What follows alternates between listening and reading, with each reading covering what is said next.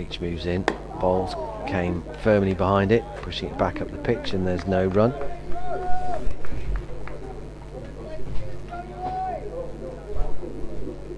Best part of the, I could say morning, but strictly speaking it's afternoon, isn't it, at 25 to 1.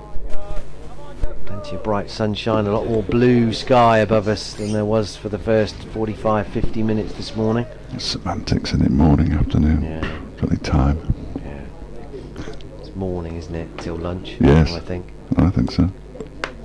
Leach Bowles came again, defends to mid-wicket this time. Was it a drop or did it go on the floor? I think it just carried. Yeah. Did it? My initial instinct was it just carried, but I don't know, to be honest, because I was half in a report. Yeah, I simply wasn't watching. So I think it just carried to Baker. That would certainly be the reaction from the fielders, I think, and Joe Leach, albeit a difficult one, but I think it did carry right on the bootlaces. Leach Bowles came, defends back up the pitch. Pennington jogs round from mid-on to field. End of the over. Another probing one from Joe Leach. A couple runs coming from it. 6 without loss.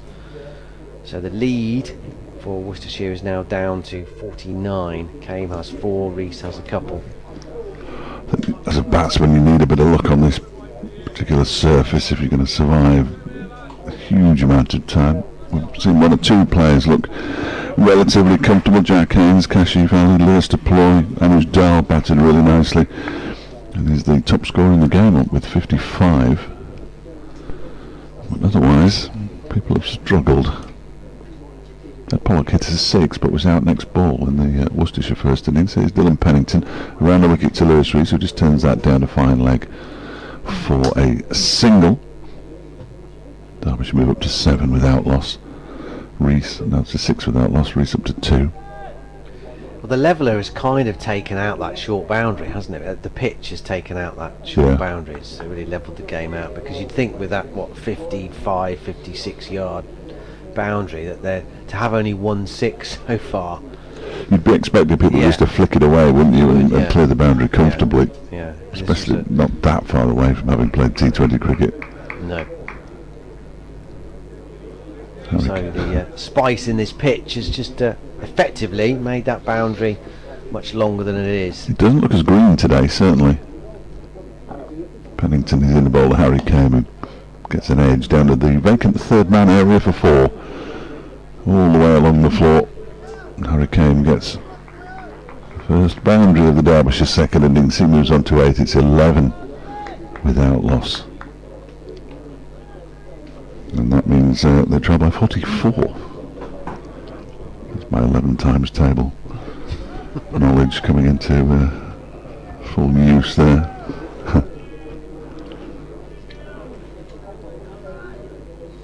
But if you have been planning on listening or watching the cricket, listening to or watching the cricket on Thursday, those little jobs that need doing around the house, well, you might be able to get on with them, as Pennington is in again, and that's driven very pleasantly but straight to Jake Libby by Kane. There's no run. Anything on your to-do list, Fletch? No, not really. Bit of washing. I need to paint the lounge again because it's too pink. Pink? Well, yeah, well, it's called Juneau, the colour, but I have no idea why Juneau would be so pink. It's the capital of Alaska, for goodness sake. Yeah, the brand of paint that I was buying. She was a Roman goddess, wasn't she? Was she pink? Might have been. Yeah, it could be that then. This next one is pushed out to the offside by Harry Kane. There's no run. See, the kitchen and the stairs are in the kitchen that go up to the landing, and that's in Cancun, which is in Mexico, I think, isn't it? Yeah. Cancun, yeah. That's sort of grey. Oh. It's nice. I like it. I do like that one.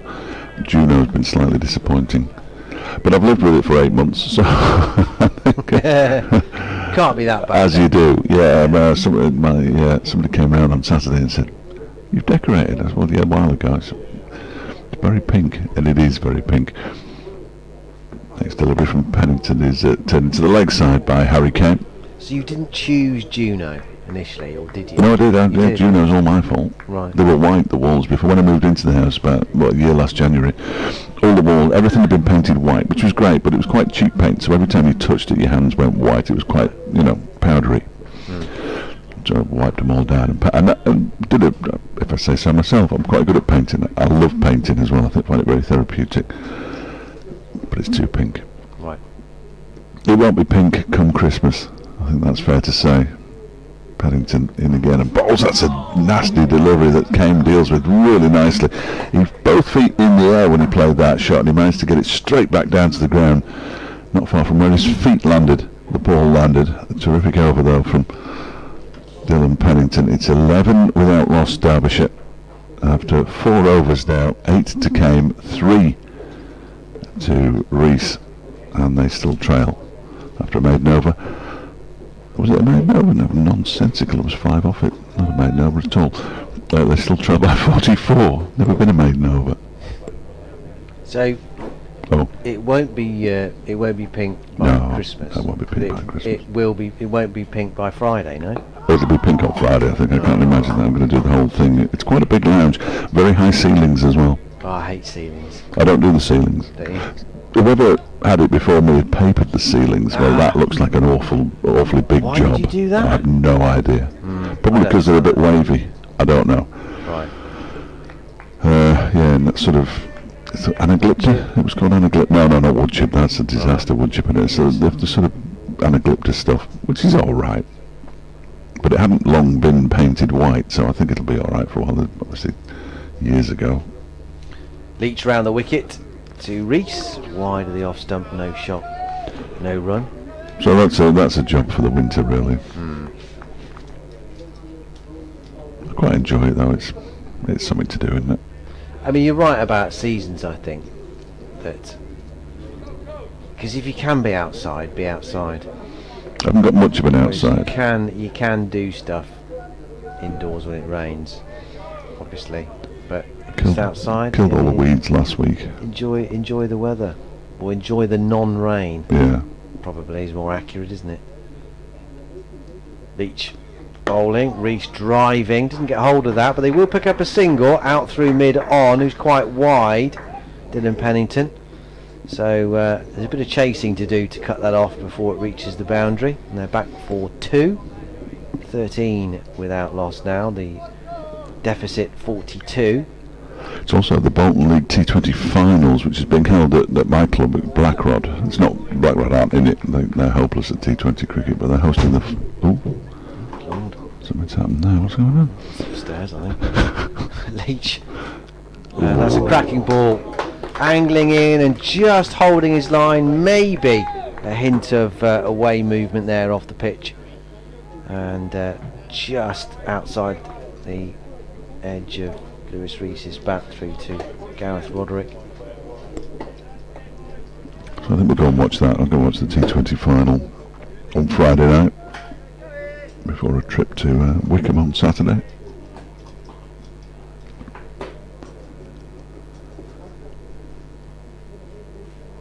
Leach turning and sprinting towards us now, and bowls, and Rees is threatened to be turned round again, slightly square, but no ball called by umpire Newell.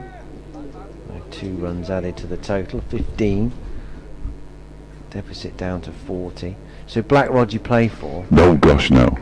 No, my lad plays for them, but I'm just a social, Please tell me social they member. let you in the clubhouse, you have to bang Rod on the door, do you? No, they should do that, shouldn't they? They should do that, Come yeah. I get many parliamentary gags on cricket commentary, do I you? don't know. Driven down into the ground and not fielded cleanly on his follow through. Joe Leach, he was looking to throw or threatened to throw down the stumps and lost control of the ball as he was drawing his throwing arm back. Because the Speaker of the House of Commons is from our neck of the woods. Chorley is the MP for Lindsay Hoyle. It is Lindsay Hoyle, isn't it? The Speaker. Yeah. You can tell by his accent he's from our neck of the woods. He's got a thick Lancashire accent. Speaker of the House of Commons.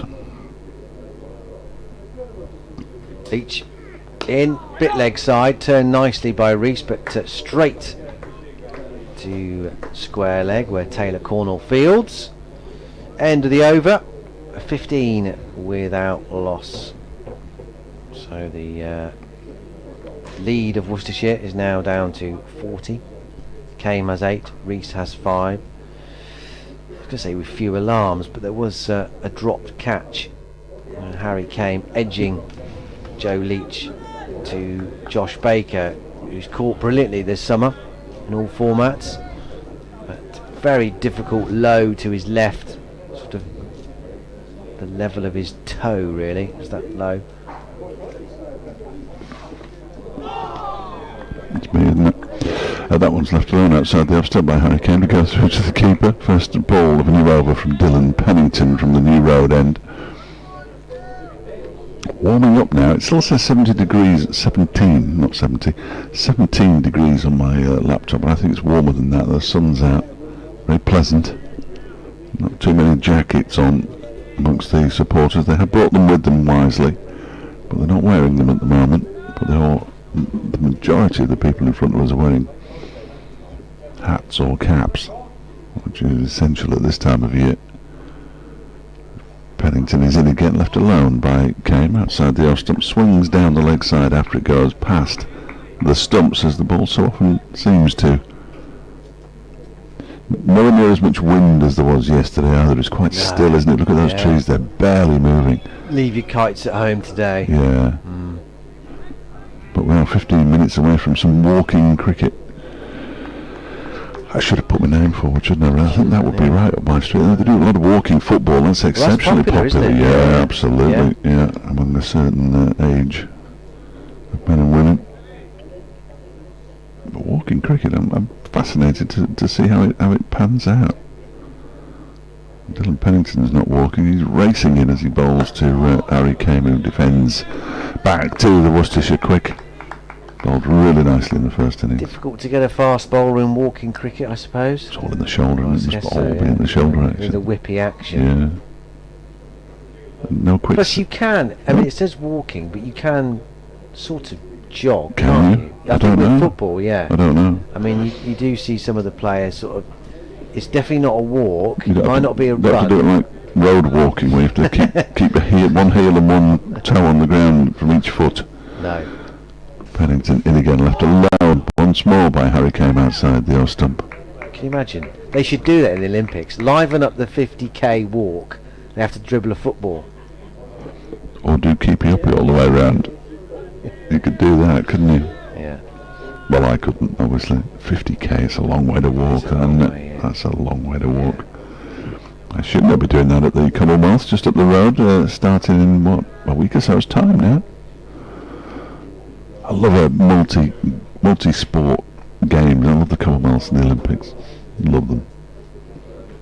Hopefully get to see a fair bit of that. Pennington is in again and bowls to Kame outside the off stump, leaves alone, oohs and ahs, taken by the keeper. Dot ball. Yeah, so looking forward to that. Women's T20 cricket being played in the Commonwealths. Not men's though. No. Just women's. Basketball and netball of all the team sports. Don't mind a bit of athletics, to be fair. I do like a bit of athletics. You can pass many an hour sitting on the couch feeling sporty. Pennington in, and that one's turned into the leg side by Harry Kame for another single down towards Leach at long leg, who says I'm going to hold on to this ball because I'm bowling next.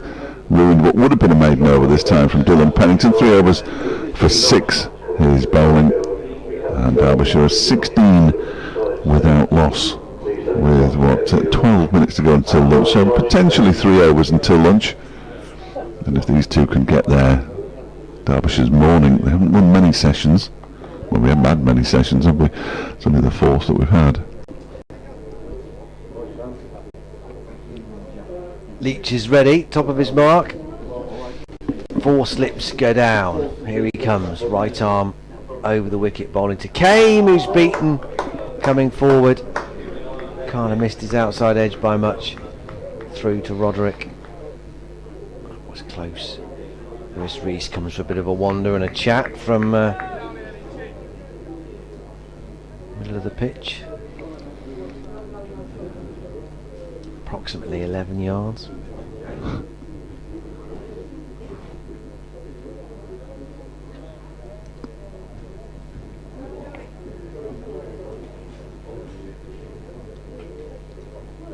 Leach past the umpire, bowls. Again, it's full. That's nicely driven by Kane. On drive. That may well beat Dylan Pennington to the rope. It does now. No more than a push, really, from Harry Kane. It takes him up to 13. 20 without loss. This is a decent start from Derbyshire. Harry Kane's second boundary.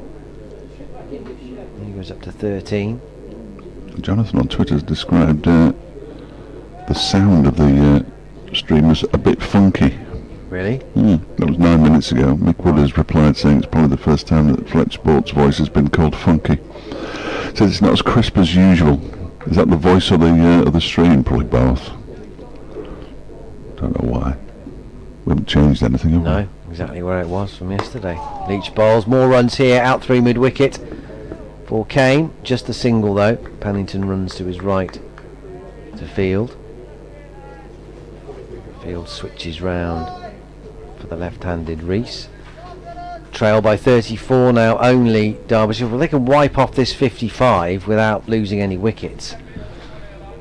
That will be a hell of a result for them. Wouldn't it? Yeah. That'd be a good effort. And it really will be all square if they can do that, obviously. But Yeah. you know what I mean. You know what I mean. Oh, that's kept very low, and Lewis Reese has got no chance.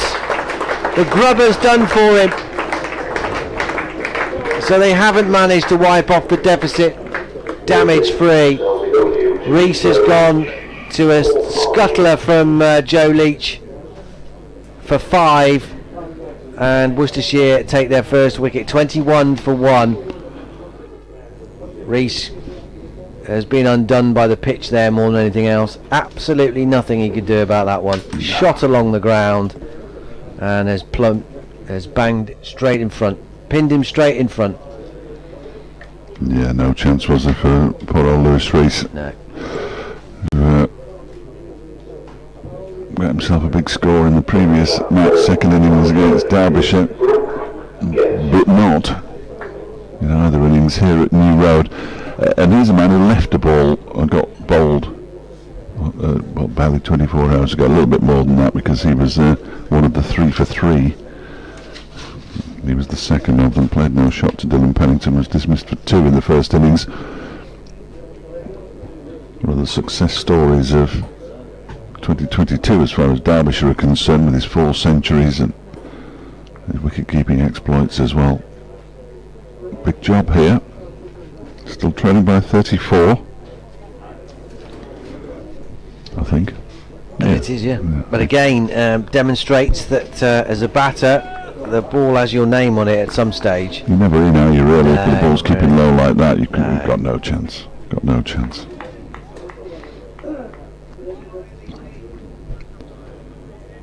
One for 1 then. Worcestershire have got another 7 or 8 minutes before lunch. Would love to prize another one out. Leach comes in and bowls. Guest is forward stoutly and pushing out to Jake Libby at mid-off. And there's no run. Derbyshire really need a lead of about 150, 160, don't they? You'd have thought that would keep them in the game. Yeah, to get that, you certainly wouldn't want to be chasing 200 on this. They've got to score 200 in the second innings, and that's going to be a very tall order, given that we've seen innings of 130 and 185.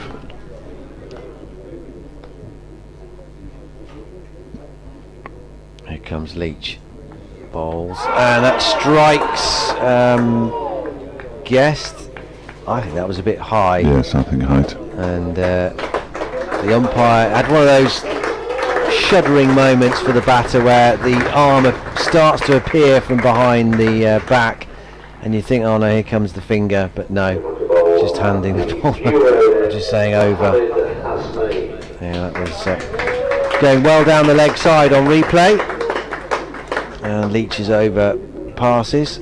1 for 15 he has now from 4 overs. 21 for 1. Kane 14. Guest no score after 2. And a bowling change. Pennington is withdrawn from the attack. He's not going to get many overs in here, is he? 1 probably. Possibly 1, yeah. 6 overs till 6 overs, 6 minutes, 5.5 minutes until the lunch interval. They have a conversation. Pennington, Libby and Hasnain. Maybe this will be the only over. It could be, couldn't it? It could be. Well, surely to goodness he can bowl an over in 5 minutes. You would hope. Here comes short leg. Taylor Cornell. Box goes in. Lid on. Pads presumably under his trousers. I don't think he's got the pads on, you know. I don't think he's got the pads on. What? Yeah, you wouldn't catch me in there. We'll get one on the shin, very bony, the shin. Well, he's quite deep for a short leg, so maybe that would explain it. Yeah, it is, isn't it? 3 slips, Mohammed. Hasnain is in and bowls to Harry Kane, who threatens to go for a single, and that triggers Brooke Guest, who has to scamper back into his ground at the non-striker's end because there was no run.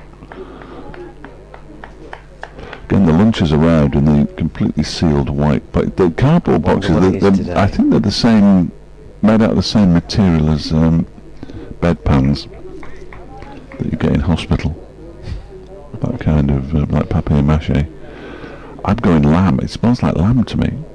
Really? Don't know why. Flex of the knees from Harry Kane, and again as Hasnain, he's in and bowls when he leaves that one alone outside the off stump to go through to the keeper. 21 for 1 with 5 minutes. 4 minutes now to go until the lunch interval. Derbyshire trailing by 34. The afternoon session going to be absolutely crucial to the destiny of the points for the win. Worcestershire can do what they want out there as far as slowing things down, because their over 8's gone to +2. I have no idea how it's managed that. Hasnain is in again and bowls. Oh, and it aces it. No, Harry Kane played an expansive looking drive there, and it goes through to the keeper. Not the shot that you want to be playing 3.5 minutes before the lunch break necessarily. Let it go. Let it go, as somebody once said. Yeah. Elsa. Was it? Do you have daughters? I do. Oh dear. 2 5-year-olds. Oh dear.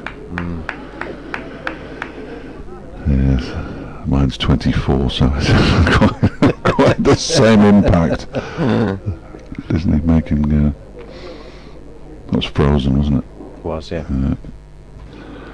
Next delivery from Hasnain is clipped aerially into the leg side for 4 runs. In fact, it only bounces twice before it goes into the advertising boards. But Harry Kane is intent on making runs, and Taylor Cornell is on his backside because he would have got out of the way of that one very, very quickly as it flew past him. He's only now making his way back to his feet. We caught it at one pub last night. I shouldn't really start this story now with however many balls we've got left, potentially 8 balls, possibly 2, until the lunch break. There was a quiz on, and we walked in, I thought at least halfway through this quiz, and it went on, and it was an enormously long quiz, ridiculously long. They had a deal or no deal bit in the middle. Here's Hasnain in and bowls to Harry Kane, who defends this one back to the bowler. And there's no one. You could take points off your opponents in the quiz. They were all answering questions on iPads. It was ridiculous. Absolutely, we were there. High tech. We'd had a couple, obviously, by that point. 1 or 2 of us might have been rowdy. Ish. Not me, I hasten to add. Of course not. No. But yeah. I think if we'd have started the quiz, we'd have stood a good chance of winning it. But there's some clever people in our group. Well, yeah, I'm not saying it. Here's Hasnain to complete his first over in the Derbyshire second innings, and it's clipped for 4 runs by Harry Kane out towards the mid-wicket boundary. Really nice shot from Harry Kane. He moves on to 22 now, and Derbyshire 29 for 1, which means that it's gone. They trail by 26. There we go. They moved it. Worcestershire playing Herefordshire, of course, on Sunday. East Nor. Derbyshire at Sheffield to play Shropshire. I will be there, and I will be attempting to bring some commentary from Sheffield. I'm not sure how successful that will be. You taking your raspberry? I am, just in case. Yeah. I've got all sorts of ways of doing it. Leach starting a new over, the final one of the morning before lunch, and that's driven by Guest very nicely. Back through the V, out through mid-on, and Pennington will give up the chase fairly early. 4 more to the total. Very much like yesterday when Worcestershire batted, it appears that certainly these two, Harry Kane's got 22 off 30, but Guest's only faced 3 deliveries. That was his first boundary, but it's almost like they've decided, right, we've got to make some runs here, otherwise they could fall in a very large heap. Leach in and bowls. This is flicked nicely. That might well be 4 more. They give chase. Cornell is after it. Hasnain will just about cut it off and just flick it back.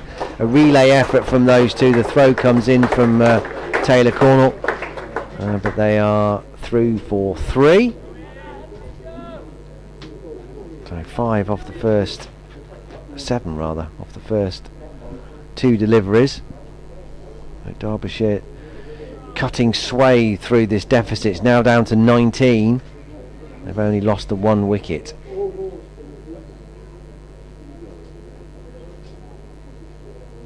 But margin for error for the Worcestershire bowlers not great, because they're trying to bowl as full as possible to give it the chance to swing or seam, as that one did, but not until it had passed the stumps. From Leach through to Roderick as it hooped back into the batter, as it were, away to Roderick's left as he took that. 3 balls to go. This will be the last action before lunch. And this game down to a 1 innings match now. Right back in the balance. Leach bowls and a cracking delivery. Kane had a little nibble at that on the back foot. Through to Roderick. Both these sides know Derbyshire batter who stands up and with a major contribution could go a long way to winning the game, and Worcestershire know that a good spell from somebody here can move it back towards them. Almost at parity. Leach and turned towards mid-wicket by Kane, won't get a run here. So a nice reply from Joe Leach, his last 3 deliveries after going for 7 off his first 2.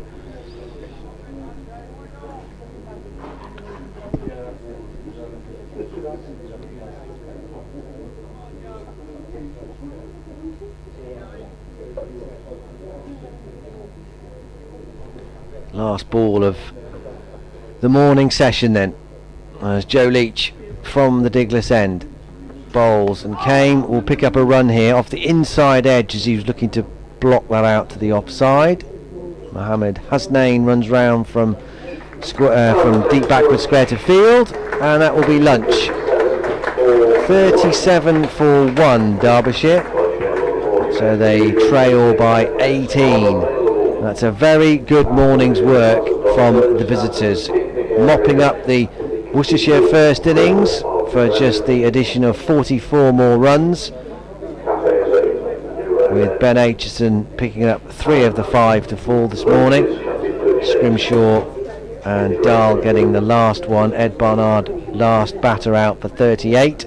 Worcestershire all out for 185, and then Derbyshire facing a deficit of 55 have just lost Lewis Rees LBW to one that kept very low from Joe Leach for 5.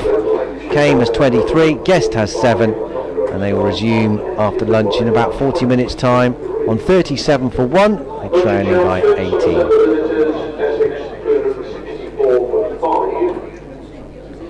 Game back in the balance here. Derbyshire at lunch, 37 for 1 in their second innings. They trail by just 18. They mopped up the Worcestershire innings for the addition of just 44 more runs, with Ed Barnard last batter out for 38. 185 all out. That secured a lead of 55.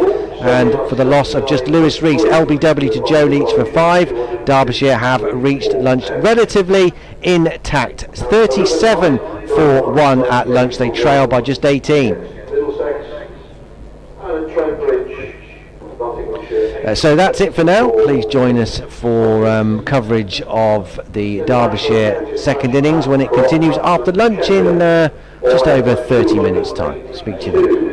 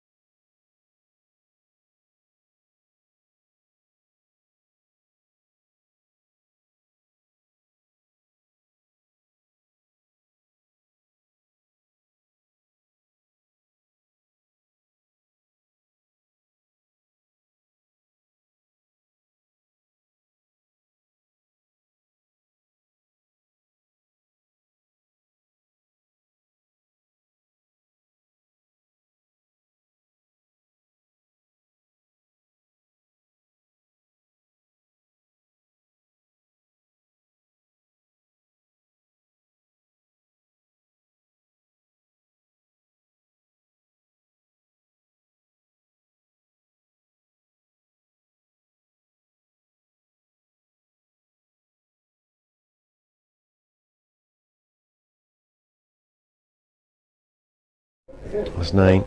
Past the umpire, bowls, and that's a quick delivery, and it's a good one as well. Kane on the back foot, squared up a touch, and it whistles past his outside edge through to Roderick. Testing start early in this afternoon session. Nice sunny day here at New Road now. Cloudy, not a very appealing morning, but much better now. But still, this pitch has some spice in it.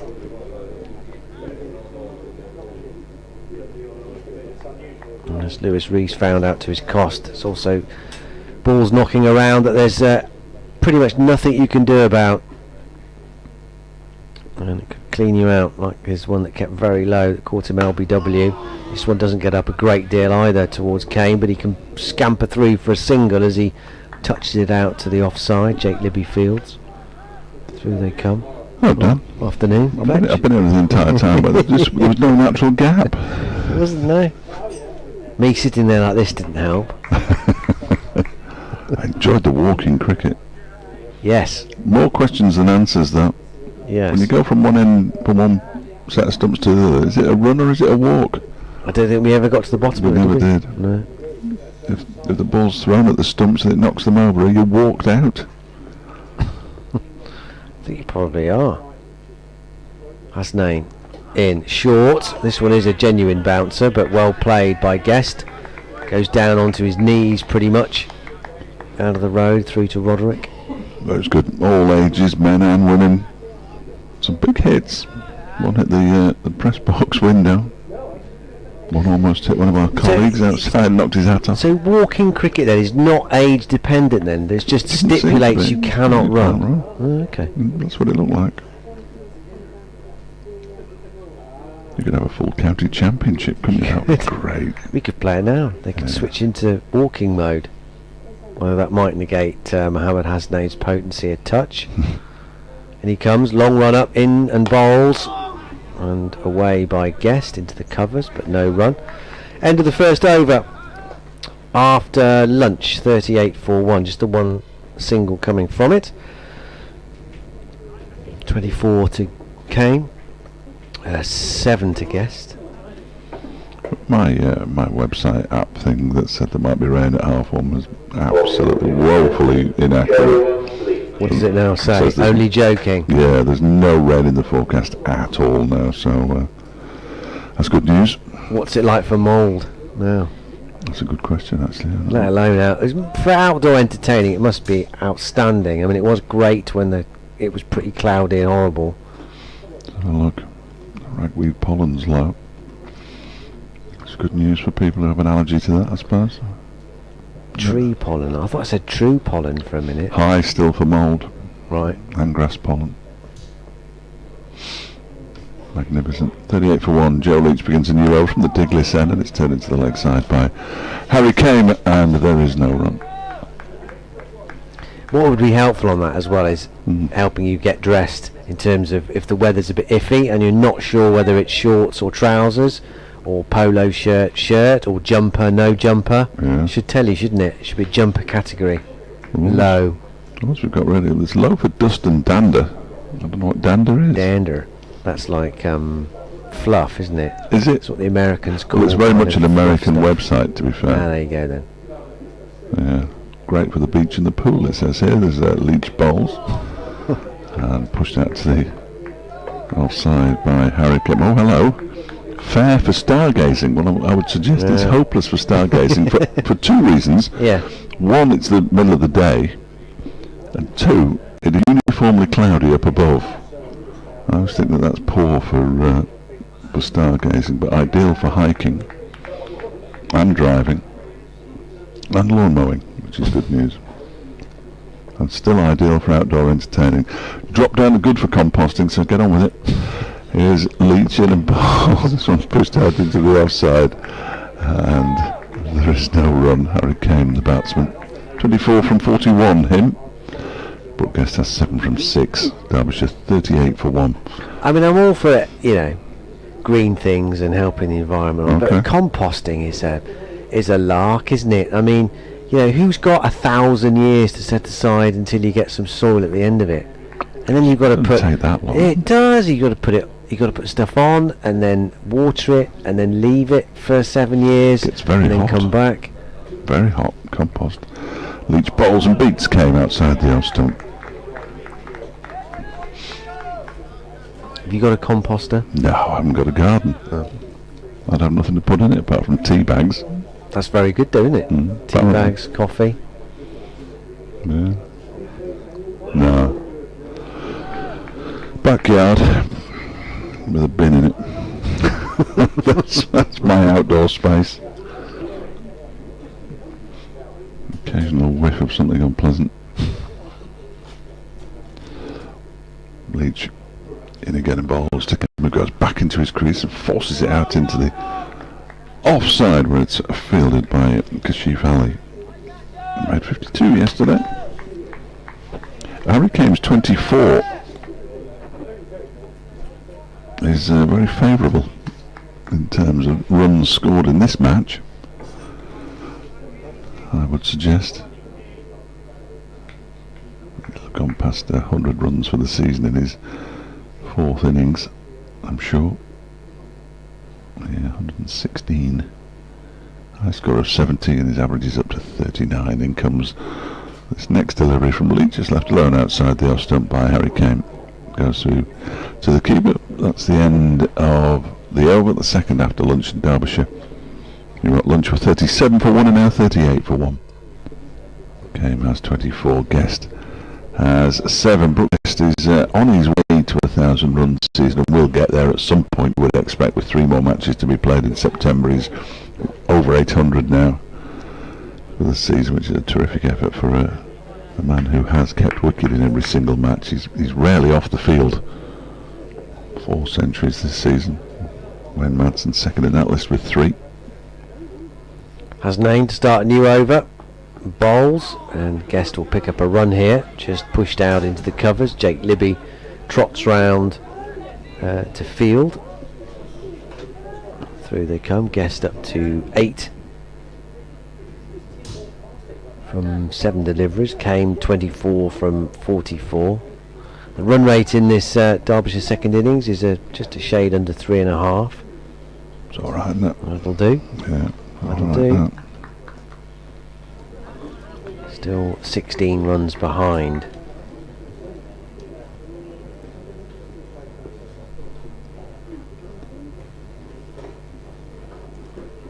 As 9 in.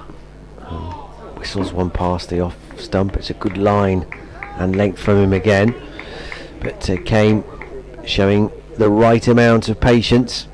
Just waiting for the ball to come to him into his arc and then he'll score. He's done that very well in this second innings so far. At one stage he was threatening, probably the only batter to actually do it so far, threatening to make that leg side short boundary significant for the right hander.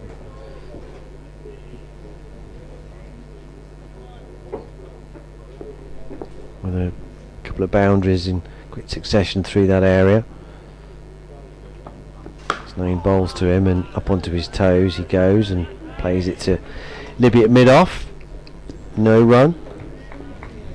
More time lost at Scarborough. 33 overs have been lost today. Going to start at 2:15 apparently. It's a shame that game's been ruined by the weather, given where it is. Lovely there. How many times? Twice I think I've been there. Yeah, I've been a couple of times. I went in 1976, I think I went. Saw the West Indies play there with my parents. I was 13. Nice. Yeah, sat in that little stand on the far side to where the press box usually is, that little cupboard stand at the far end. Hasnain bowls. Again wide outside the off stump. A bit closer to the off pole this time, but again Kane not tempted. Good judgment again from him. 39 for 1. Back in the days when they played a lot of games towards the end of the season at Scarborough, TN Pierce's 11 and all those kind of teams played at the Brian Close 11. All first class matches, remarkable. Used to pack out Scarborough. Yeah, I've been there. When did I go? I've been covering Worcestershire and in my former life covering Warwickshire. We were sitting amongst the the Yorkshire fans in the county game. As Hasnain comes in and bowls, and he pushes one past the outside edge. Cracking ball came, definitely played at that. Very close to Worcestershire's second wicket, and he's survived so far, Harry Kane.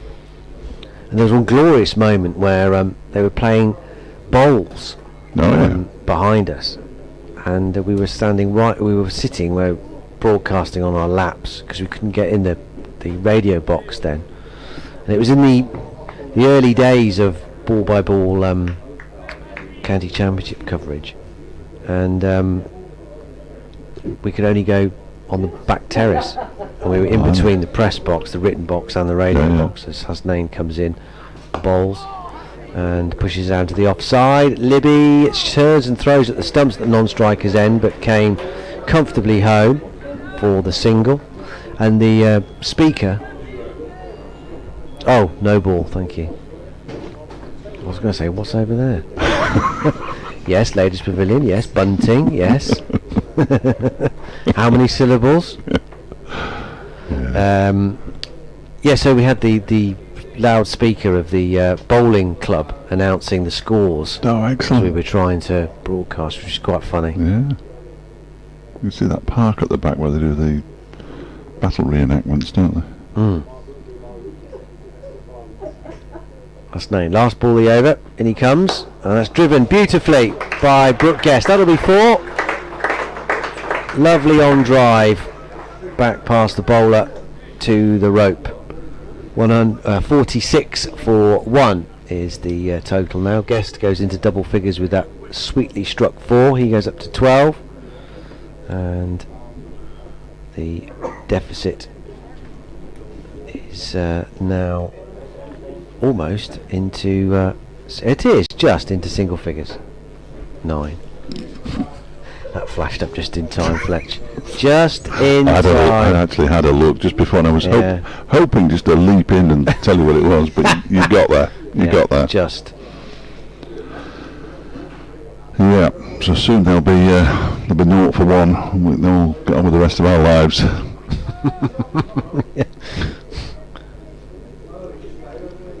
Joe Leach is going to continue from the Diglis end. He's got 3 slips in place as well as a point, and Harry Kane drives, but a tumbling stop, I think, by Pennington at mid-on. Yeah, tall man, fair hair, looks like him. You spoke to him last night, didn't you? Pennington did, yes. Yeah. Pleased with how he's bowling at the moment, obviously. So he got a good rhythm. Yes, the pitch was a bit helpful, but he felt like he obviously put it in the right place and got their rewards. And all about areas. Yeah. All about areas. Whatever that means. Harry Kane waits as Leach is in again, and that one is defended straight to the ground. There you go, there's another one for your show then. Areas. Areas, yeah, areas. We'll need one more in this match, but I imagine, I don't know, you can't really tell. There's 2 slips are now waving. Sweater, he wants to remove the sweater. That's very encouraging, isn't it?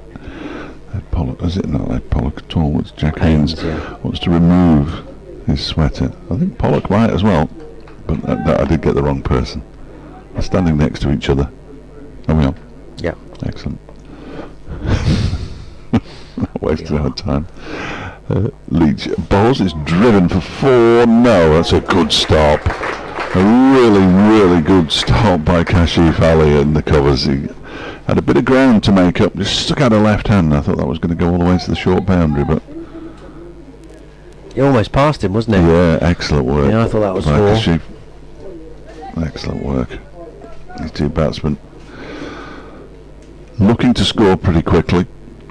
Last 5 overs, they've got 25 runs, these 2.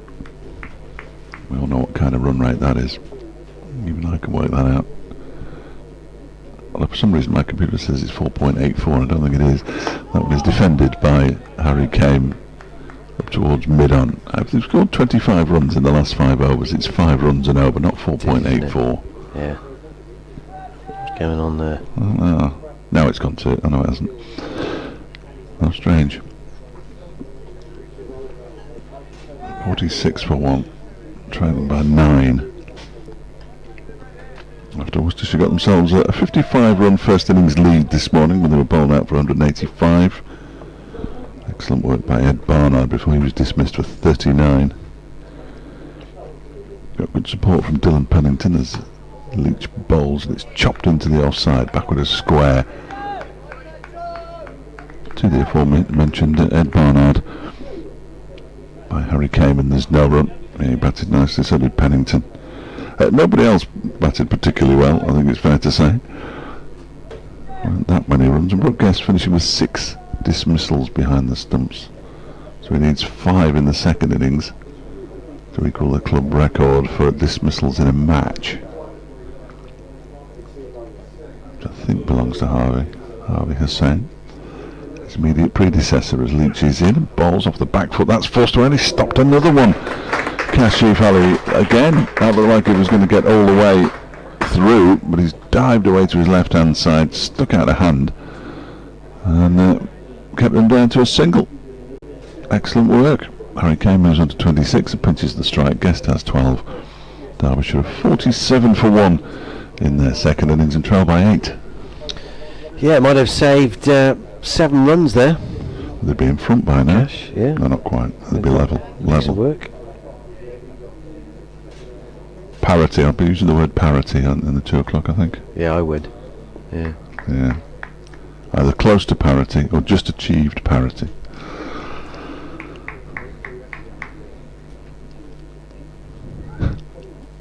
Don't often use the word parity in any other walk of life, do you really, apart from cricket teams being level? It's a go-to, isn't it, for that? Hasnain starting a new over, short, and rocking out the way is Kane. You were talking about the word batch. You don't use the word batch very often, apart from batch of balls. Batch of balls, yeah.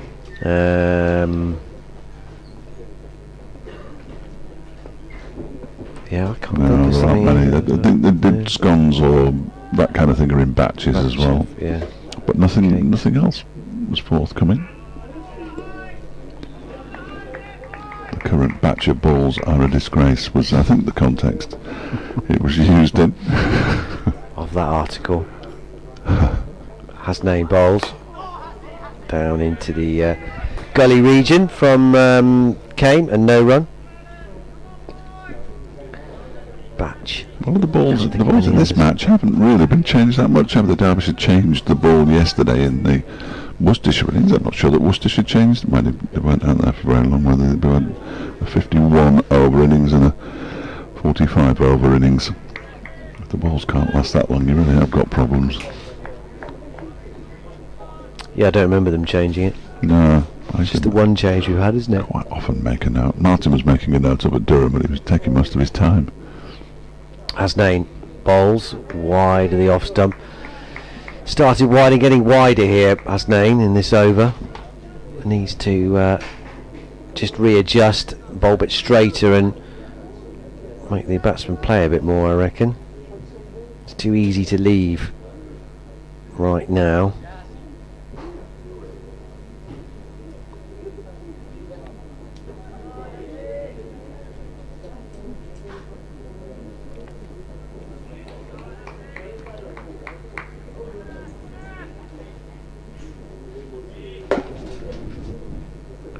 It's that time, isn't it?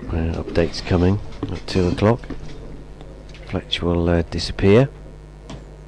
BBC Hereford and Worcester's audience will drop in shortly. Again, it's a bit wide from Hasnain. He's got to tighten up here and threaten that off stump a bit more. I mean, this is pretty unthreatening at the moment, but a shake of the head from him as he makes his way back to the top of the mark.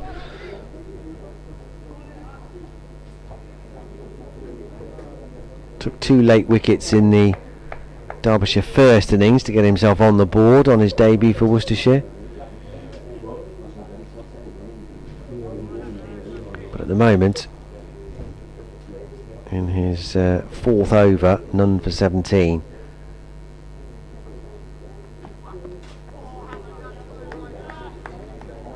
Again, it's wide of the off stump. Kane will be quite happy to watch most of these go by and just wait for the readjustment from the bowler and pick him off maybe leg side.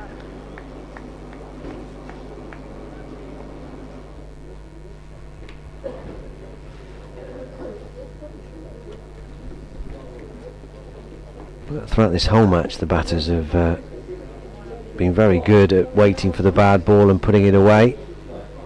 You know how priceless runs are on this surface. That's staying in. That's better. Right on the money, just outside off stump. Kane defends it out to Libby at cover.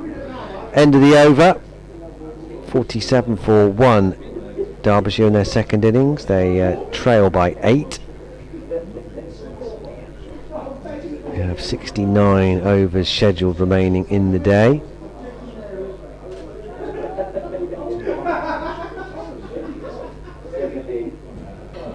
Joe Leach is ready to go, but field not quite in position.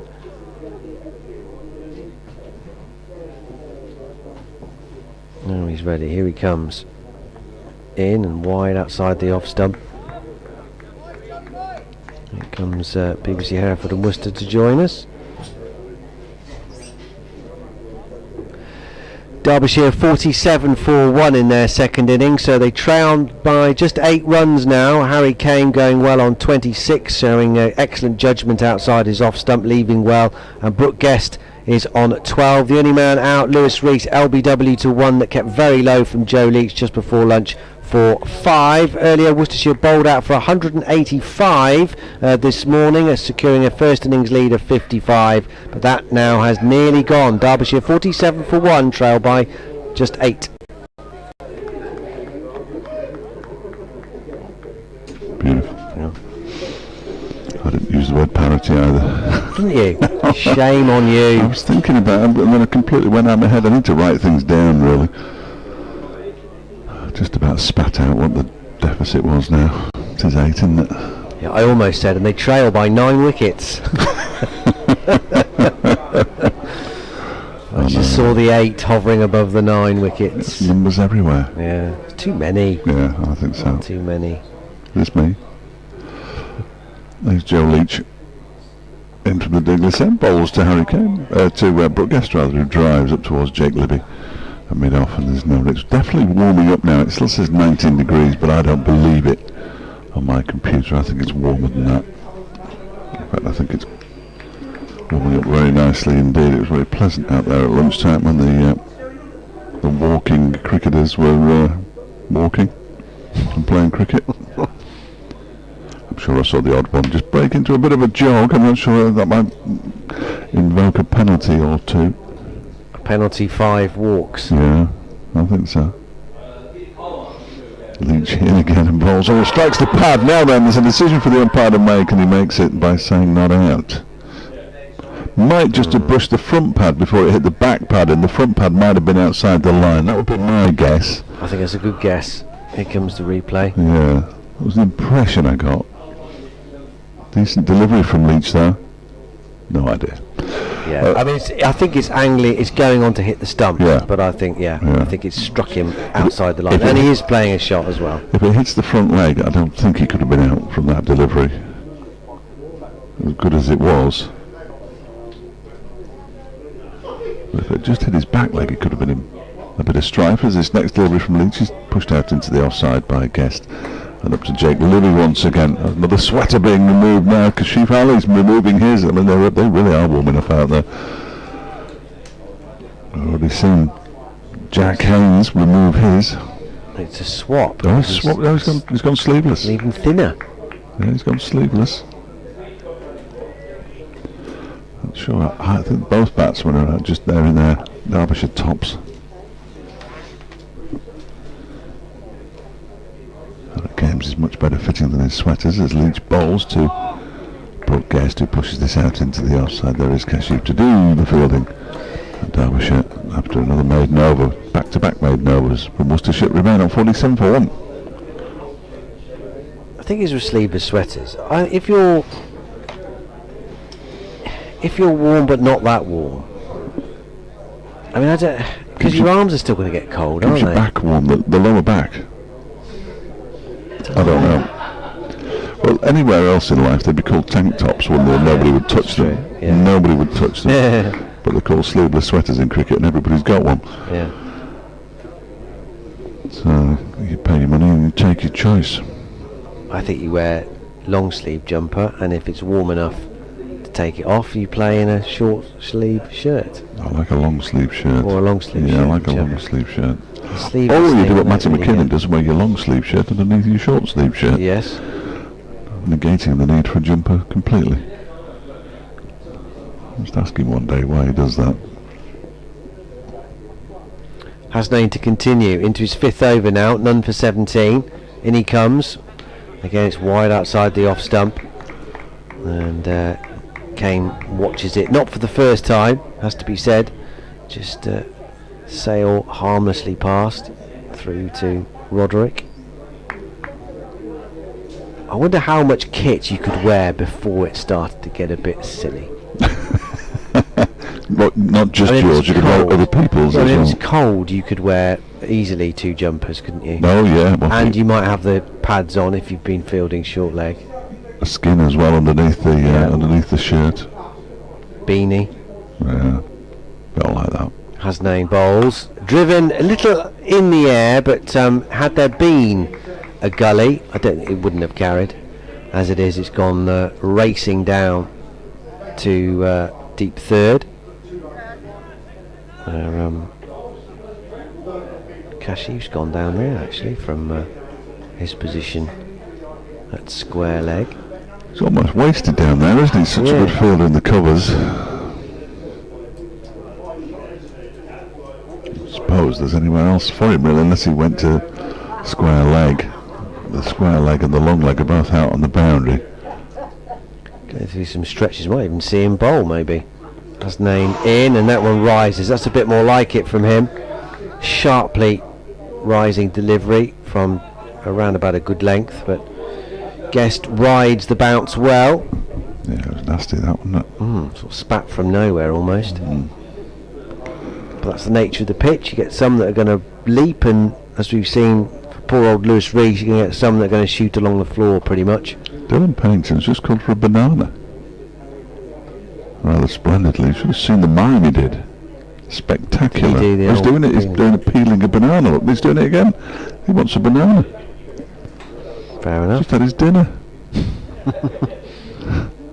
Obviously out of bananas at dinner time.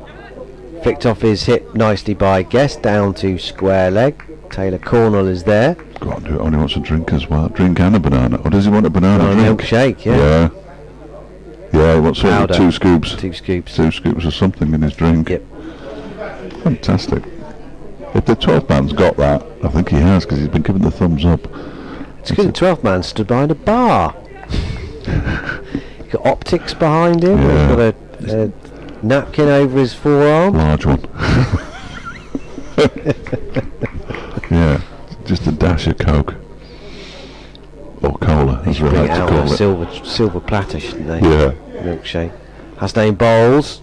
Attempting outside the off stump. Full swinging wider. Came not interested. I would imagine in the era of gentlemen and players and all that kind of thing, I bet some people did have their Their staff their one on. butler bring on a cup of tea, all that kind Yeah. of thing for them. You know, Tiffin. silver service. Lovely. What would they have called for though? I suppose a new neckerchief, wouldn't Yes, yeah, they would. It has to be ironed as well, please. Yeah. Jeeves would have brought it out.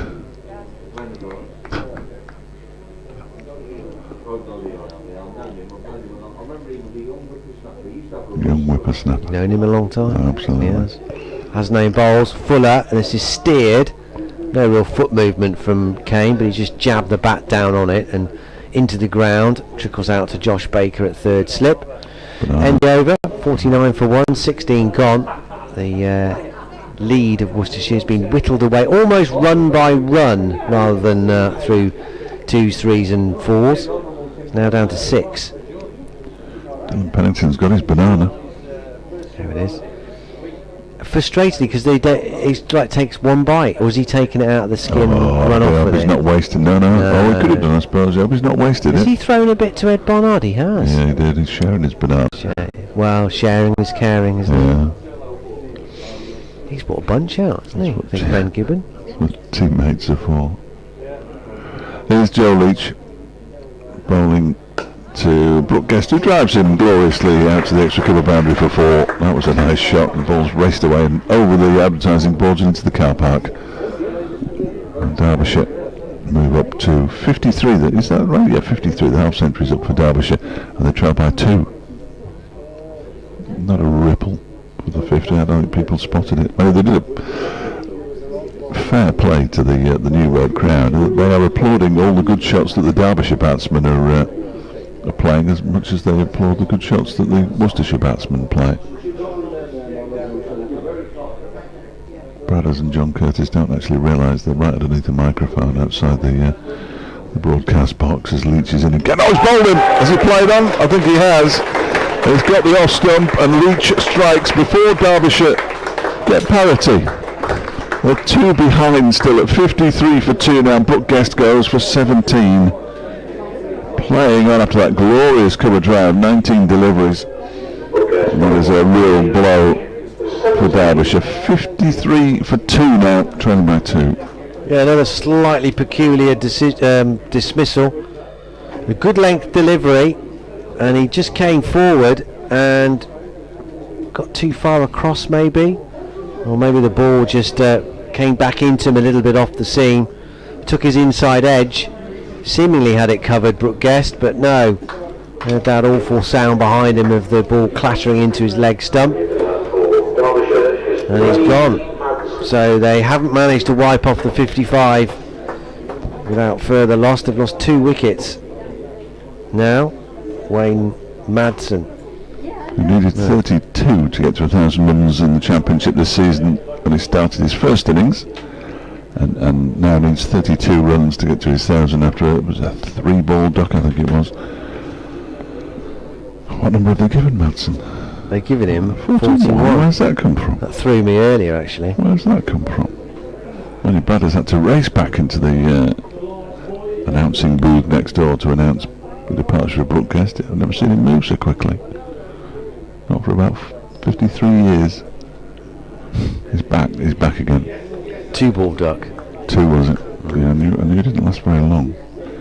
It equalled his number of ducks and centuries for Derbyshire at a number that I can't remember. And he knew, remarkably. Talking to Griff yesterday evening, and he knew. Astonishing. The stream for Sunday's been confirmed. Leach is in and bowls to Wayne Madsen, who defends the first delivery. Back up towards mid-on. Pennington walks over the ball initially, then bends down to pick it up. So only 1 hurdle now at Shifnal. That's the actual broadcasting bit. Table. Well, I think table and power might be the least of my worries. Really? Yeah.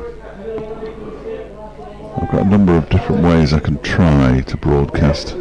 Wi-Fi? Not ideal though. No. I could use my phone as a hub, that might take up a fair bit of data. Here is Leach again, bowls to Madsen, goes straight through him. Has he been caught? No. Umpire says no. Wayne Madsen doesn't walk, and he does walk. Or he's known for walking. It would have been an inside edge had it taken anything, and it went straight through him. And Leach thought he'd got another second ball of Madsen there. Impossible to tell, but straight through him, didn't it? Looks like it, Possible to just keep a little low as well. Yeah, maybe the noise they heard was bat on pad, probably. They were convinced. The Worcestershire players were convinced. But the umpire, Mark Newell, wasn't. Comes Leach again and bowls to Madsen, who gets the bottom edge of that out into the onside. Testing over. But initially Brooke Guest after that boundary, and now for Wayne Madsen. It's so hot out there that I've just seen one gentleman fanning himself with his hat. I thought it was that warm, would you? No. I guess they are sitting in the direct sun. Yes, they are. Aren't There's not much of a... Well, there is no breeze today. No breeze at all. Here comes Leach again. There are 3 slips in place for him. Madsen waits and gets one, pops a little bit on him. He takes his bottom hand off the bat, walks into the leg side. It's the end of the over. 4 runs from it, but also the wicket. Brooke Guest bowled, played on for 17. Derbyshire 53 for 2, trailing by 2. Yeah, good over that from Leach. And Madsen not yet off the pair. He's looked a little bit nervous in those opening few deliveries, perhaps understandably. Keen to get off 0. He's going to have to wait a bit longer. Mohammad Hasnain is ready to start a new over. 2 things still possible. Joe Leach taking all 10. Yes. And Harry Kane carrying his bat. Quite a way to go before that, though. Long odds on both, I would suggest. So. Hasnain then, past the umpire, bowls, wide outside the off stump. Again, it swings quite a way after it's past the bat, but who cares really, I suppose, from that point of view. Just got to get tight as that off stump, I think.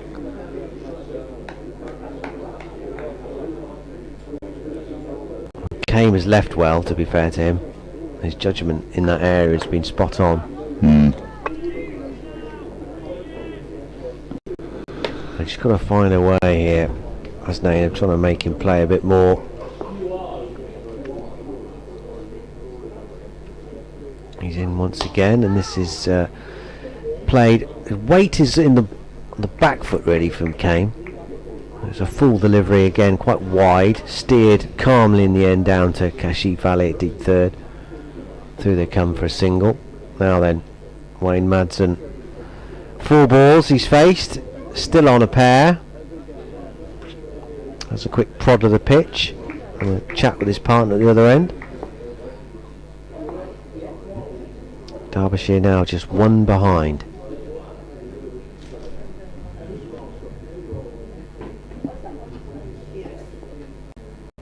Slight pause from Hasnain as he starts his very long run up to the wicket now. Bowls, Marsden won't get a run here. Out to cover.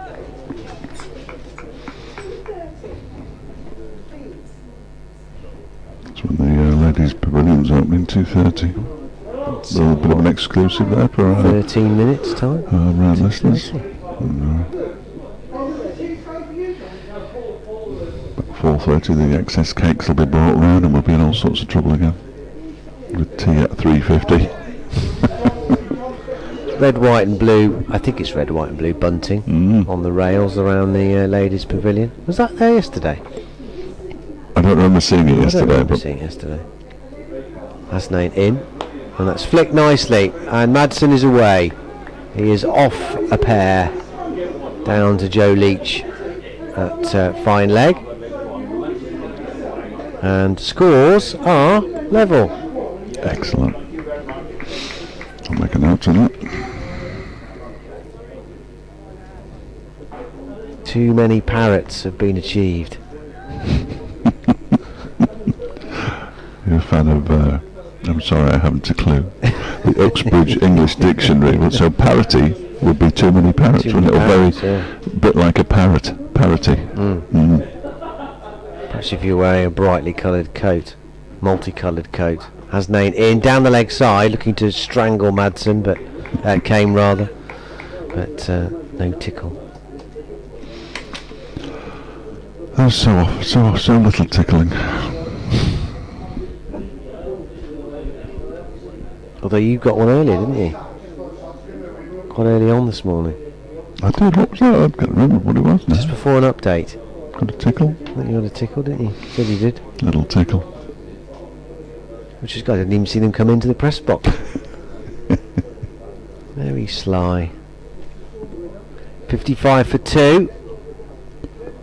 3 slips still in place, but as yet fairly redundant.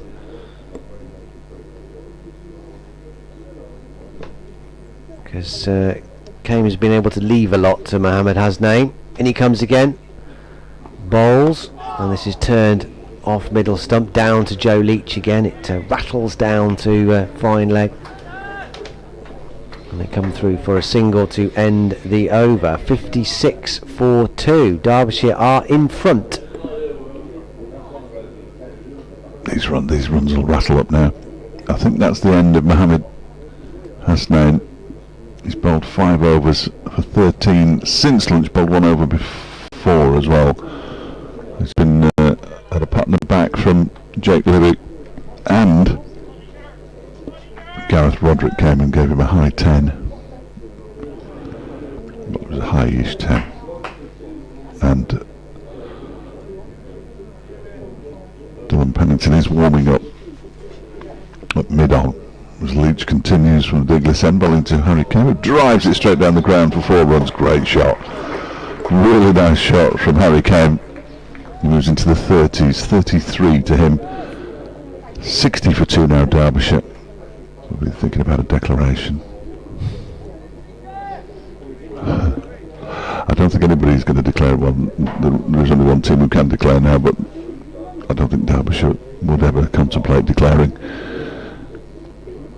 until Thursday, perhaps.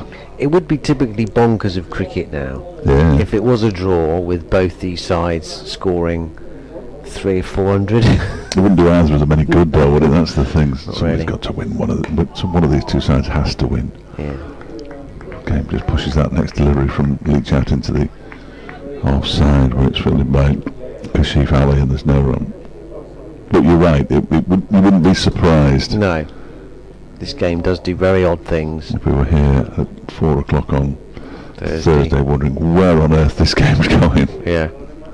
Handshake at 10 to 5 or whatever. We'll almost certainly run out of things to say by then, I would have thought. By then?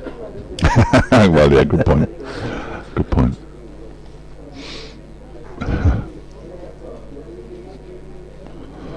Next delivery from Leach is a short one. He takes it on, does Harry Kane, but he doesn't make particularly good contact with it, and the ball goes out towards square leg. He picks up a single.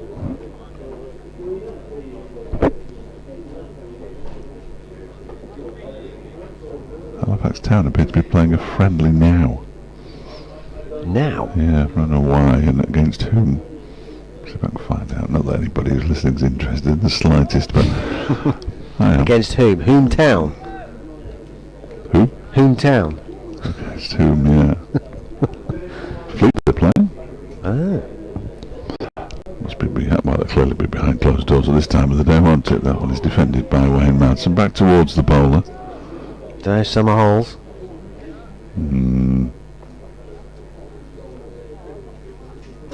Gosh, it's Tom Scargill, who was is my successor at the Halifax Courier. He's pretty much live tweeting the whole game. It's at Fleetwood Town's training ground. 1 o'clock kickoff. Who'd have thought? Next delivery from Leach is defended again by Madsen out into the offside. There's no run.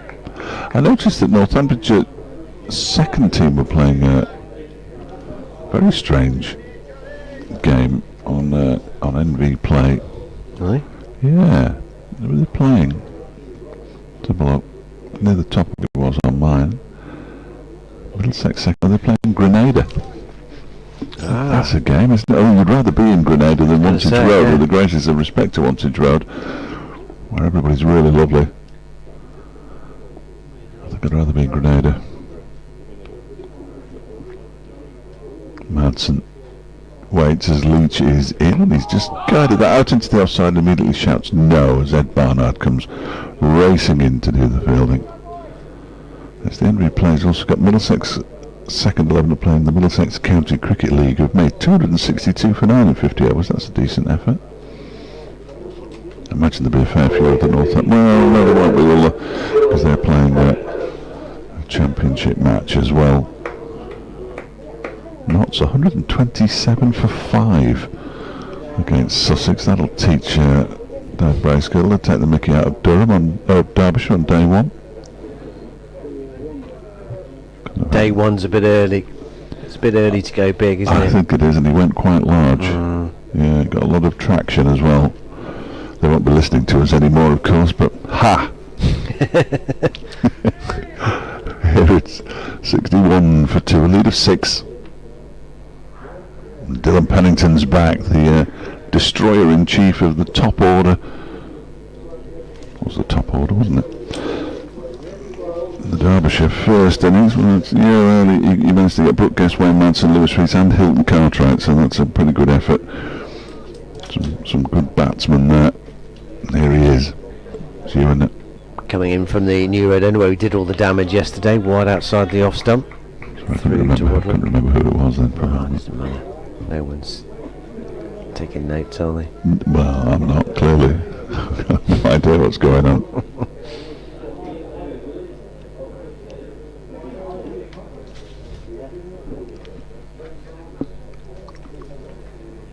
.61 for 2. The lead is 6. Came on 34, waiting for Pennington, who's past the umpire and bowls, and that's a terrific delivery. Came, who's shown very good judgment outside his off stump to that point, definitely had a nibble at that. As that flew through to Gareth Roderick. Carrying on where he left off. Had to bowl 3 overs earlier for 6.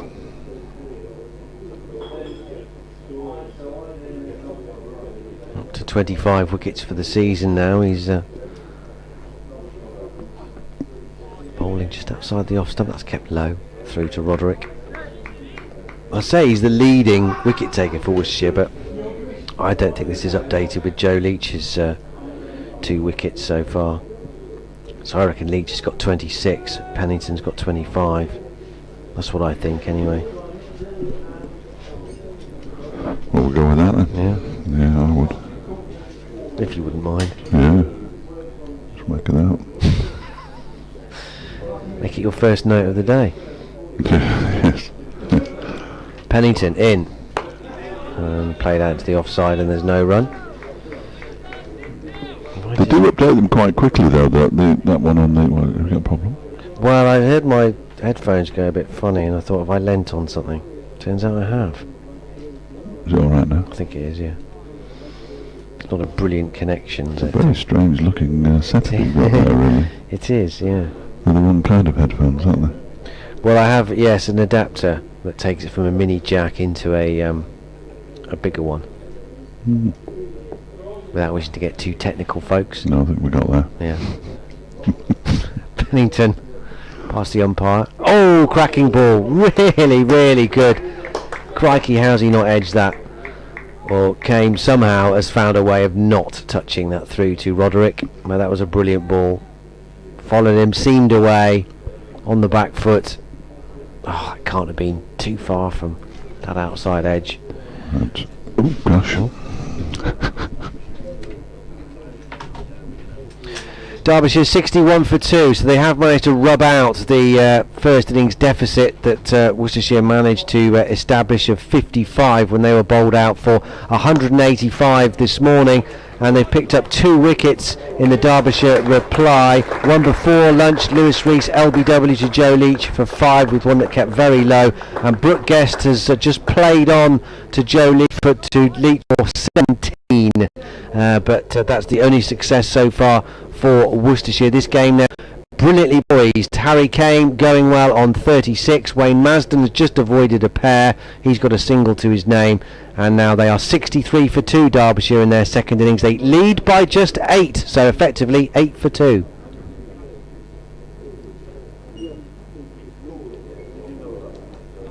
An update not quite out of the blue from BBC Hereford and Worcester, but slightly unawares. Change of bowling. Joe Leach is out of the attack. 10 overs, 2 for 33. His excellent figures. That's a 5 over spell. Post lunch. 1 for 10. So Ed Barnard is getting his first run out in this second innings. Took 3 for 18 in the first dig. Here he comes from the digless end. Bowls, and this is clipped, not timed by Madsen, but he's not going to get a run here, no. There is a slight fumble at mid-on, but he's not tempted to risk capitalising with a run. Dylan Pennington, the fielder.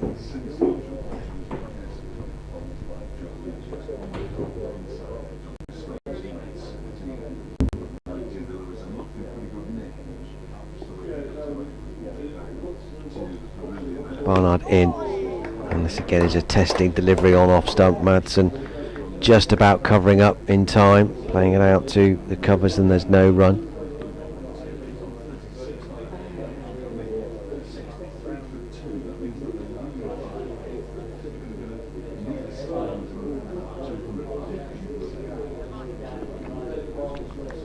Any lead at all obviously is going to be the order of the day for Derbyshire. If they can get it upwards of 150 plus, and that's going to give them a fighting chance. And there's 4 more to that end. Lovely on drive from Madsen this time, slightly too full from Ed Barnard, and punched away back past him up to the fence. Madsen goes to 5, 67 for 2, lead by 12.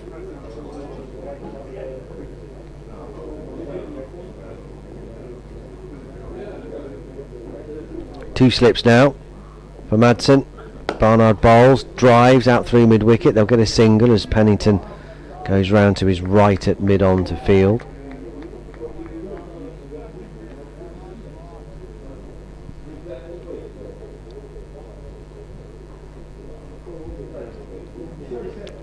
Three for 18 from 12 overs, Ed Barnard in the first innings. Getting rid of Lias Deploy for 38, who was the early glue for Derbyshire on day one. He's in and wide outside the off stump. Kane leaves alone. He also got rid of Ben Aitchison, who was playing well for 24, giving Anuj Dal good support. And Matty McKeon in for a 5-ball duck. Some really nice news from the Galapagos Islands. Oh yeah. Often get a mention on cricket commentary. What have they done? Well, flamingos are nesting there again after 20 years. That's splendid. Where have they been? Don't know. Barnard past the umpire and bowls. Oh, that's very nearly edged behind. It's a great delivery. Kane coming forward. Definitely playing at that one. Through it goes though, end of the over. Probing start from Ed Barnard. 68 for 2. Kane 36, Madsen 6. See where? Oh, there's the cake. The cake rush is on. They can't. Look at them all. They're flocking. Blimey. Strutting up the steps. It's remarkable, isn't it, really? Yeah. Some of them going up 2 at a time. As long as they don't come down 2 at a time, that can end in a very unpleasant cake mess. True, yes. Dylan Pennington begins a new over from the new road end, and the first delivery is pushed out into the offside by Wayne Madsen. I wonder if you'll get a double whammy today again. I'll try. If I can help it anyway, yes. Yes. Any spare cake, always gratefully received. I don't ever regard cake as spare, really. No. It's just cake. It is. Yeah. Yeah. No such thing as spare cake. Yeah. It's just cake that no one else has seen yet, perhaps. Yes. Yeah. Pennington in a ball to Madsen, who turns this into the leg side for a single. Hasnain goes around to do the fielding. Madsen moves on to 7, 69 for 2. 14 the lead. It is the one thing that's missing from the very impressive scoreboard is the deficit / lead. There is a to win there still, so that'll be useful at some point in the next 24 hours, you would have thought. Pennington is in again, and that one is pushed out to the onside again. It's pretty much into the same place, and Harry Kane picks up another single, he moves on to 37. I thought you were going to say what would be helpful on that scoreboard, carrying on the cake theme, is to say actually what types of cake are available. Well, yes, that would be useful as well. But yesterday, what were there with the carrot cake? Lemon, no, it was lemon drizzle, wasn't it? Oh, was it? Yeah. Do you not have any lemon drizzle? Yeah. Yeah. No, I didn't actually. I left that one. And when I came back this morning, it had gone. Well, there you see, no such thing as spare cake. Seagulls, I think. Or gulls, rather. Yes, they're not seagulls, no, are not they? No, they're seagulls at gulls. all. I knew They're that. just as soon as I gulls, said it. yeah. Yeah, just gulls. Pennington in again, and that was whipped away for 4 runs by Wayne Madsen. That's a beautiful shot. That's typical Madsen. And he moves into double figures out to the square leg boundary. He's got 11 now. Derbyshire 74 for 2, and leading by 19. Well. Who'd have thought? Yes. I still think that they probably need 200 minimum in their second innings. 250 would be very useful. Lead of 200 lead to of win. Around about 200 would be very, very useful indeed. Pennington's in again, and boy, that's a long way off, of course, as that one is turned into the leg side by Wayne Madsen, who immediately points his bat at Harry Kane and says no, and Harry Kane didn't even move. He had no intention of going through for a quick single there.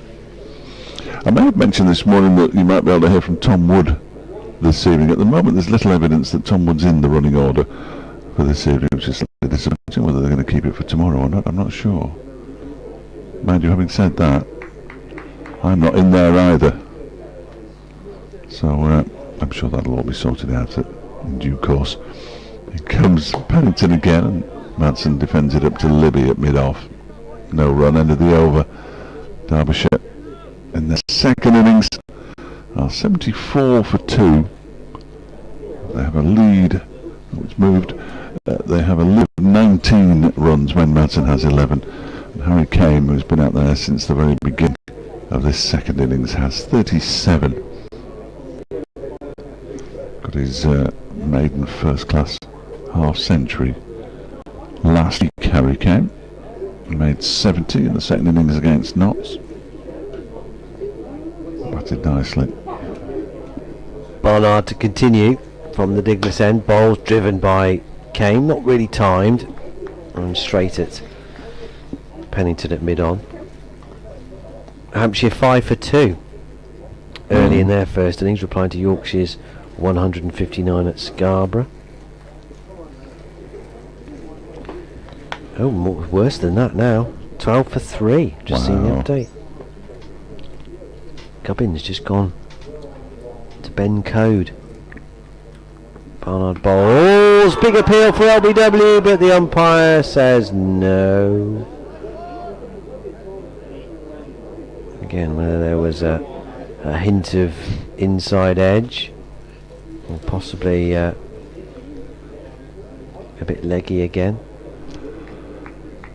Steve Doggett's trying to join. Well, he is joining in the batch conversation. He's got another batch. He said if someone from 2021 sent some decent balls from there to help us out, and the film's made of it, they could call it Batch to the Future.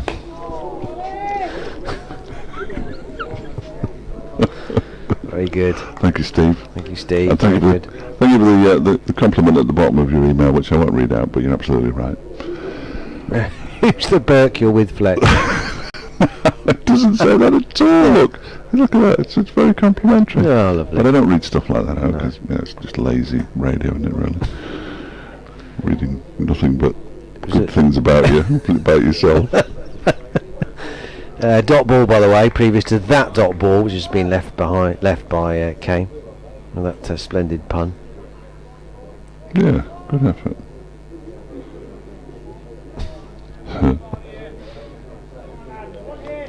Burton Albion appeared to have a game tonight. I didn't know that. Belper Town. Alfred against Derby County, keeping it local. The Impact Arena. It's the Rhaegar Stadium, isn't it? Belper. Barnard bowls full and driven very nicely, but that's a really good stop by Pennington at mid-on. He's rebounded a bit behind him. He's doing a touch unfortunate there, as he was diving to his left to stop it, and then the ball ricocheted off his arm and gone behind him at 45 degrees. and about 20 yards. So okay to come back for they did run a 2. Yeah, I thought they came back for 2. Yeah, they did. Yeah. Doubt yourself. Quite rightly. Hard. Last ball then, in he comes. Wide outside the off stump. Not that wide actually. The oohs and the ahs and the slip cord and telly, that was closer than perhaps Harry Kane thought, but given the benefit of the doubt, because he's left very well in this second innings, Harry Kane. 39 from 87 deliveries now for him. 11 to Wayne Madsen at the other end. 76 for 2. There are 60 overs left today, and tea, as we know, will be at 3:50, which is in about an hour and 10 minutes. So that means they could face a final session of 43 overs, that kind of area. Like yesterday. Very much like yesterday, but we were spared, weren't we, yesterday, by a bit of bad light and a spot of drizzle.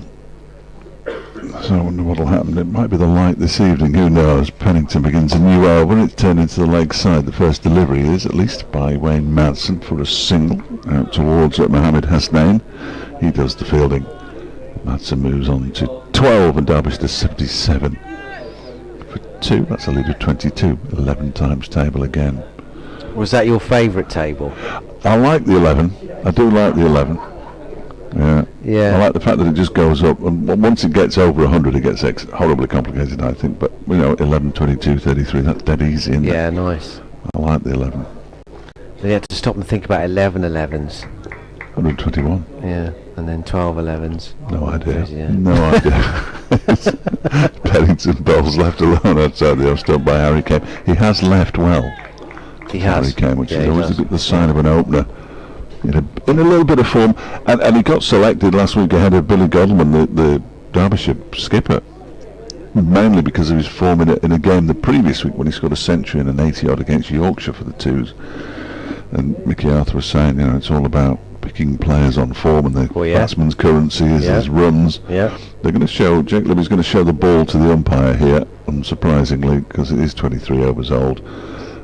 It's about time. He shows it to Ian Blackwell, who goes, well, he was at Durham when we were changing the ball almost constantly, and at one point he just shrugged his shoulders and tossed the ball to his fellow umpire. I can't remember who it was. We seem to have had Blackie quite a few times this season, Ian Blackwell. He's a top man. Did a very good interview with me a few years ago in a complete washout at Chesterfield. He was due to stand at Chesterfield for the first time. Chesterfield born. They are going to change the ball, incidentally. By day 4 I'd run out of people to interview because nothing was happening. Didn't get a single ball bowled, and he did a very nice interview with me. I can't remember what he said, but I remember it being very nice. So I always liked him. I always liked Ian Blackwell. Normally you can't really you can't speak to umpires, can you? Oh, I spoke to an umpire this morning. I spoke to Mark Newell this morning. On the record? I got the information about the... Oh, that's okay. No, I mean, sort of on the record stuff. Yeah, but Ian Blackwell's interview was on the record. Yeah. No, it wasn't. Why in the fourth match in the championship did you not give an LBW decision? It was more about progressing through his career and then moving on to umpiring, and the fact that he would have loved to have umpired at his local club Chesterfield, but didn't get the opportunity on that occasion. I'm not sure if he's been back since, actually. Derbyshire will be back at Chesterfield next month when they play Yorkshire in the Royal London Cup, the last of the games at Chesterfield. They beat Middlesex there and beat Yorkshire in the T20, but there's nothing special about that. They always beat Yorkshire in the T20. Did the double over them again this season. Always beat them. Yeah. Can't beat Notts, but always beat Yorkshire. It's bizarre. Leas to ploy this season. 19 off the last over, thank you very much. Couple of big sixes and a misfield. Very enjoyable. Badly rain affected. I think it ended up Derbyshire needed 100 off 10 overs or 110. It was asking a lot. The ball's been changed. Dylan Pennington is in with a new one. He strikes the pad and he's gone. And Harry Kane's vigil out in the middle has come to an end. The first ball with the changed ball has done the trick for Worcestershire. And Derbyshire is 77 for 3. They lead by 22. That's not enough. Not at the moment, no. And the change of ball has done the trick for Worcestershire. Pennington with his first wicket of the second innings. Oh, we're not going to see a replay, slightly frustratingly, the way that struck him. But umpire was pretty convinced, Ian Blackwell. I think it went up relatively quickly. 5 falls, 89 balls. Well, that kept a bit low, whether he was just sort of on the back foot a bit. It looked like it might have been. It looked a pretty good shout. I've got to say, here's Lewis Deploy, who made a few runs first time around, 38 of them. We're still in this game, could finish today territory here. There we go, let's see that. Oh no, replay's gone again. Let's go again. It's faded out just as Pennington is about to launch into his delivery strike. He's done it twice. Well, anyway, he's out. That's all that Worcestershire fans will care about. Out for 39. They might give it another go. They might do. Third time lucky. Yeah, why not? But they've got the danger man out, who's playing well, Harry Kane. Yeah, that is a blow, a big blow. He was batting nicely. Almost got to start again, I suppose, Kane. Now he's gone in for not quite 2 hours, but getting on for that. Madsen has 12. Deploy, obviously the new batter, about to face his first ball. Quite often a sluggish starter. It's this first delivery from Pennington. He gets 4 runs. No, he doesn't. It's gone down to a wide third man. He'll get 2 in actual fact. Would have been exactly what happens, wouldn't it? Oh, he's a slow starter. Bosh! 6. Down to the boundary for 4, but no, he came back for 2. So he is off the mark. 79 for 3. Derbyshire now.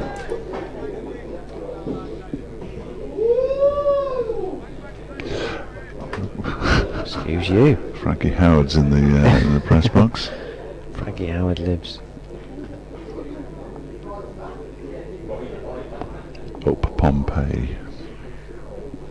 Here is Pennington in, balls to Deploy, who quite hard hands pushes that into the onside. Taylor Cornell does the fielding.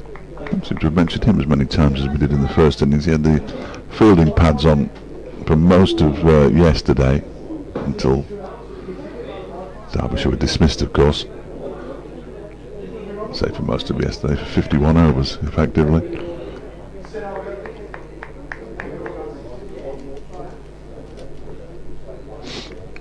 They were of course 3 for 3 in their first innings, so it's a vast improvement as that one is pushed into the ground and up towards Jake Libby by Lewis Deploy. 3 runs and a wicket off the latest Dylan Pennington over. 1 for 17 from his 6 overs. And Derbyshire 79 for 3 with Wayne Madsen on 12 and Lewis Deploy on 2. It means that they lead by 24. Umpire Blackwell just rather deliberately, whether Dylan Pennington's having a look, but he's treading down on the pitch where Pennington is going in his follow through, to just sort of mark the card of the fast bowler. Just say I've got my eye on you about where you're actually treading. Get off the pitch. Brett D'Oliveira walking around the boundary. Barnard to continue. In he comes. Runs here for Madsen. Out through square leg. They come back for 2. Yeah, he's It's him, isn't it? yes, looks that. Yeah, chatting to Kadir Ali. He's got a cricket ball in his hand, and he's spinning it from hand to hand. Well, he's in such good form. He's had that sort of year. I'd imagine he carries a cricket ball with him everywhere. Yeah. Just keeping the fingers warm. We're trying to keep his back warm, I think, at the moment, because that slight issue has ruled him out of this game. Barnard in. And more runs here through mid-wicket. Might push for 2. Pennington's giving charge. The slide, the scoop and the throw back, but they are back for a couple. Madsen up to 16. 83 for 3. The lead is 28. I assume these two are calling each other through in English. This definitely speaks Afrikaans. He was talking to, I think it's his girlfriend, they were talking in Afrikaans. Wide from Barnard this time, left alone by Madsen. No run. That was after one of the days' play in the game against Nottinghamshire last week. I assume it was Afrikaans anyway. That's what it sounded. I'm clearly not a speaker. Barely speak English.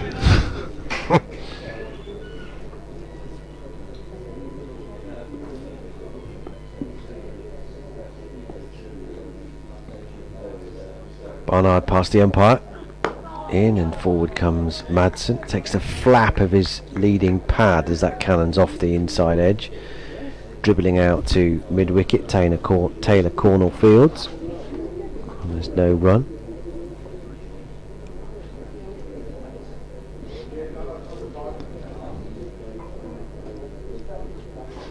Drew Walker on the Hurricane leg before wicket could do with the replay, as on first look it seemed to pitch and hit outside off. Barnard bowls and defended out to cover, and there's no run by Madsen. Yeah, we never did get He also says hand height might have been an issue. Says other than that, might have been out. Otherwise, good shout. Yeah, we can get a replay here. I've got a replay here. I'm going to look at it. That does look quite out, to be fair. Well, it's out. Yeah, there, that's out. We can confirm out. Yeah, looked at it. Barnard bowls, defended back up the pitch, no run by Madsen. Yeah, that's going nowhere but hitting. Again, if you're watching the stream, there isn't a replay. You can go to that end replay, which is the I think it's the ECB's scores and feeds, and it has replays of major incidents, boundaries and wickets. Yeah, just look for the little red W, well, the white W in the red circle. Telltale, isn't it? Telltale. Yeah.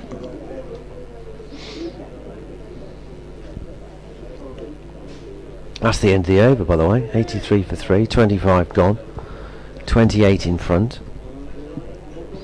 Pennington begins a new over from the new road end. The first delivery looks back at where his foot lands. It's allowed to go through by by Lewis Deploy through to the keeper. I think he thought his foot slipped. Now he's had a look at it, and Mohammed Hasnain is also scratching away at where Pennington's foot landed. He almost turned around before the ball had been released from his hand. He's in again and bowls, and there's a big puff of dust where his foot lands. This time goes through to the keeper. I think he's just struggling a little bit with his front foot. He's going to scratch again, is he? No, he's just having a look. And Mohammed Hasnain starts scratching. That's interesting. He just asked where the front foot, Mohammed Hasnain, where Pennington's front foot was landing, and now he's going to go around the wicket to the left-hander. Umpire Blackwell said, no, not quite there. Come a bit close to the stumps. He bowls quite close to the stumps over the wicket, does Dylan Pennington. But we're around the wicket now, so a fresh guard for Lewis Deploy. Still 3 slips in place. Pennington bowls 2 and he drives it for 4 runs. Slightly over-pitched from Pennington on that occasion, out to the extra cover boundary. Glorious shot from Lewis Deploy, who moves to 6. And Derbyshire to 87 for 3, a lead of 32. Yeah, it's inviting, isn't it, that short boundary for the left-hander, round the wicket from the right arm. Pennington, not a lot of cover. He's got the regular, well, he's only got cover and mid-off, so there's a big gap between Joe Leach at mid-off and Captain Libby at cover. And brings leg before we get into play, but there is always a danger that one's left alone on length as much as anything, which is slightly dangerous on this pitch, because we have seen the odd one keep low, but that one goes through to the keeper, Roderick, and there is no run. Yeah, can't afford to be too full, but at the same time has got to strike that balance, hasn't he? Giving it a chance, bringing those slips into play, otherwise there's obviously no point having them. and left that tempting gap. Yes, they'll be happy for him to drive. Yes, there you go, big gap, have a go. Maybe we'll take the edge. He's accepted the invitation once this, and as he bowled him, Paddington has got rid of Lewis Deploy, who scored plenty in the first innings, but he's gone for 6 in the second. He was trying to flick that one away into the leg side. Perhaps not the shot that was necessarily on there. 8 deliveries he was out there for Lewis Deploy, and he's gone. Derbyshire at 87 for 4, and they're still nowhere near far enough in front. They lead by 32. Yeah. Lovely cover drive earlier in the over, but Pennington has come back in style. That's just held its line. It's sort of pitched on off stump, and with the natural angle coming around the wicket to the left-hander, it's carried on and flicked the top of the leg stump, or midland leg maybe. But he was trying to whip it into the leg side, wasn't he? Yeah, straighter bat might have kept that one out. Quite early in his innings as well. Hilton Cartwright passes Lewis Deploy on the boundary's edge. One's 6'4" and the other one's 4'6". There's quite a marked difference in height between those two.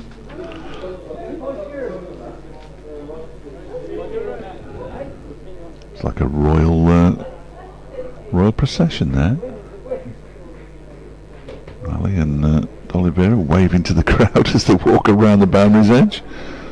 Very impressive. So what have we got? 1 ball left in the over. 1 ball left in the over. 26. 58 overs left today, and Derbyshire's lead a relatively paltry 32. It's on. We'll see you next week. I can't imagine that this game. Well, certainly the game's not going to go into a 4th day. Yeah. I know they won't have sold tickets for that, and the members here might feel slightly gypped of a day's cricket, but if their side wins, I don't think they'll care too much. Be a big win for Worcestershire if they can pull it off. Almost certainly count Derbyshire out. Finishing in the top 2, I would suggest. Round about a full game's worth of points behind second place Glamorgan, who aren't playing in this round of matches. And at the moment only picking up 3.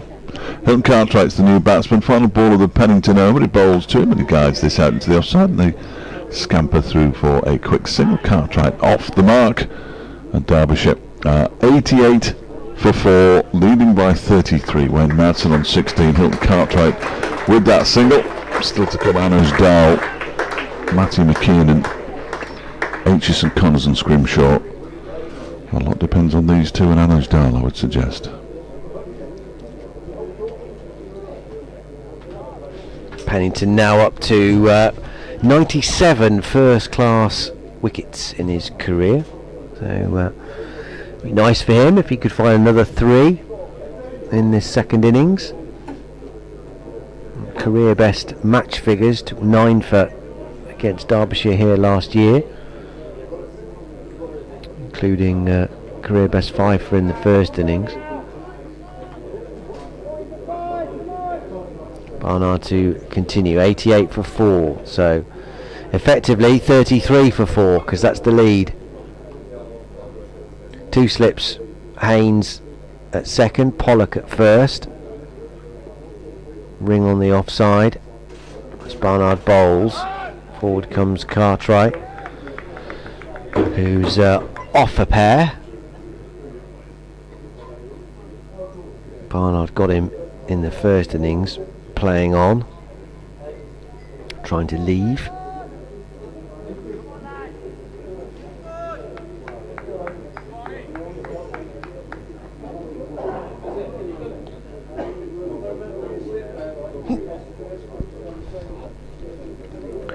Here comes Barnard past the umpire. Squeezed out to cover point by Cartwright. Kashif Ali does the fielding. Clouded up here at New Road a bit now. It was a cloudy morning, fairly dark for the first 45 minutes or so, and then for the second half of the morning it was really bright, sunny. It was a glorious late morning, early afternoon. No, it's just started to cloud over again. Barnard bowls. Bit of bounce here outside the off stump. Cartwright shoulders arms. Through to Roderick. But this pitch has stayed true to its identity yesterday. Although slightly less green, obviously, than it was yesterday. But has offered something right the way through. Bowlers have always been a bit of a challenge to face, but batters can accrue runs with the right amount of application and discipline and shot selection, as this one goes left alone by Cartwright through to Roderick.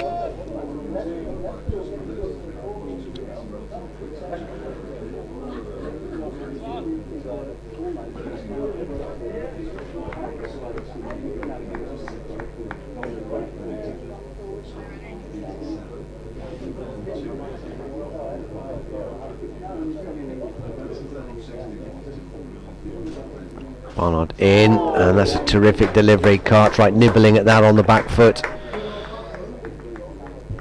Very close to that outside edge. Nick Brown has scored a double century for Essex, the fourth one of his career. 4 down to deep third. Essex in a strong position at 428 for 6 in the 146th over for their game against Somerset. Barnard bowls left by Cartwright through to Roderick. Elsewhere in Division 2, Nottinghamshire 164 for 7 against Sussex. Day 1 of that game.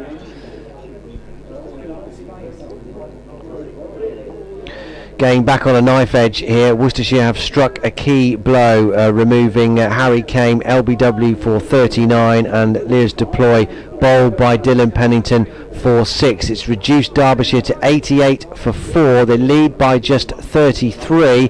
They bowled Worcestershire out this morning in decent order, picking up the last 5 wickets for just 44 runs, and Worcestershire's first innings lead was 55, but at the moment they're only 33 ahead, and they've already lost 4 wickets in their second innings. 88 for 4 Derbyshire. Nice.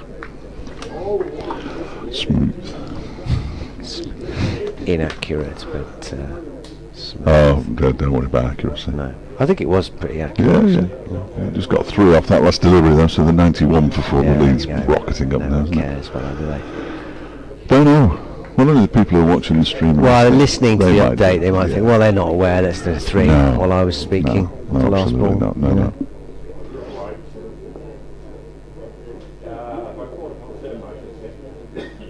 Just go through this one. Pennington in again, balls to Cartwright, who turns this nicely into the leg side for a single. He's on to 292 for 4. 50 minutes, well, 45 minutes till tea.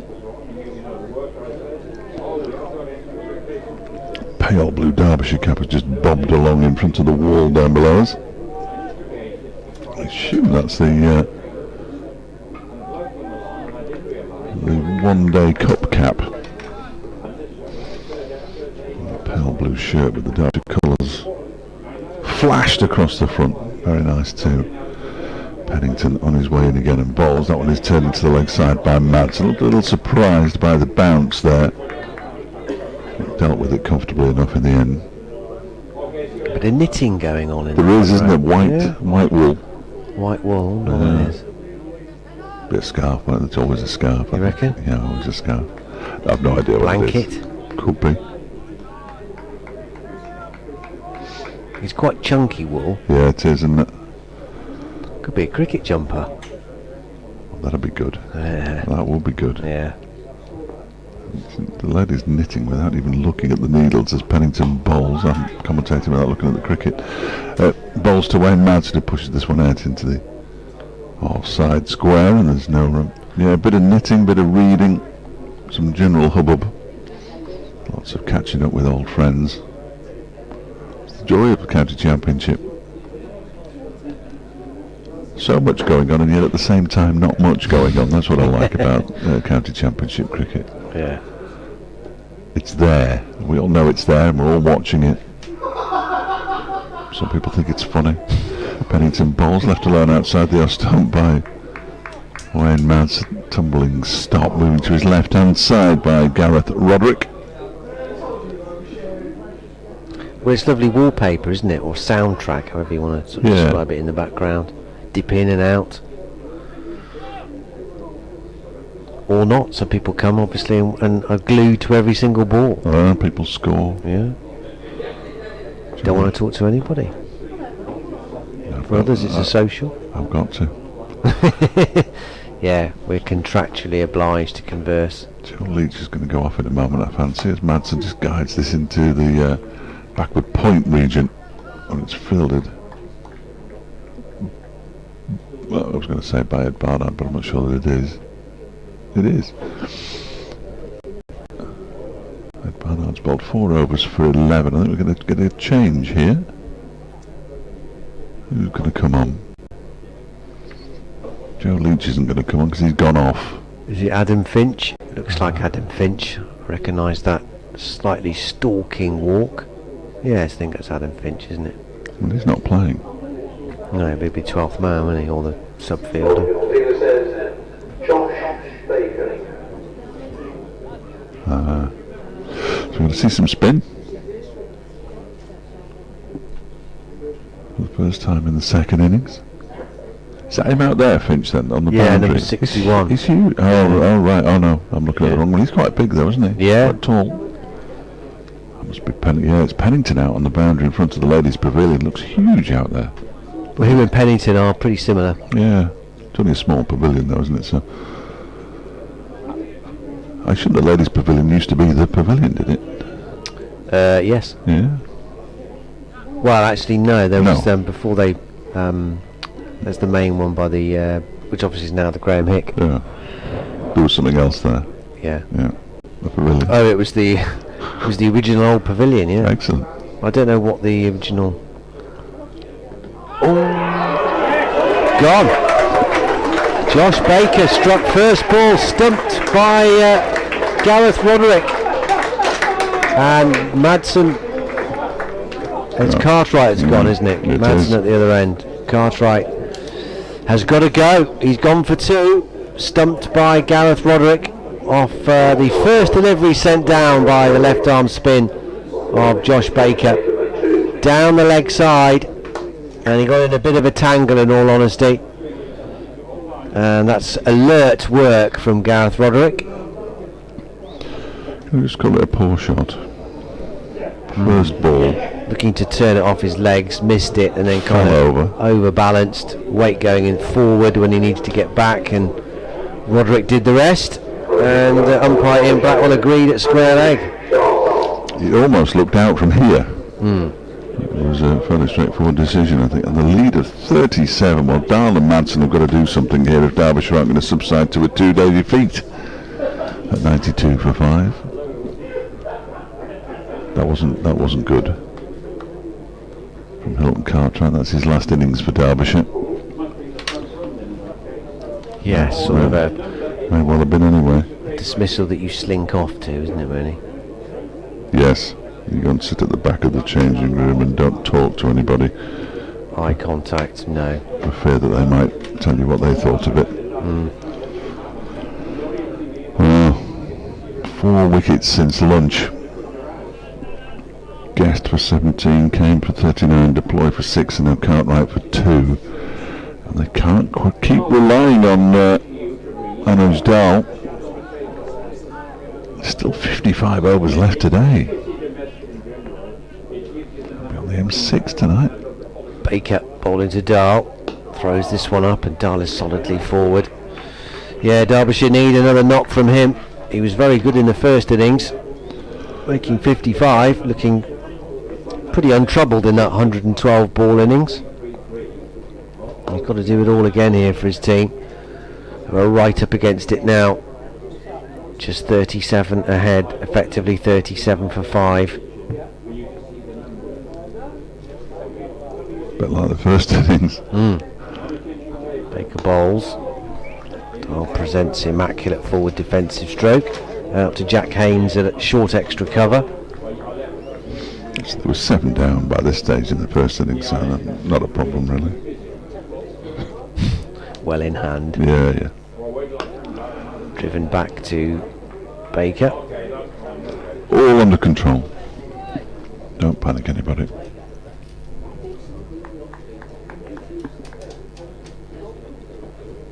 Baker then last ball. Dahl comes forward, blocks it out to short cover. That's a wicket maiden for Josh Baker. Another one prized out by Worcestershire. 5 out, 5 more to go. And the lead is only 37. Yes. Be a good win from here for Derbyshire, you fancy? Not entirely sure I can see it happening. No, they need at least 100, don't they? Yeah, At least. Probably another 150. 2 very capable batsmen out there at the moment. Anuj Dahl has been in good nick throughout the course of the season. And Wayne Madsen, who's been in good nick for about 18 years. He's on strike now as Dylan Pennington begins a new over from the new road end, and it's pushed out into the offside. He points his bat at Anuj Dahl, which means no run. He does normally do well against Worcestershire as well, Wayne Madsen. Does he? Yeah. Well, let's find out. Yeah. No, that's tempting fate, isn't it? We can't tempt fate. Of course we can't. It's absolute nonsense. Yeah. I mean, how does that work? Well, it Is doesn't. fate there listening? Yeah. And he's Come on, going, Fletcher. Come on, Fletcher. Say it. Come Don't on. you tempt me. Right, I'm off. Where are you going, love? I've been tempted. Dave Fletcher. Here goes Paddington, bowls to Madsen, little aerial into the leg side. I've got fate down as slightly Churchillian in how he sounds. Yes. Don't know why. Never. I'm off. I'm going to leave it there. Yes, I think it's probably I wise. think it's probably a very, wise. very wise decision. Wayne Madsen against Worcestershire. Yeah, I was just looking that up. Am I 11 completely made that up? 11 matches, high there score of some- 111. Oh my word. Lord More above. cake. Splendid. Thank you, John. Thank you, John. Thank you, John. That'll be 2 bits then. No, I'm alright. Thanks, John. No, What I'll do. Don't do that to me. Pennington bowls to Anuj Dahl.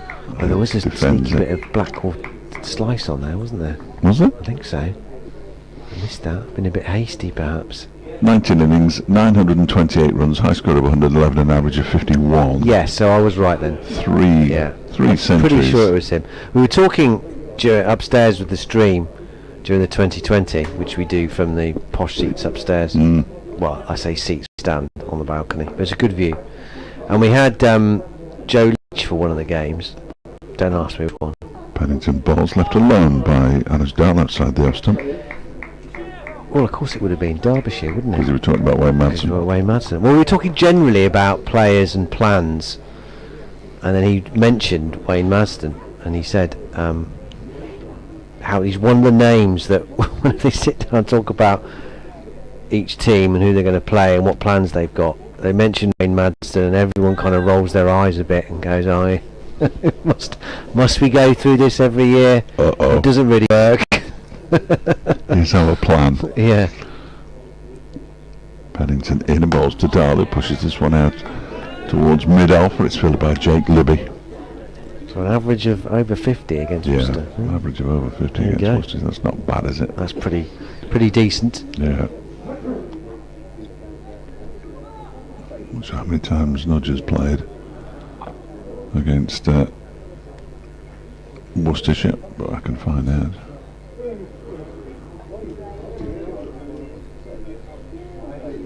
He's played 3 times against Worcestershire. He averages 30 with a high score of 114 not out. This next delivery is pushed into the offside. Although he has only scored 121 runs. So that obviously hasn't been updated from the first inning. So Wayne Madsen's average will have dropped a little bit, but not by much. End of the over. Derbyshire 93 for 5, effectively 38 for 5.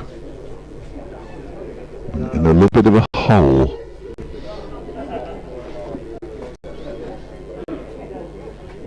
It's quite noisy, isn't it? What was that? It was a whine. Yeah. Don't mind if I do. Red for me. There we go. Watch this now.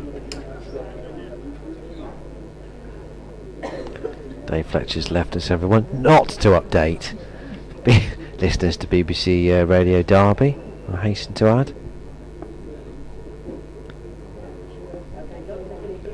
Ruining the chances of that cube of lemon drizzle making out of the press box. Still intact. On the sweep here is Madsen. He'll pick up 4. Nicely paddled round the corner. Bit quicker from Josh Baker, but he's lost his line there, and that's helped on its way.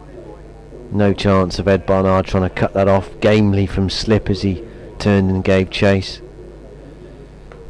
So he goes up to 24, Madsen now, 97 for 5. Derbyshire nearly with the 3 figures in the second innings, but it's all about the lead. The lead is just 42. Yeah, Mohammed Hasnain is down there at deep backward square, but he's too square to have cut that off. Tweak in the field. Taylor Cornwall is coming out from 45 on the 1 on the offside, just behind point, to going out into deep mid wicket. Joe Leach has dropped to the fence on cover point, and Adam Finch, the sub fielder, has come into point. Baker is ready. Bowling to Madsen, who goes on the sweep again, but rather just toe ends it, not quite snooker cue styly, back to the bowler, but it's gone out to mid wicket, dribbling along the floor.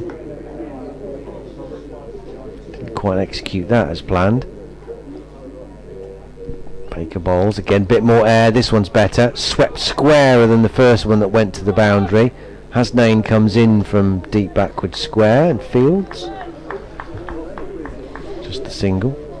5 off the over. Robert Selby. I'm slightly confused by Robert Selby. Yeah. That's just from a little over near Derby. Has sent me an email saying, is Harry Cartwright the son of Harry Cartwright? I think he means Hilton Cartwright, who played for Derbyshire in the 1970s. No, he's not. I don't think. Bowls Baker, and off the back foot calmly by Dahl, out to Leach at cover point boundary. Through they come for a single, unless he moved to Australia at some point. No. Well, he could have done us, but I don't think so. No. I would have known, surely. I think you would have. We don't need to know anymore anyway, because he's out, isn't he? He's going off to the he's gone. The other competition in August. We won't see him.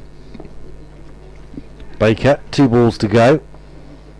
Oh, and he's got the sweep wrong again, Madsen. For someone who played it so well first time to the first ball of the over, he's got into a bit of a tangle since. And the 2 more times he's attempted it. Do you reckon he edged that? I thought he edged it. Replay. Played this one in more orthodox fashion. He'll pick up a single at square leg to end the over. Ed Pollock doing the fielding. 99 for 5 becomes 100 for 5 with that single. Madsen has 26 of those. Dahl has a single. The lead is 45 though, so 45 for 5 in real money. That's inflation. Yeah. Ed Barnard is going to come on, is he? He is. Plays Dylan Pennington, 6 overs, 2 for 21, and a fair bit of damage. Here's my dilemma though, Fletch. It's like 20 past 3, so what are we, half an hour from tea? Do I sit and look at that piece of cake for half an hour, waiting to have a cup of tea with it? Mine seems to have disappeared. My 2 pieces, I don't know who's had them. They were left unclaimed, you know. Never, no, they weren't spare. No such thing as spare. No, they weren't spare. No. Here's Ed Barnard then bowling to Wayne Madsen, who's on 26. Bowls 2, and he goes up onto his toes and plays it back towards the bowler on the offside, and there is no run. Well, it depends how much what's the word? parity. No, not on this, had that. not on We've this had that occasion. already. Yeah. What's it you've got? Control. That's the word. Self-control. That's not a tricky word, is it really? Self-control. Durham 292 for 3 against Middlesex after being put into bat. Barnard bowls he plays and misses. Can't have been far away from the edge of Wayne Madson's bat, that as it flies through to the keeper. Dear oh dear. Wow. Millimetres. Hands on hips now, Wayne Madsen. I'm Working out, surprised. Trying to work out what's going on. How has he not edged that? What's just happened there? Poor old Knots. 176 for 7. Oh. Real shame. Derbyshire 100 for 5. Madsen waits as Barnard bowls to him. He defends it up towards Jake Livy at mid-off. Cloud obscuring the sun immediately above us, but the sun shining on the cathedral. Glorious. Right to our left hand side. Who knew concrete could look so pretty? Don't. I know it's not concrete. I knew it wasn't concrete. Beautifully moulded. This next one is pushed out into the offside. Wayne Madsen says no straight away to Anish Dahal. That looks absolutely beautiful. There is a bit of scaffolding we can see just to the right of the nave. I imagine that's the nave rather than the other side. I'd say, yeah. Looks like the nave this side, doesn't it? Safe bet there. Just missing a flag, isn't it? Yes, no flag. There's no flags in sight at all from where we're sitting as Barnard bowls. Madsen defends it out into the offside. There's no run, which is unusual at a cricket ground. I can't. There may well be flags atop the Graham Hick Pavilion, but I can't see the roof of that. There's normally 1 or 2 on the Basil d'Oliveira. Yeah, nothing. No. Very disappointing. It is a bit. If there were any flags, they would be limp because there's not a breath of wind out there at the moment. As Barnard is in again, balls that's flicked away by Wayne Madsen for a single down to Leach at long leg. That ruins what was heading towards a maiden over for Ed Barnard. 5 overs for 12. He's bowled Derbyshire at 101 for 5 with Wayne Madsen moving on to 27 and pinching the strike, and Anish Dahal on 1. They're going to punch gloves, of course they are. They've done it once, they'll do it again. You watch, they'll do it again. Anish Dahl's taken his helmet off temporarily, brushed his hair back. Now he's replaced his helmet. Get ready. There we go. There we go. 2. The double punches. Is that unique to Derbyshire? No, I don't think so. I think it's all. I think it's one of the regulations of the county championship now. You have to have a double pump. Along with what time tea is on the final day, you have to fist pump twice. Every time you see somebody. Staggering. Baker to continue from the Diglis end. Here he is, tall, left arm round the wicket. Played out to Jack Haynes, who's got his orange reflective sunglasses on backwards, on upside down on the back of his head. Baker bowls, swept by Madsen. That's a better shot. He's 2-2, I think, for well executed sweeps and not so good ones. He's come back for 2. There's a slight fumble by Taylor Cornell in the deep, which allowed them to guarantee being okay on that second run. It might have been tight otherwise. Baker, a bit more air to this ball forward. Comes Madsen, no run out to Pennington, who's lost his cap at mid-on. Yeah, why has he not got his cap on? He's not got his cap on. Just that shock of fair hair now visible. On the sweep again, made good contact there. That's the best of the lot for Madsen. He's absolutely nailed that out through square leg. Made a very satisfying sound off the bat. He goes up to 33, 107 for 5. There's 1,000 runs for the season. There was a little acknowledgement to the dressing room And now we get it officially, and he raises his bat to the generous applause from all sides of New Road for 1,000 first-class runs for Wayne Madsen. Apt that he does it against a county which he's done so well against historically. Baker bowls to him, goes forward and then rocks back to one just short of a length. Going with any sort of turn there might be, not that there was much, out to Kashi Fali at backward point. How impressive was it that this crowd knew? Yeah? Because they were applauding him before the announcement. Baker bowls on the sweep again. He's got that one wrong. He's threw it early and it's almost bounced up and hit the back of his bat and dribbled out towards Ed Barnard at slip. It's been a curious mix, that sweep paddle for Wayne Madsen. Fletcher's going to update BBC Radio Derby at 3:30. We're going to have a slight delay. Yes, we are going to have a drinks break. On they come.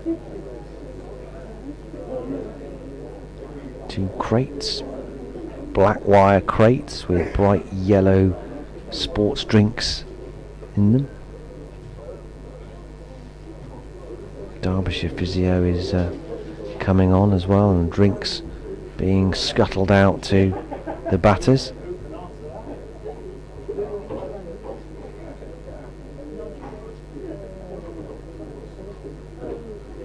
(107 for 5), lead by 52.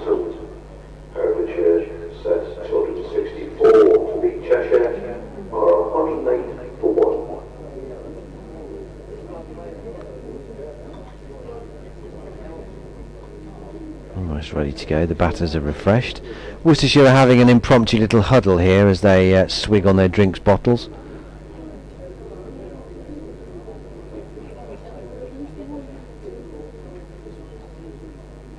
Gareth Roderick's got 1 or 2 things to say,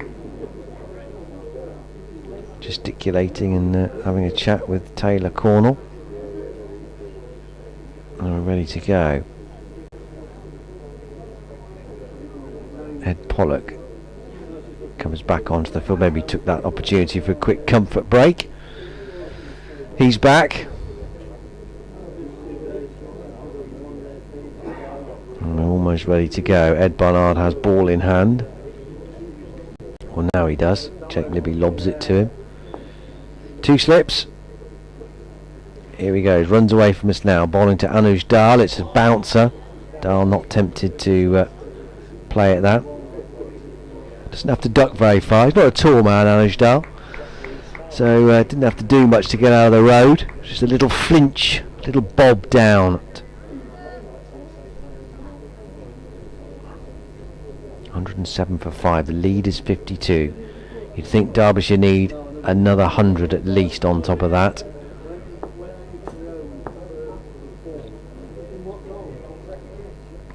Barnard in, bowls, Dahl cuts one that's quite close to his body. Can only steer it down to Kashi Fali at backward point.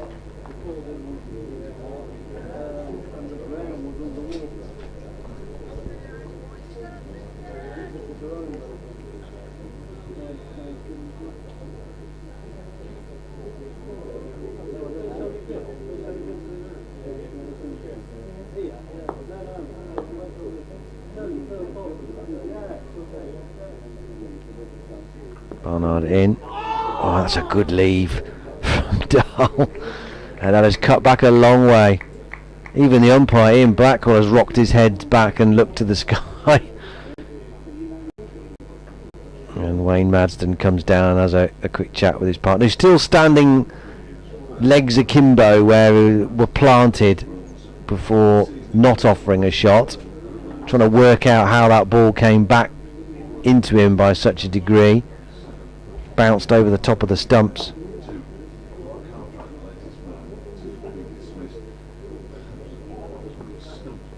Again, that's another one that's left. It is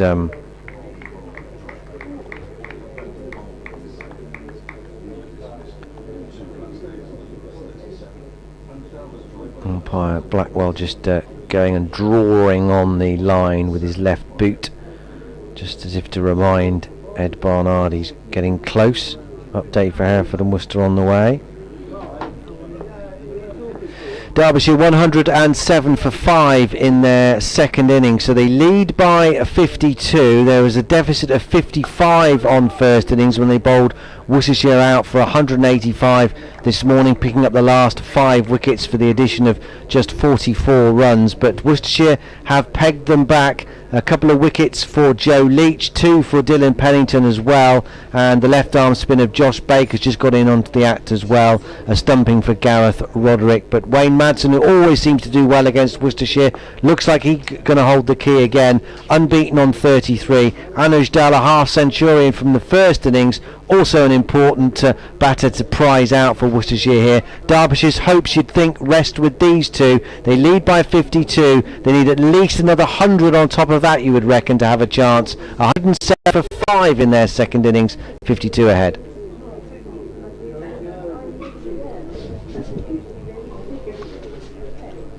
Very good. That's how I see it, Fletcher. Yeah, no, I think that's how I see it. I think that's it. I think you're absolutely spot on. I've just said the phrase, the first ball that Baker bowled. I was very pleased with it, and Martin picked up on it. He said, how many times can you say that in like a tongue twister? So, well, I got that right, but I got just about every other sentence that I said completely wrong, so... I said all the right words. Not necessarily, yeah, in the right order, absolutely. Here is Baker. Josh Baker, 1 for 13 from his 3 overs. Bowling the Wayne Madsen, who likes a sweep, as we've seen already. And he pushes this first delivery out into the offside. And there's no run, is it? So picked up there in the cover by Jack Haynes. Just the one slip now. That's Ed Barnard. It's obviously the slipper to the spinner who bowls, and Madsen pushes it out to Jack Haynes. Cartwright's probably in the change room now thinking, I wish I'd played that shot to the first ball from Baker that I faced, rather than the shot that he played, which saw him topple over and get stumped. Baker's in again. Madsen turns it into the leg side. They'll trot through for a single. Madsen moves on to 34 and Derbyshire to 108 for 5. And now the ground's in sunshine and the cathedral is in shade. How about that? What is going on? It's a remarkable day.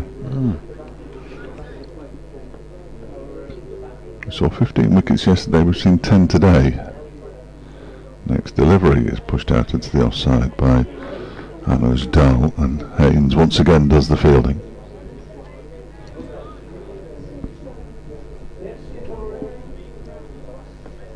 Been here when the cathedral's almost glowed orange. Yeah. Lovely. Superb building. Back into his crease goes Dal, pushes it out into the offside. You know that it's Jack Haynes, it's always Jack Haynes. He does the fielding again for the 4th time in this over, in 5 deliveries. The only time he didn't field it was when they took a single into the leg side. Baker to complete his over, then back into his crease goes Dal and cuts in for 4 out to the cover boundary. More of a point boundary really, short boundary as well, and it raced away over the rope, and Dal gets his first 4, moves on to 5, and Derbyshire 112 for 5 at the end of the Josh Baker over. They lead by 57.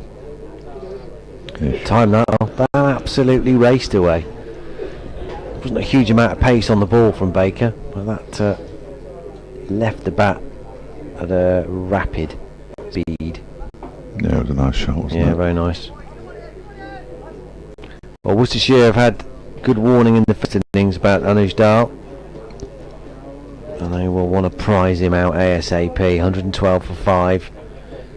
Lead is 57.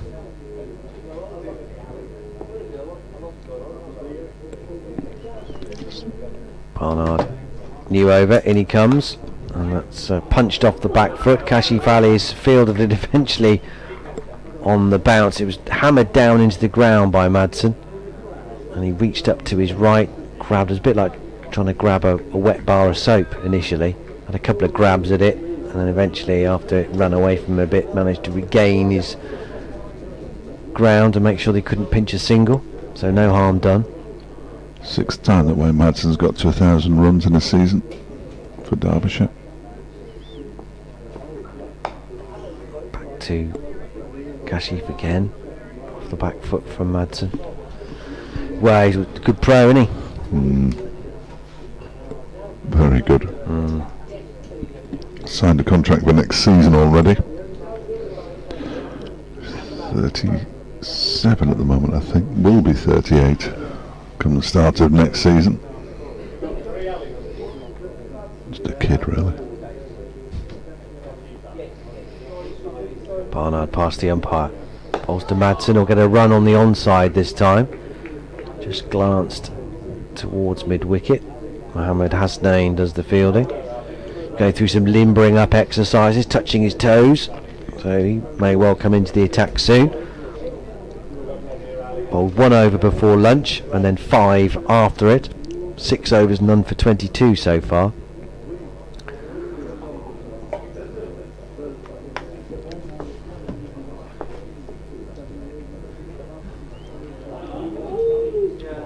Barnard bowls. Dahl is resolutely forward, pushing it out to cover, and there's no run. It's a bit much to expect Mohammed Hasnain to hit the ground running in terms of blitzing the opposition. He got 2 wickets late in Derbyshire's first innings, and the spell he's bowled today, split between lunch, didn't really make the batsman play enough at the time, really. Just defended out to cover again, and there's no run. And he will grow into the game, and he'll get more comfortable as we go along for these final 5 games, including this one. The good news is that the Tom Wood interview is now in the programme. It exists. Well, I knew it existed. Just couldn't it see officially exists. Yeah, it's in the programme tonight, so if you listen just after 6:30, listen to it all, of course. Barnard bowls. Short, cut away, but it's down into the ground and hits Kashif Ali at backward point. I think it's hit him somewhere. It's on the knee or on the wrist? No, it's the knee. No, I think it's higher than that. Oh, right. It's been inner thigh, I think. He may well have been Anuj Dald. At least Dard box on. Yes. That's one of those ones that bounced off up the surface, into the circuits. Yes, it is indeed. Potentially. Yeah. He's running it off. I think he's been short-circuited. He has. Inner thigh, I think that's probably where that hit him. Looked in that kind of area, didn't it? Here's Josh Baker, 5th over. Inner bowls to Wayne Madsen, who pushes it straight back to the bowler. Tea at 3:50, remember. How could we forget? So just 10 minutes or so away from that. Baker around the wicket again. Madsen turns it into the leg side. They set off for a quick single, and they get there as Jake Libby comes racing in, picks up and rolls the... No, it's not Jake Libby at all, that's nonsense. It's Ed Pollock. Picks up the ball and throws it at the stumps. Where is Libby then? Mid-off. Is that him at mid-off? Yeah. He seems taller there than he does in real life. Reverse perspective. Yeah, yeah, remarkable. Baker bowls onto the stumps. There's a little inside edge, I fancy, onto his toe end there, Anuj Dal, because if he didn't get anything on that, he looked fairly adjacent. 114 for 5 to lead of 59. Baker bowls, Dal defends out into the offside. Pollock picks up, for it is he, and it gives it to Jack Haynes, who starts polishing it, then gives up because the ball is in its 37th over in one guise or another. Next delivery, oh, that almost got through, and it's not. Now then, Wayne Madsen set off for a single. The keeper Roderick has got to the ball. He's been sent back, Madsen, by Dal, and in the end no damage done, but dot ball in the scorebook barely covers what happened there. I thought it had got through Anuj Dal's defences initially. I think he got a thick inside edge. Bowling nicely here, Baker. 1 for 19. Final ball of his 5th over. Pushed out into the offside by Anuj Dal. Picked up by Haynes. And it is the end Have a very good over from Josh Bacon. The home fans like it. Derbyshire 114 for 5. Dahl has 5. Madsen has 36, and they lead by 59. Probably not enough. No, not at the moment. By about 130. I don't think Griff's taken his phone with him, which is interesting. That was his phone. But David Griffin's Where's he, sir? just to this side of the ladies' pavilion. His white, Oh yes, there he white is. T-shirt with Paul and Goose. Barnard start a new over from the new road end. In he comes, short ball to start with. Madsen, not a duck, more of a flinch really. Out of the way. Not tempted. 1 for the over, according to Ian Blackwell. None for 13 into his 8th over now. Ed Barnard. 3 important wickets in the first innings. Yet to add to them in the second. Worcestershire need 5 more. In he comes. Punched off the back foot by Madsen. They'll run a quick single here, put pressure on the fielder, and Jake Libby hasn't picked it up cleanly. I think that'd have been home anyway if he had done. I think the Wood interview's been distilled from a fairly weighty 7 minutes down to about 3.5, 4. But it's well worth a listen. He's a popular man in these parts, not in these parts necessarily, but in the parts where he's popular. Up in Derbyshire.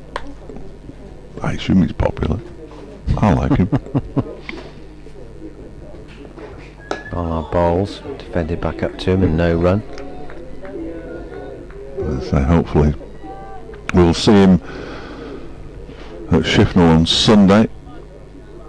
Who knows, against Glamorgan next Tuesday when the Royal London Cup starts. Following Friday it's Essex. And then on the Sunday after that it's Old Trafford. But the Lancashire match. Barnard past the umpire, wide of the off stump. Left alone by Anuj Dahl.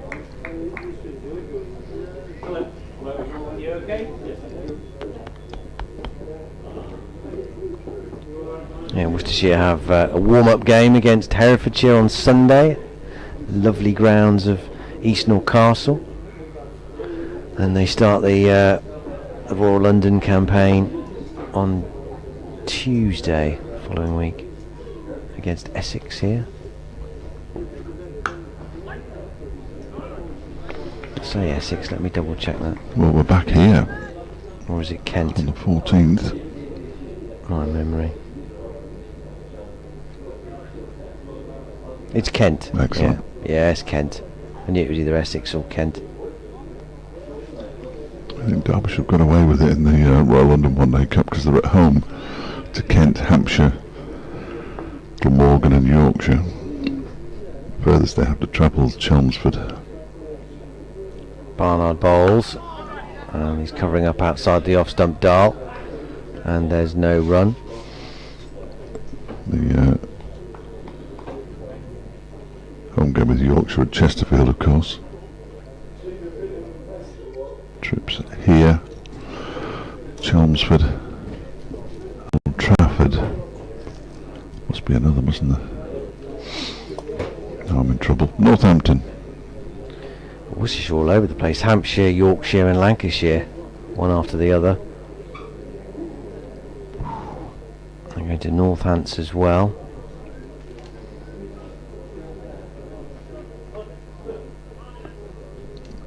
End of the over, 115 for 5. Josh Baker continuing the Digless end, bowls to Madsen, who plays it into the ground. 2 people were fooled by that, as it was taken by Jack Haynes at cover. Next delivery, Madsen goes back into his crease and just guides it out towards the cover boundary, and off the rope comes Joe Leach to do the fielding. Madsen picks up another single, moves to 38, 116 for 5. Dahl flexes his knees as Baker is in. He goes forward and pushes it to Haynes again, and He's an extra cover.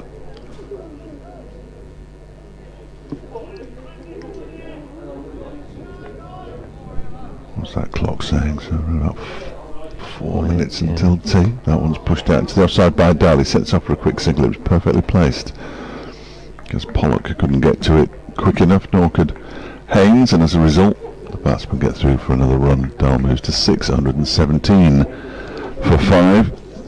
There were 37 for 1 at lunch and all seemed fairly rosy in the garden.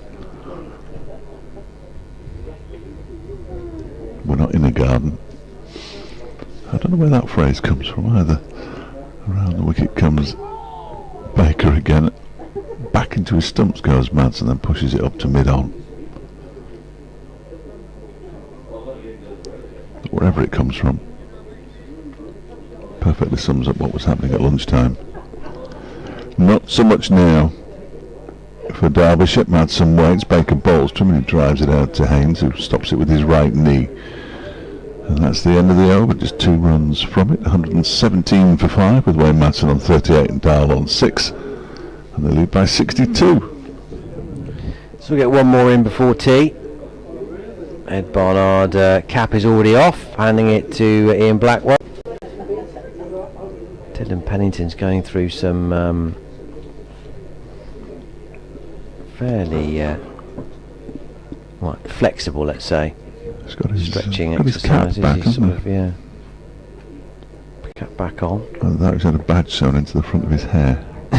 I don't think that knitting was a cricket sweater, incidentally. There's red wool involved now. Oh, right, okay. Barnard to continue in. Dahl plays it out of the offside and there's no run. It's sort of rust. Oh, maybe she's starting something else, is she? I don't know. It was too wide. The hem, it was too wide for a baby blanket. Yeah. Grow thing. Was that a cardigan? Jacket, yeah, that kind of thing. Yeah, right. yeah. Oh, it's nice. Yeah, it is, isn't it? White hem, and then we've got like almost MCC colours. Not quite the yellow though. The orange is there, isn't it? Orange and green. Defended out to the covers. This next ball's no run. But she's not even looking most of the time. Absolutely fascinating. Fingers are just a blur, aren't yeah, it's like a machine. Yeah. Marvellous. The lady and gentleman to our right. The lady's reading what looks like a very large novel, and the gentleman is reading his scorecard, which sums up life, I think. Barnard bowls. No way through there. Dahl, bat and pad close together, squeezing it out to the covers, and there's no run. Baker fields.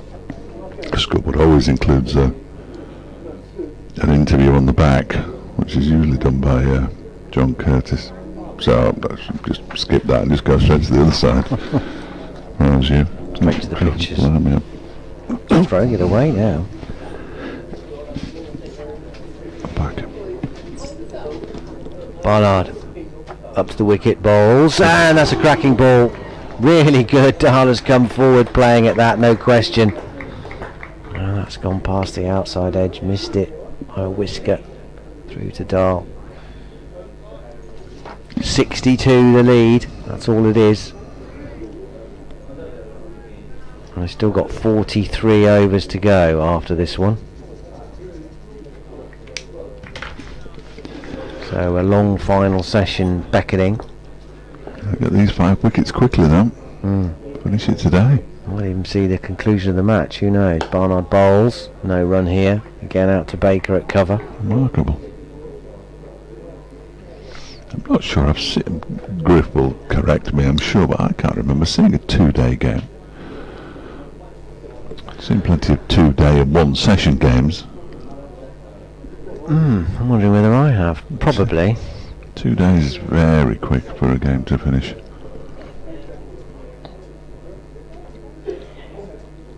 You're right, I probably have, but I just don't recall. I mean, Worcestershire were hammered by Durham here. Is it last season, I think, or maybe it was back in 2019, I don't know, but that didn't last very long beyond 2 days, if it did. Wide outside the off stump. No shot offered, end of the over, and that will be tea. 117 for 5, Derbyshire. with Wayne Madsen on 38 and Anuj Dal on 6, and the lead is 62, having bowled Worcestershire out this morning in decent order. 185 with the last 5 wickets, costing just an additional 44 runs. Ben Aitchison doing the damage this morning with 3 quick wickets, finishing with 4 for 40. 3 wickets for Sam Connors and a couple for the former Worcestershire fast bowler George Scrimshaw. Ed Barnard, the last batter, out for 39. So 55 the deficit, and Derbyshire losing Lewis Rees to a skidder from Joe Leach for 5, and then Brooke Guest playing on for 17. That was after lunch. And then Dylan Pennington removed Leas Deploy for 6 with a cracking ball from round the wicket that clipped the top of leg stump. He changed the ball, and with the first ball of the new ball, as it were, he got rid of the adhesive Harry Kane for 39. He was looking fairly untroubled up to that point. LBW to a good ball that just came back into the right-handed Kane, and Hilton Cartwright, the last player to go, stumped off the first ball of Josh Baker's over by Gareth Roderick down the leg side as he was toppling forward rather. He was out for 2. So much now resting on the shoulders of Wayne Madsen, and Anuj Dal of Derbyshire are to post a challenging target for Worcestershire to chase for victory. They're 117 for 5 at the moment, effectively 62 for 5, because that's all their lead is. They'll need at least another 100, you'd reckon, to make this game interesting, which still may yet finish today. There is that possibility. 43 overs remaining after tea, so do join us in 20 minutes time for those. Bye for now.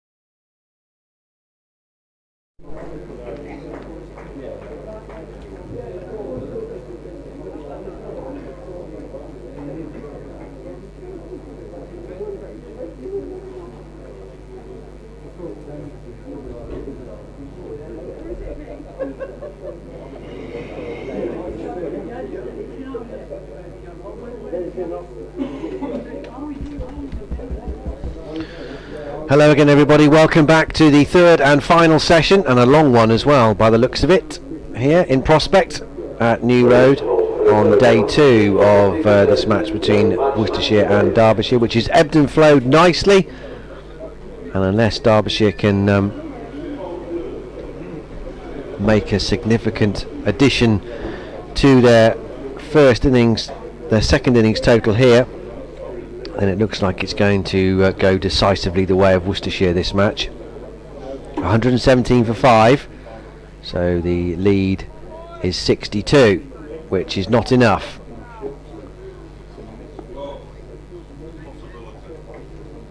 Joe Leach to open up after tea from the Digler's end. Here he comes up to the wicket and bowls, and Madsen is not picking up his first run of the session.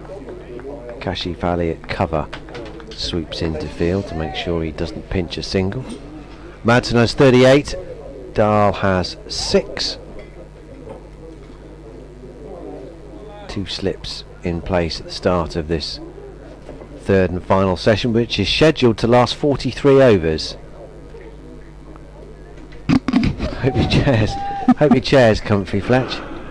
Well, as we pointed out, it could go the extra 8 as well. That'd be 51 minus 2. Could be 49 overs long.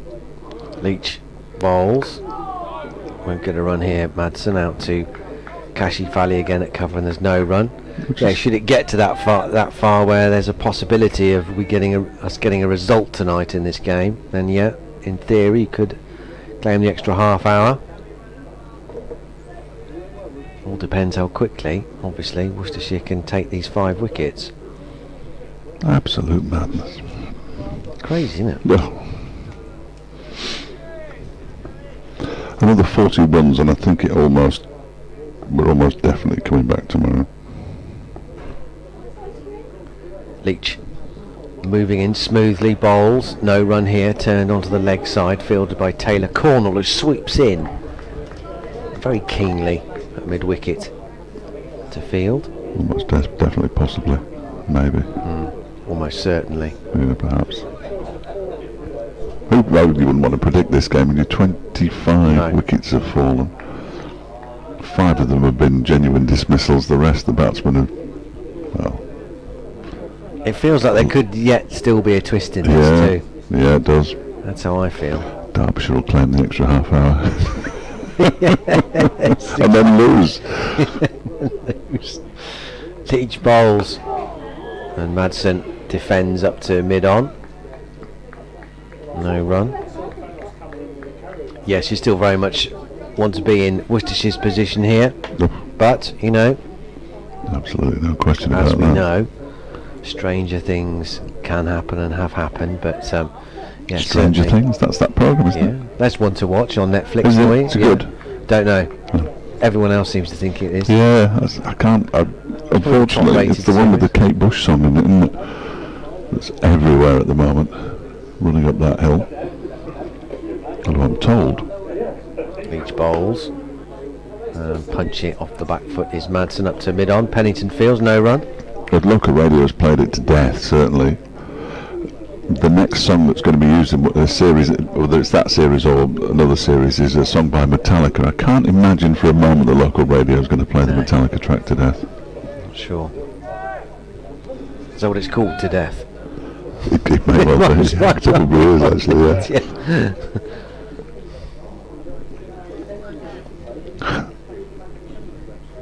Now, I haven't seen Stranger Things. Very popular, though, by all accounts. Madsen sees out the last ball of the opening over after tea, and it's a maiden from Joe Leach. 117 for 5, 11 overs, 3 maidens, 2 for 33 now for the former captain. Picking up Lewis Rees for 5 and Brooke Guest for 17.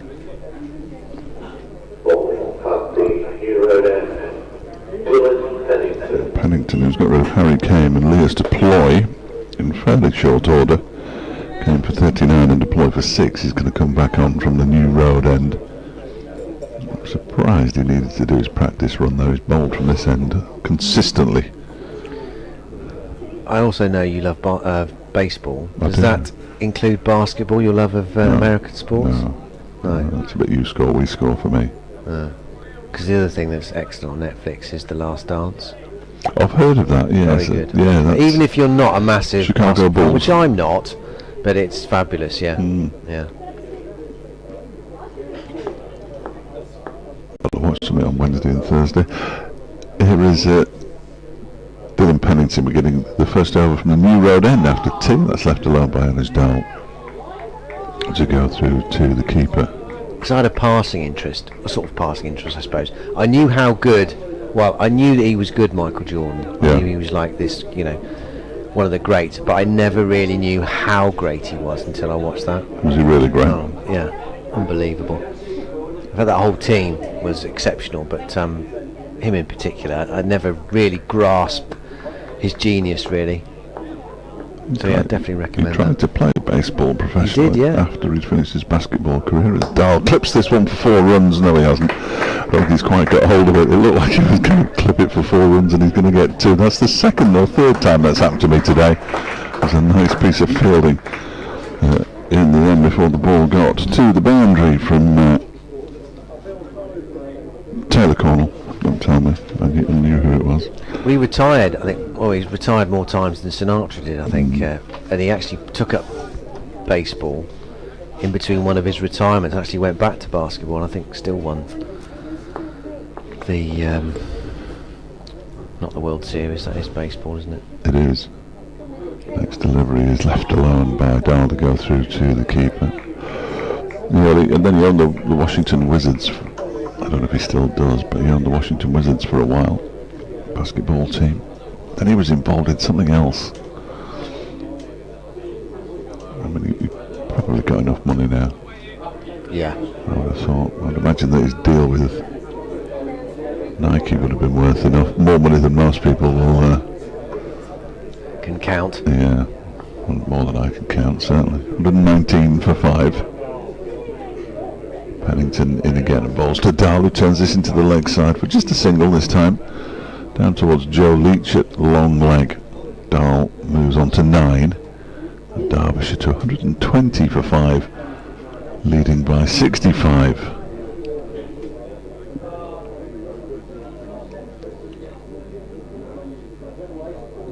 Yes, the chances are slowly receding of us being finished today. Slowly. Yeah, I think that's the odds have lengthened, haven't they now? Pennington in and bowls. That's defended out into the offside by Wayne Madsen. You could hear him shout no, because there was never a run there, as it went straight to Josh Baker. He's fielding at cover.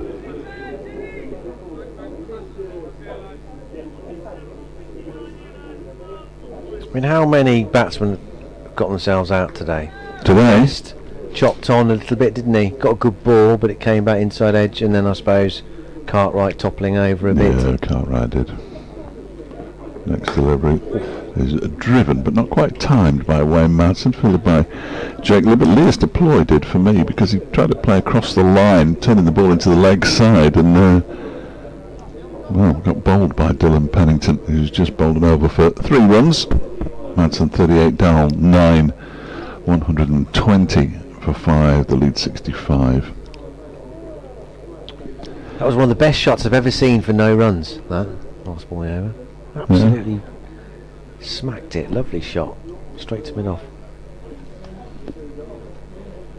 Ruined only by the fact that it was a dot ball. There's Leach starting a new over from the Digler's end. In he comes and defended out to cover by Anish Dahl, and there's no run. Dan Norcross was commentating on the women's game. He was talking about the Digler's end and its origins. It is to do with churches, is it? What's that? Yes, it was owned. The ground was owned by the cathedral. So that's by the Église is French for from the church, I guess, literally. Yeah.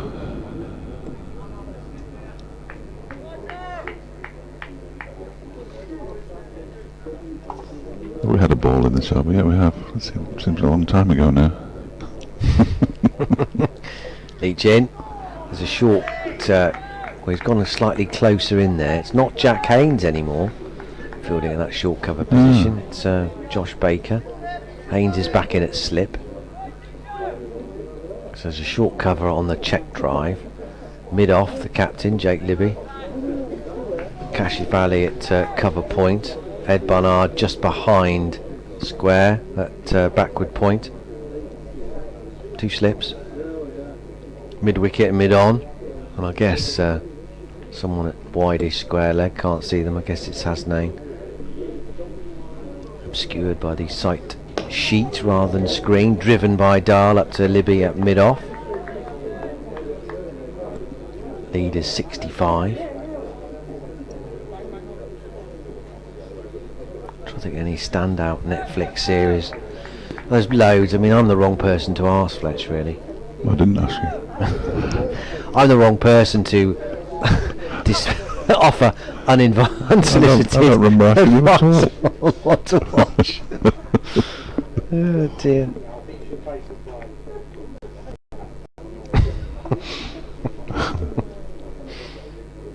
Leach bowls. Dahl again forward out to Cashy Valley at cover point, no run.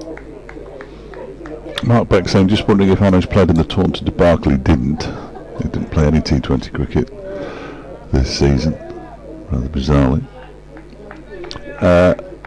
And then says he would take 170 for 7 right now. Yeah, I think I would actually. Another 50 runs on top, that would give them a lead of 115. Then biff a few at the end.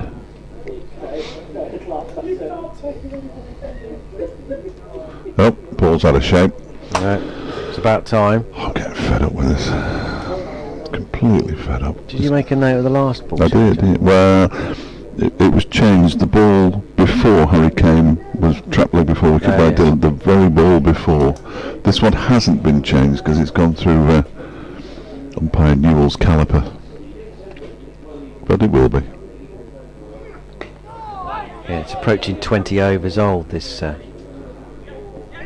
second ball. Coming back for 2. Ed Barnard does the fielding down at, in the end, sort of a deep third. They come back, well scrambled. Thick outside edge all the way along the ground. Yeah, 23.2 overs the ball was changed, and now we're 42.5.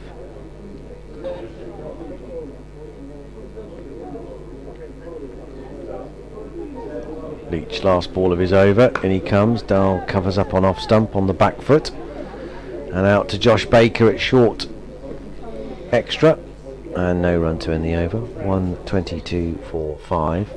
Madsen 38, Dahl 11. The lead 67. Nottinghamshire have been dismissed for 244. 204. It's gone down. It's gone down to 240 now. It was 244 a moment ago. Against Sussex, they've taken tea at Trent Bridge. How did he lose 4 runs in the tea interval? Good effort. Durham are 335 for 3 against Middlesex after being put into bat at Chesterler Street.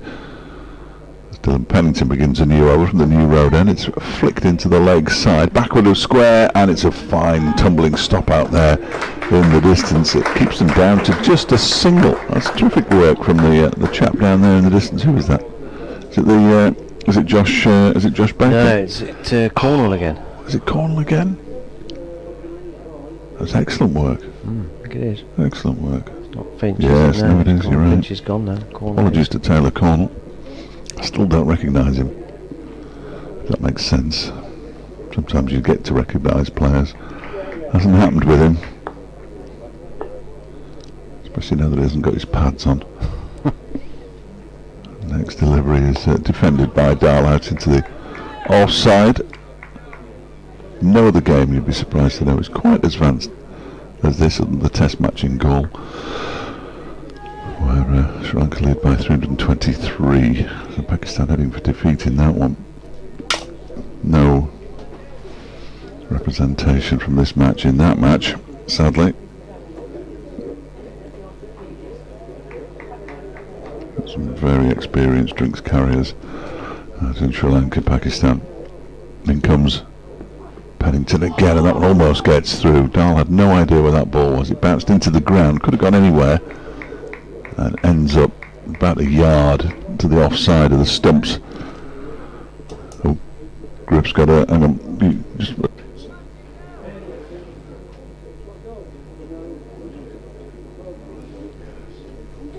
Dahl surviving on 11. Sorry, I'm just counselling David Griffin. Is he alright? I'm excited. Just getting a little bit annoyed. He'll calm down in a minute. Pennington bowls, and that comes off a thick inside edge out towards mid-wicket. And as Dahl picks up another single, moves to 12, 124 for 5.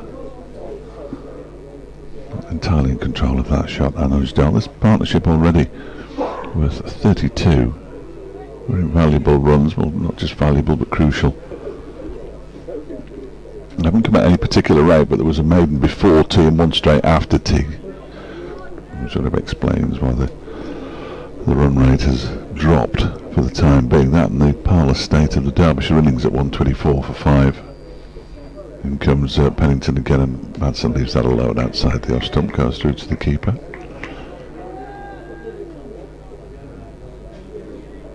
Matty McKeon still to come,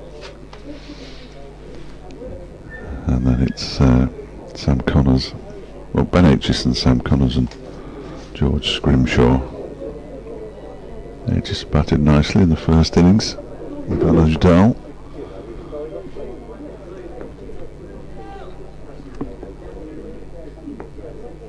Pennington to complete his 11th over, 2 for 32 his figures so far.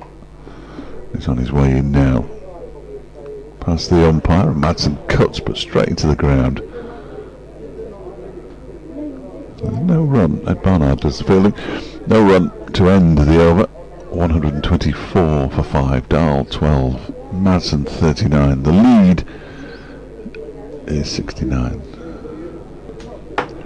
39 overs to go today, so still 7 overs away from a full session, which rather suggests 7 o'clock if the light holds. Of that order. 2 hours plus 7 overs. That's the thick end of 2.5 hours worth of cricket. We might lose 2 for a change of innings. Derbyshire will be hoping that they've got another 100 runs by then. Leach into his 13th over of this second innings. No run here. Dahl up to his toes, steering it to point. And Ed Barnard fields. Joe Leach wants a change to his field. There's Gareth Roderick. He's standing up to the stumps, but he's not going to stay there. He's just come up to be a presence behind Anuj Dahl, I think. I can't see any obvious change. You've still got the fielder in short, Josh Baker, on the check drive at extra. All looks okay. So I don't know quite what that was from Joe Leach, but he was certainly pointing and seemingly wanting a fielder somewhere. Dahl forward solidly again to that man at short extra. No, you don't want to be standing up to Joe Leach, do you? No. I've seen Ben Cox do it. Yeah? Quite a bit. Good effort. But yeah, he stands up to most people. Ben Cox, if he can.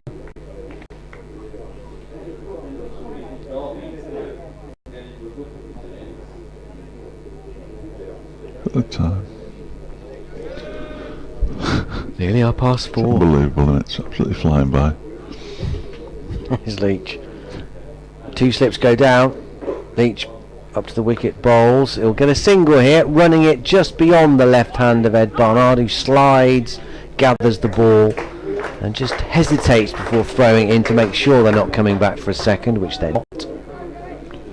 Mark says the query over Anna's Dahl was prompted as he's shown greater composure than the rest. That suggests he's not carrying any emotional baggage. I'm not sure whether the players are carrying any emotional baggage from that absolute thrashing by Somerset in the quarter-final of the T20 down at Taunton. They drove up to Durham the day after and then started a 4-day game the day after that, so within 48 hours they were back out there.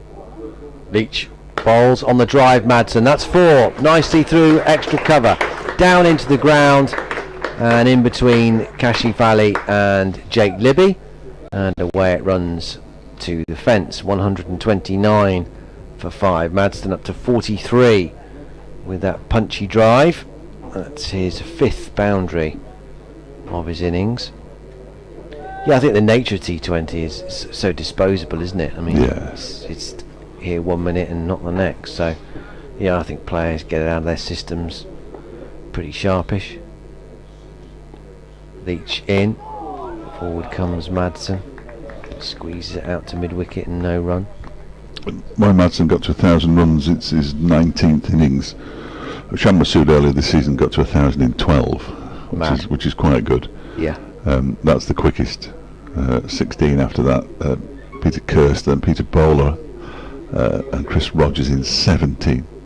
John Morris, John Wright, Kim Barnett twice, Chris Adams, Michael Divenuto and Simon Katic all did it in 19 innings as well.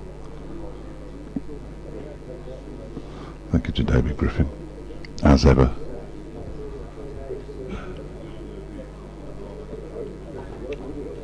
Right. I thought whether he would stand up to Joe Leach.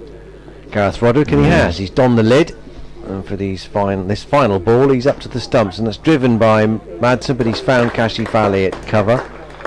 Found the gap between him and Libby previously, but not that occasion. End of the over. 129 for 5. Dave will go and talk to the good folk of Derbyshire.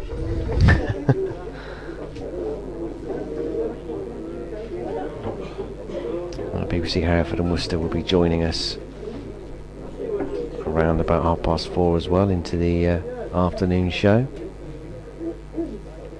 Madsen 43, Dahl 13. The lead now 74. So starting to think about the 100 in front here,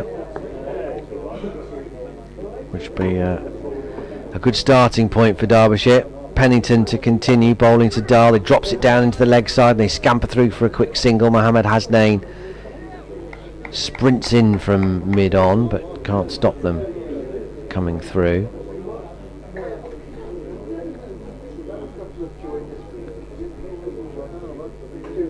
Dahl happy just to rotate the strike and give Madsen, who's the senior partner in this deal, 7 runs away from yet another half century against Worcestershire. Would be his 7th of the season as well. He can get there. She's driven, and is that a potential chance? Dylan Pennington high to his left, got a hand to it but couldn't hold on. Again, it was fiendishly tough. I'll have to see on replay whether that was a catch or whether it was a bump ball. I have a feeling maybe he drove it down into the ground. But the reaction from Pennington seems to suggest that perhaps it was a catch. Hopefully this will show us a replay. No, sadly not. Pennington bowls. Pushed out to the covers and there's no run. Baker Fields.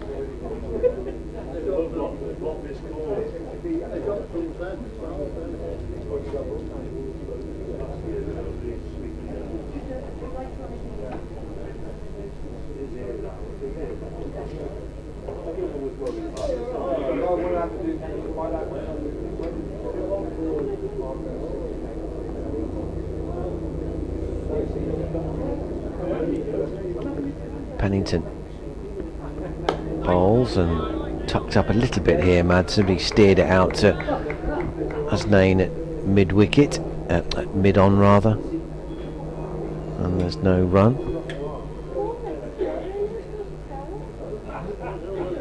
Helicopter buzzing overhead. Can't quite see what sort it is in terms of the colour and what it might be.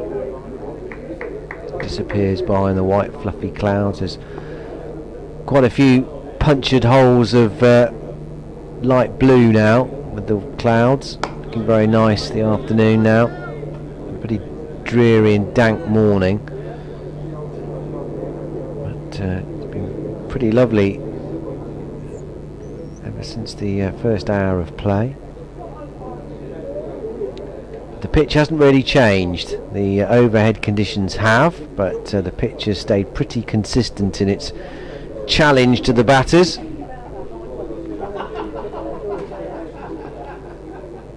Derbyshire have managed to get themselves a 75-run lead. BBC Hereford and Worcester's update on the way. Derbyshire have moved on to 130 for 5, so they lead by 75. Wayne Madsen on 43 has brought up his 1,000 runs for the season in Championship cricket. Well set.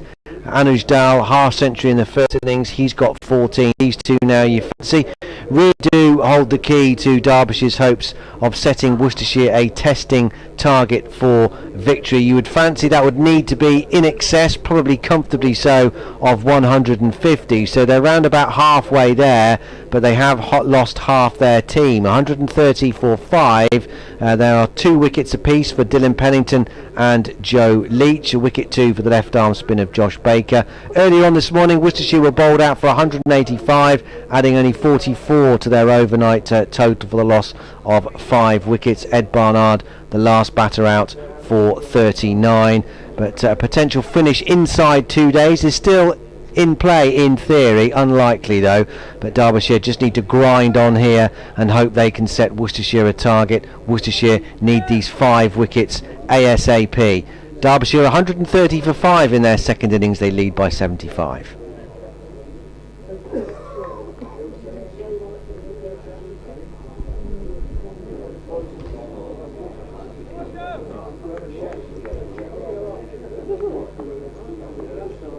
First ball of the over was a dot ball while I was jabbering on that update.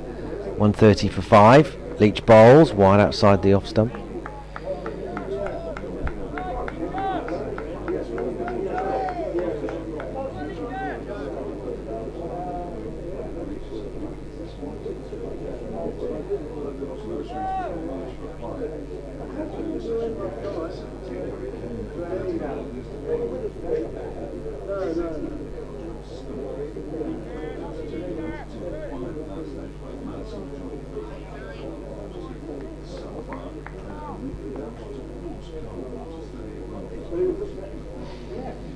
Leach is ready at the far end, running towards us in brilliant sunshine. Bowls, and Dahl won't get a run here.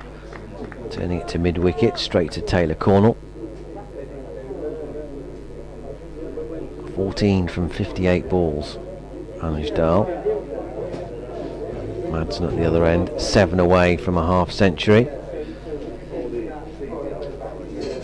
Run rates dropped to under 3 now. Derbyshire won't care about that. It's all about staying in and just building this lead, which at the moment is 75.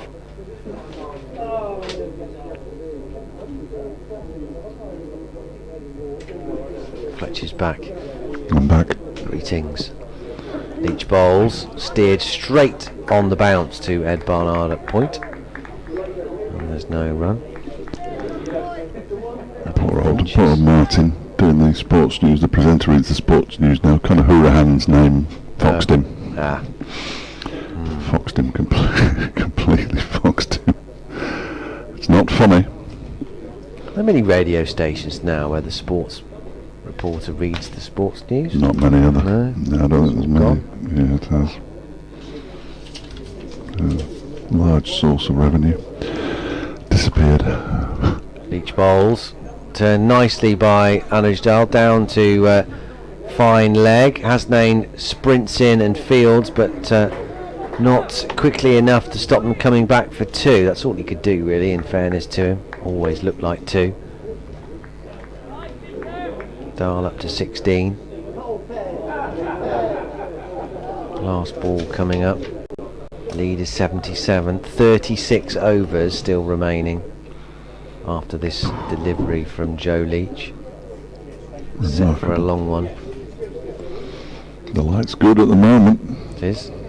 Don't think there's any threat from the weather like there was yesterday. Leach, last ball of his over in. Dahl steers it again to Ed Barnard at point.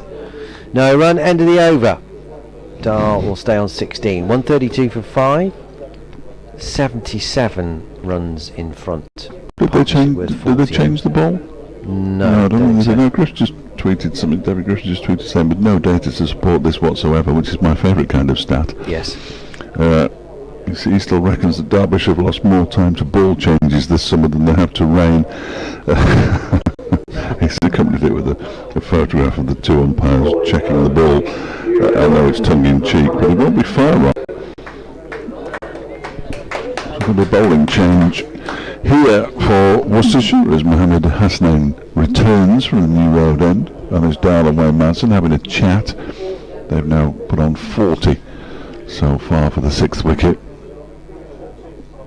And without those 40, Derbyshire are in all sorts of trouble. They're not exactly out of trouble yet. 77 the lead. Well, this is the sort of situation where they would have had in mind when they signed Mohammed Hasnain, that extra pace, the periods in games where they need him to blast out the remains of an innings, and Worcestershire need that now. 2 slips in place as Hasnain is in and bowls to Madsen, who turns it nicely into the leg side for a singler, moves on to 44. 133 for 5. Yeah, there is no substitute for raw pace, is there really? No. That was a fairly gentle start, wasn't it? Yeah, but if it's on target, yeah. And very useful indeed. Gets a low 5 from Dylan Pennington, who's fielding at mid-on. I was speaking to Dylan last night. He was saying how well Mohammed Hasnain has settled in. Lovely guy, really great around the group, good fun to practice with and be around. Hasnain in and bowls to Dahl, strikes him on the pad. Big appeal for leg before with an immediate shake of the head from Ian Blackwell. Bat? Well, you would imagine so. It's hurt him. That he's looking at. Yeah, I think he's just touched the inside edge of his bat there on his Dahl, almost to indicate it's hurt him now. We might have pads on, but when you're bowling that quickly, you can still hurt a batsman. Yeah, it was too high as well. Angle looked like it was going down leg. But apart from that, that's a fine shout. Isn't it? Yeah. Mark's continuing here. He says the last 3 championship matches, Derbyshire's most inconsistent with too many individual performances not being composed enough. Yeah, I'm not sure about that. Next delivery is defended by Anish Dahl, because Harry Kane didn't play in the T20 either, and he got 70 against Notts in the last match. I thought they performed pretty well up at Durham, just couldn't quite get over the line. And yes, this one has been poor, I think it's fair to say. But well, we'll agree to differ at this stage, Mark, but I'll let you know at the end of the season. Both the ground and the cathedral now in sunshine, although the Graham Hick Pavilion shadow has started to creep across the ground as Hasnain is in again and bowls, and he's chopped that into the ground. Arno's Dahl is fielded on the bounce by Ed Barnard, and there's no run. Madsen just goes for a little walk down the track, perhaps offering a little bit of intel to Arno's Dahl. Not sure whether Arno's Dahl needs too much intel. All information is useful when you're out there in the middle. The Derbyshire with 2 batsmen to 1,000 runs in the championship. Dahl's got 629, but Guest should get there. Deploy 652. Possibility that 4 might make it.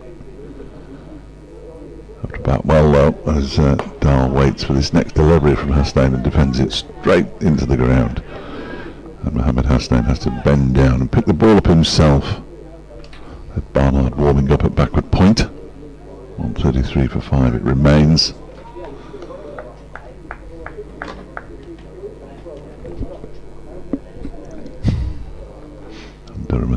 58 for 3 in the evening session up at Chester Street. Sussex 3 without loss as they start. The reply to Nottinghamshire is 240.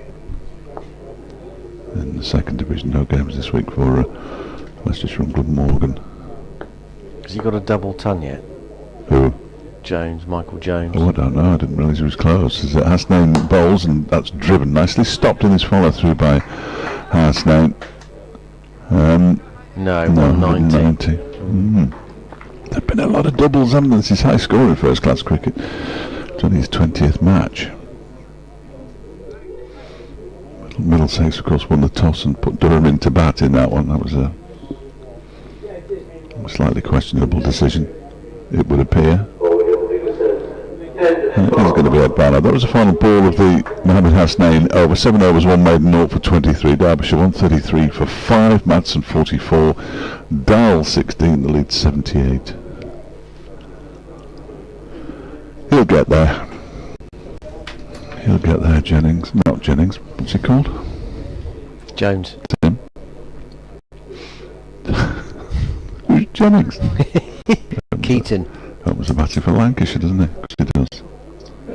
He also used to have batting for Durham, didn't he? Did. Yeah, see, that's where I'm getting confused, clearly. Thank you. Worcester. Barnard in from the Diglis end. Change of ends for him. No run here. Turn to mid-wicket by Madsen, who's 44. He's sort of tiptoeing through the 40s. Not bothered about that. It's all about staying in as long as you can. So much time left in this game, it's ridiculous. The lead is 78.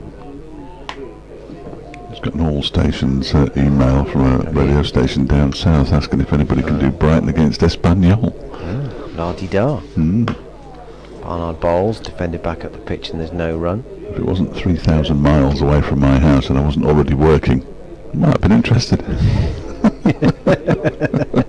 It's a long way to go to watch a game of football. It is. And you'd almost certainly be out of pocket by the time you got home. Yeah, you would. You would.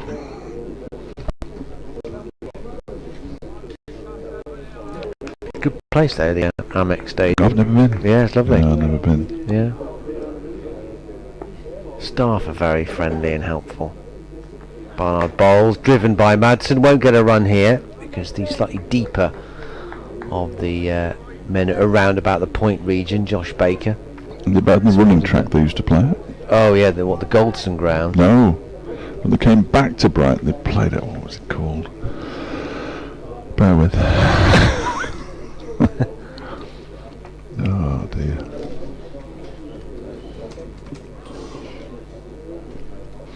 It was called. Carry on. Barnard, as you were. In he comes, off the back foot, bit edgy, down into the ground though, and Joe Leach at deep third, won't get across in time. Short boundary, of course, in front of the Grahamick Pavilion. That's 4 more to the cause. Madsen up to 48, and 137 for 5. The lead into the 80s now, 82. The Withdean Stadium. The Withdean, yeah, the Withdean Stadium. I went there with Halifax Town. I also went to Priestfield when they played at Gillingham. Do you need your binoculars at the Withdean? Yeah, it was a long way away. It was just in the middle of a They just don't track. work, do they? No. Just don't work. No. And there was no infrastructure around it either, really. No. Barnard in. That's a good delivery. Trying to push the Yorker in, and he almost got through Wayne Madsen's defence. Just got the bat down in time. Nice change up from Ed Barnard. Almost bringing the reward. You ever done a definitive list of the grounds you've been to? No, I'm well short of the 92. The top flight ones that I've are done my all problem. I've done all the. Well, I haven't been to London Stadium. I went to the old Upton Park a number of times, so I guess that doesn't count anymore. That's gone off, hasn't it? Yeah. So that's probably the only Premier League ground I've not done. Barnard in, driven by Madsen, and it's no run up to mid-off, which is ironic as I'm a West Ham fan. Oh, are you? Yeah. I went to the London Stadium before they destroyed it by taking the top tier off for an athletics event. It was the anniversary games, I think. Yeah. Then they just basically lopped the entire top tier off, didn't they, to turn it into Well, they've done their best to baseball try stadium. and make a football ground out of an athletic stadium, but it's there's only so much painting the not the track around the edge, but disguising the enormous cavernous gap between the dugouts and the touchline by a claret-coloured carpet. I think the relative success that West Ham have had in recent years has sort of eased the supporters in there, hasn't it, really? A bit, yeah. Hasnain begins a new over from the new road end. It's clipped for 4 runs by Anusdal out to the mid-wicket boundary. Nice shot from Anusdal, who moves on to 20. Good heavens above. And Derbyshire are up to 141 for 5 now. They lead by 86. I'll tell you what will be sad is when Everton move out of Goodison Park. Yeah. That's a brilliant ground to watch football. It is. It's my first division ground in the old days in about 1969. Saw them play Burnley there on a Friday night. Yeah. Alan Ball had his white boots on. Long time ago now. Blimey. Hasnain is in and bowls. That one is clipped again into mid-wicket, but this time it's half stopped, but well stopped by Kashif Ali, and they scamper through for a single. Been to the Pirelli there a few times. Me? You? No, I have. Yes, I have. Yeah. Every other week. No, I know you have. Yeah. I must write a list, actually. That'd while away an hour or two, wouldn't it? I did start early on in my career listing all the matches I did, but then it just became ridiculous. Well, I'd like to carry on going down, because I watched Halifax Town in the National League and the National North, and I watched them in Unibond 1 North as well when they went out of business and then came back up. So Hasnain is in and bowls to Madsen, who cuts for 4, there's his half-century. Terrific shot from Wayne Madsen. He gets a little punch of gloves from Anusdal. It's the 108th time in his career he's got to 50. He's gone on to make 35 centuries, 34 of them with Derbyshire. And that shot, well, it was his 7th 4 and took Derbyshire to 146 for 5. Yeah, short and wide. Regardless of the help that remains in this surface, you're going to bowl it there, you're going to get clattered, and expertly put away by Madsen. 7th half-century of the season for him. Am I looking at that right? You might be. Yeah. 7th, yeah. Very well played. Yeah. 10 times to 50, and 3 of those occasions he's gone on to make 100. Hasnain is in and bowls to him, and he drives a little aerially up towards Jake Libby, but it bounced a good 10 yards in front of the Worcestershire skipper. That just looked a little lax, that shot. Got to be careful. 50 partnership between these two. What stage do you think it's going to get tickly now? Over 100 the lead, obviously. Tickly for Worcestershire. Well, just interesting. From a, 91 the lead now. Yeah. I think that they still need another 54 minimum, don't they? They need to get beyond 200 for me. Hasnain is in, and that's cut away by Madsen down towards 3rd man for a single. So a lead of 150 then? Minimum. Yeah. I think minimum. Yeah, I'd say that's about right.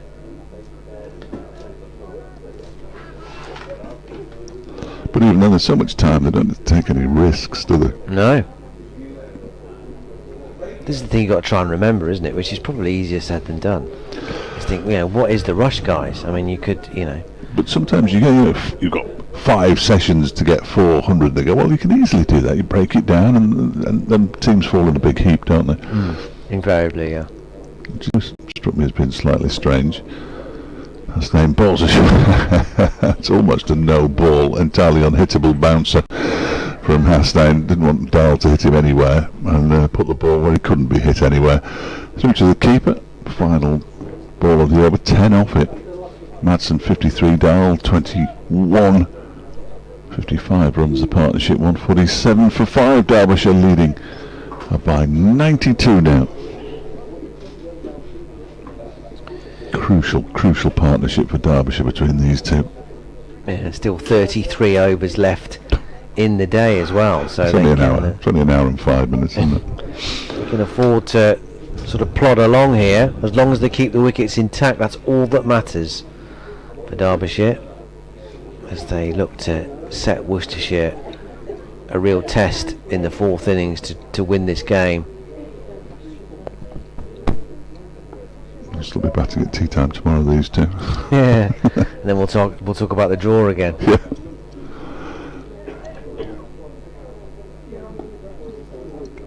Ed Barnard to continue from the Diglis end. Here he comes.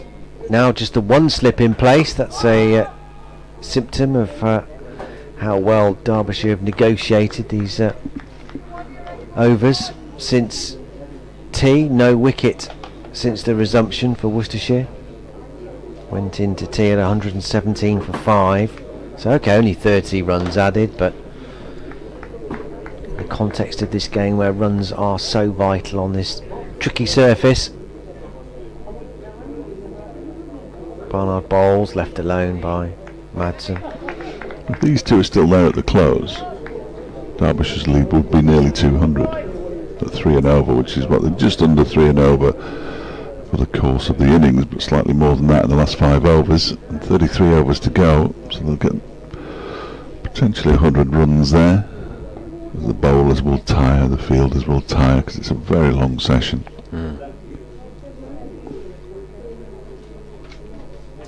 Barnard bowls. Stifled appeal into pad first, but that was bat into pad. Yeah, and then you're in the realms of thinking, well, if they do manage that, or only one down, say, and they've got 160, 170 lead, thrash in the morning to get it up to sort of, 230, something like that. That'd feel. Well, even tomorrow morning, if these two were still there tonight, they wouldn't need. They come back till lunch. They'd still have 5 sessions. Yeah. That's the ludicrous thing about it, really. Barnard in. No run out to short cover. The game is so advanced. I suppose thrash from the point of view that they don't have many wickets left, and they'll reach a stage where maybe the bats, if there is a designated batter left, may have to chance their arm a bit more. Sam McKinnon got a first-class century at Leicester in his first game of the season earlier on in this campaign, but hasn't really looked like scoring another one, if I'm honest. Barnard bowls. This one spits up at Madsen, who adjusts very well actually, which is probably not a surprise given he's been in for as long as he has. 97 balls now. He's got his 50. Readjusted just to dab it down to Leach at deep third, and they come through for a single. Thank you to Keith Wayne, who's just said, Dave, have a look at footballgroundmap.com. Says you can tick all the grounds online that you've been to, and it'll compare. That might be useful. That sounds a fun thing to do. Yeah, I might do that. Keith, thank you. Barnard bowls. No run here. Deflected to Kashi Violet point. End of the over. 148.45. 51 overs gone in this Derbyshire inning. Still 32 remaining in this marathon final session. Madsen has 54. Dahl has 21. The lead, which is the crucial thing, 93. Worcestershire still hunting these 5 wickets, still chasing their first of the evening session. Getting rowdy out there. A little overexcitable. 1 or 2 people leaving. Tea time, 5 o'clock coming up. Can't be hanging around at the cricket when the tea's on the table. No. Might be a few hours before my tea's on the table, but I'm going to enjoy it. Mohammed has 9th over, 3rd in this spell from the new road end. There's a delay for something or other. Wayne Madsen just readjusting his helmet, He's ready now, and there are no slips. There is, however, a backstop. As he bangs one in short, Madsen will have seen the backstop. Madsen goes down the leg side into the keeper's hands. Madsen likes the flick that you see in one-day cricket a lot, and that man is clearly posted there. Yeah, well, look at them spread out now. I don't think we'll see too much full stuff here from Hasnain. It's incredible, isn't it? So what we've got a mid-wicket, a backward square leg, a long leg, a backstop, and a 3rd man, all on the boundary. Mid-on is the only man close to the bat on the leg side. There's a mid-off and a cover. In fact, there's a backward point on the boundary as well. It was hiding behind the post. Hasnain is in and bowls, and Madsen clips it out into the leg side. He's going to get a couple of runs here. Oh, I thought he was going to get forward. It was a divot that went over the boundary, and the ball came backwards from Kashif Ali. That's excellent work. I thought he kicked the ball over the boundary, but it was a divot that went over the boundary, and the ball came back the other way into the field of play. They do get through for 2. 150 up for Derbyshire. You're welcome. He's just 50 for 5. He's flexing that left knee, Kashif Ali. Well, not surprised, because it seemed to get stuck, didn't it, in the turf. We've seen some horrible injuries over the years with knees getting Big Sid Lawrence did the same. Next delivery's short and wasted as it goes through to the keeper. He ducks underneath that one, Wayne Madsen. He's not going to be tempted by the short delivery at the moment. Well, that's the one to bowl, because the previous one to that was just too full for the field he's got. And it's an easy clip away, and that one was too short, but that's more of the stuff. He's got to try and bowl to his field, unless of course he goes for our favourite double bluff. No, the double Fletch. bluff. Yeah, could go for the double bluff. The old Yorker. Yeah. Just a quick one from Ian Crooks. Can't read the first paragraph out, but you're absolutely too kind, Ian. Sounds like the pitch is a little erratic still. It's made for interesting cricket, he says, as in goes Hasnain again and bowls 2 Madsen, a full delivery. The bluff. The single bluff. He pushes it up to mid-on. He says, on the subject of football grounds, I'm one of those sad individuals, don't call yourself that, who has a list of grounds he's visited. 54 is his total. Given that Derby are in League One this season, I may get to add to that list. He's also hoping that Madsen and Dow manage to help in posting a competitive total and make Worcestershire's last knock a little bit tricky. So some very kind words at the top there. Look. Yeah, that's very kind of you. Thank you very much it? indeed. Well done. Thank you. Very kind of you. Look at the time. We're faffing about. More faff. In this, a lot of faffing about in this episode. I'm going to have to go. All right, Fletch, we'll let you go. He'll be back soon. There's a lot of talk now. The backstop is coming up, and wide deep third has now gone a lot straighter. Now, where's backstop going? Is this Taylor Cornell? He's made some ground all the way from the advertising board, and he's virtually straight behind Gareth Roderick. No, it's Ed Pollock, beg his pardon. He's gone to mid-wicket from backstop. So maybe it's going to be a bit fuller now from Mohamed Hasnain. He's dispensed with that short pitch plan, but it was hardly that. He bowled one very short bouncer, and that was it. He's gone to plug the gap of that little flick off the legs, which we saw earlier in the over. So he's still got cover down there should he go for the short ball. So we've got a fine deep third, deep backward square, long leg and a mid wicket.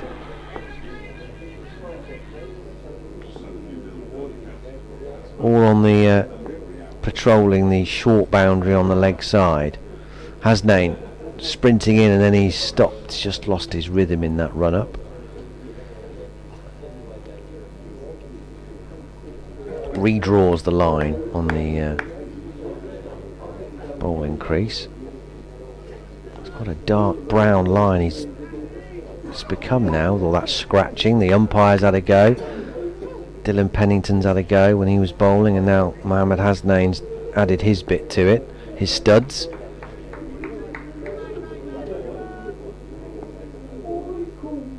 Or his cleats, whatever they were. I think it's still studs, isn't it? Anyway, he's ready for his final ball of his over. In he comes, and this again is full, arrowed in towards the base of middle stump, and driven out to Kashif Ali at mid-on, who fields. End of the over. 52 gone now, 31 remain, 150 for 5. The lead is 95. Dial 21, Madsen on 26. This pair doing an excellent job for Derbyshire as they look to set Worcestershire a stiff target. These two have so far added 58 for the 6th wicket.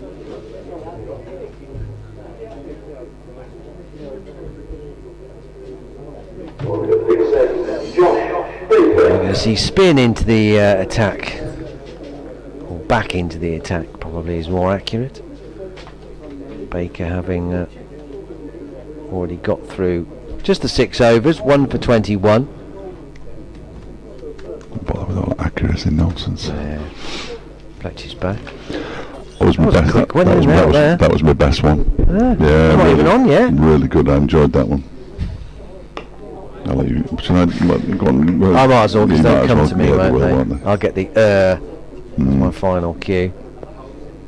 Actually, they've been pretty good today. I've heard most of the cue into me. Most of your name. Most of my name. Baker, second ball. First ball was a dot, and that one is and they want an LBW, but it's throttled by probably a healthy inside edge. Here we go. BBC Hereford and Worcester coming up. 150 for 5 is the Derbyshire total, so Worcestershire still haven't managed to eke out a wicket in this marathon evening session. Still 31 overs to go potentially. 150 for 5. Wayne Madsen has brought up his half century, his 7th of what's been an outstanding championship season for him. He's got 56. Anush Darley made 50 in the first innings, going well again. He's got 21. 2 wickets for Pennington, 2 wickets for Leach, 1 for Baker, but Worcestershire need a breakthrough here. The lead is 96. Derbyshire 151 for 5. Probably a bit long, that. Was it? Do you think? I thought it was alright. I thought it was right. Well, it's a lot of information to pack in, isn't it? Got to get it all in, haven't you? I like the half-past ones that I do in an afternoon, because that's a sort of round-up of the day. Yes, you can afford to be a bit more expansive. Yeah. Baker bowls. I've seen that little paddle a number of times from Wayne Madsen successfully, and they come back for 2. There's a slight hesitation. Wrong end, really. It was Darley who was struggling at the non-striker's end. But throw came in to the feet of Gareth Roderick. Madsen is back for a couple. 58 he has now, 153 for 5. The lead nearly 100. 98. Yes, that is nearly 100. It is. No flies on me. No. It'll be very, very nearly 100 now. One away, in fact. It's even nearer, yeah. Clipped single out to deep mid-wicket. To end the over. I'm sorry. Get to the end of the day and just can't help 154 myself. for 5. Well, that's nice. That's somebody's phone. I'm still not sure what noise my phone makes. I think it's Baba O'Reilly for the ringtone, but I'm not sure. It should be. I did have Crazy Train by Ozzy Osbourne a few years ago, many years ago in fact. I might go back to that. Love that song. Blizzard of Oz album. 1983 I think. Anyway, enough of the heavy metal chat. Yeah, you're on your own there, Fletch. You can't have too much heavy metal chat. Ed Barnard is replacing Mohammed Hasnain.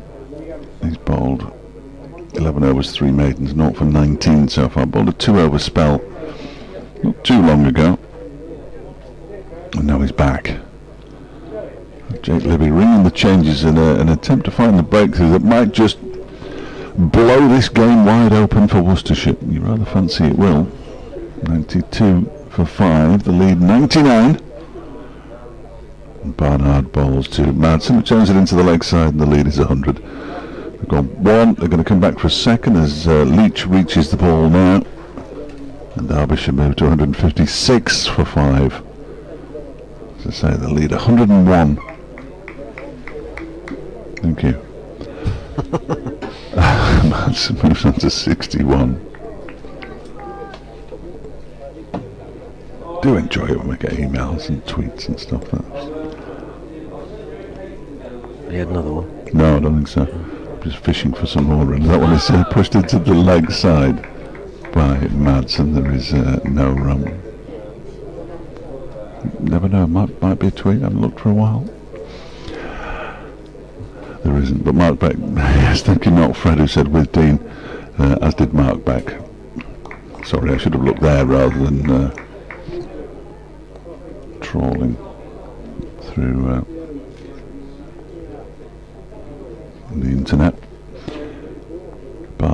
again, bowls to Madsen, who pushes it out into the offside, where it's fielded by Taylor Cornell, and there is no run. 200. Michael Jones, the 19th time a Durham player has scored a first-class double hundred, according to somebody who's watched most of them, I think.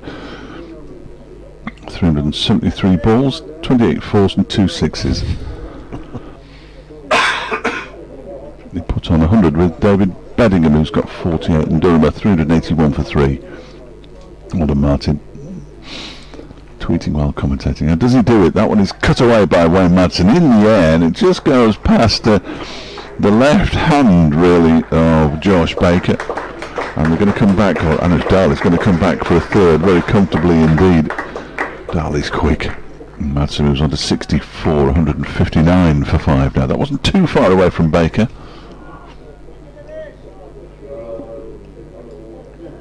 Top score in the match now, isn't he? By not a considerable distance, but out on his own now. 64. See, Martin managed to tweet 3 tweets before Durham, and that's all that the person who's doing it for Durham is doing. Dahl waits as Barnard bowls, he dabs it out into the offside, straight to all while commentating, Baker. No, by being very quiet, I would have thought, but that's his MO at this time of night. Right.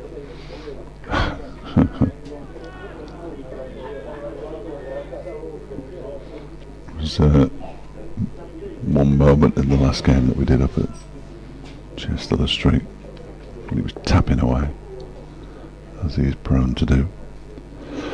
As Barnard is in and bowls to Darley, dabs this down towards third man. They skate through for the first, and he's going to come back for the second. Again, he is absolutely rapid, Hannos Dahl. 2 more runs to him. He moves on to 24. Derbyshire to 161 for 5. That's a lead of 106. I said, who are you writing to now? So I'm just doing a report for the BBC Sport website. I said, I did that before. No, I did. I've only just logged on. I said, who were you writing to before then? All the morning he was tapping away. Yeah.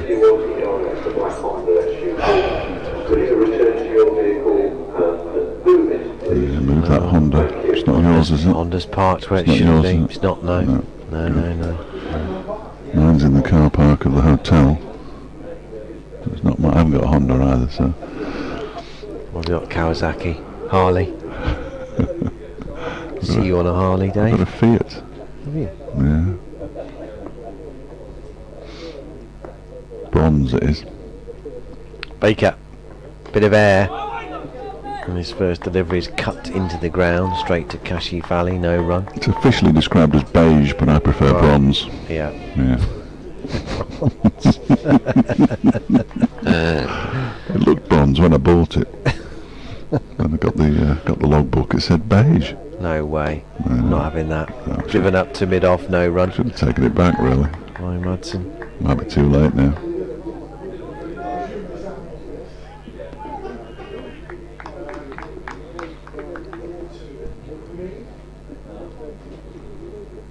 This is cut, and there's a half stop by Kashif Ali at backward point. I'm not sure he's got enough on it to stop it going for 4. He hasn't.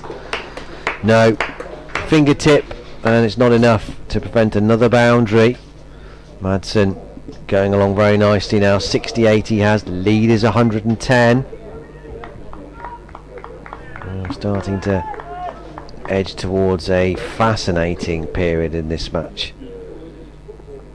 Baker bowls. This one jumps at Madsen a little bit. Oh, there's a little bit of hesitation. Throw comes in and it hits Wayne Madsen and rolls away to Dylan Pennington at mid-off.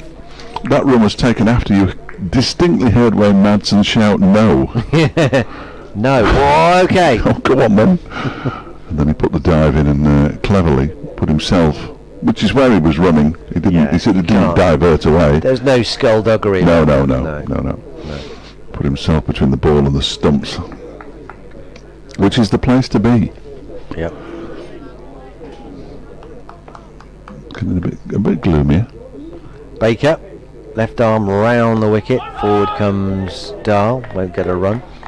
Because if he gets gloomy after 6 o'clock in that hour between 6 and 7, which we're almost certainly going to be here for, A, I don't think they'll come back, and B, we won't get the overs back either on day 3 because it's after 6 o'clock. So, well, it's a good job it's so advanced, isn't it?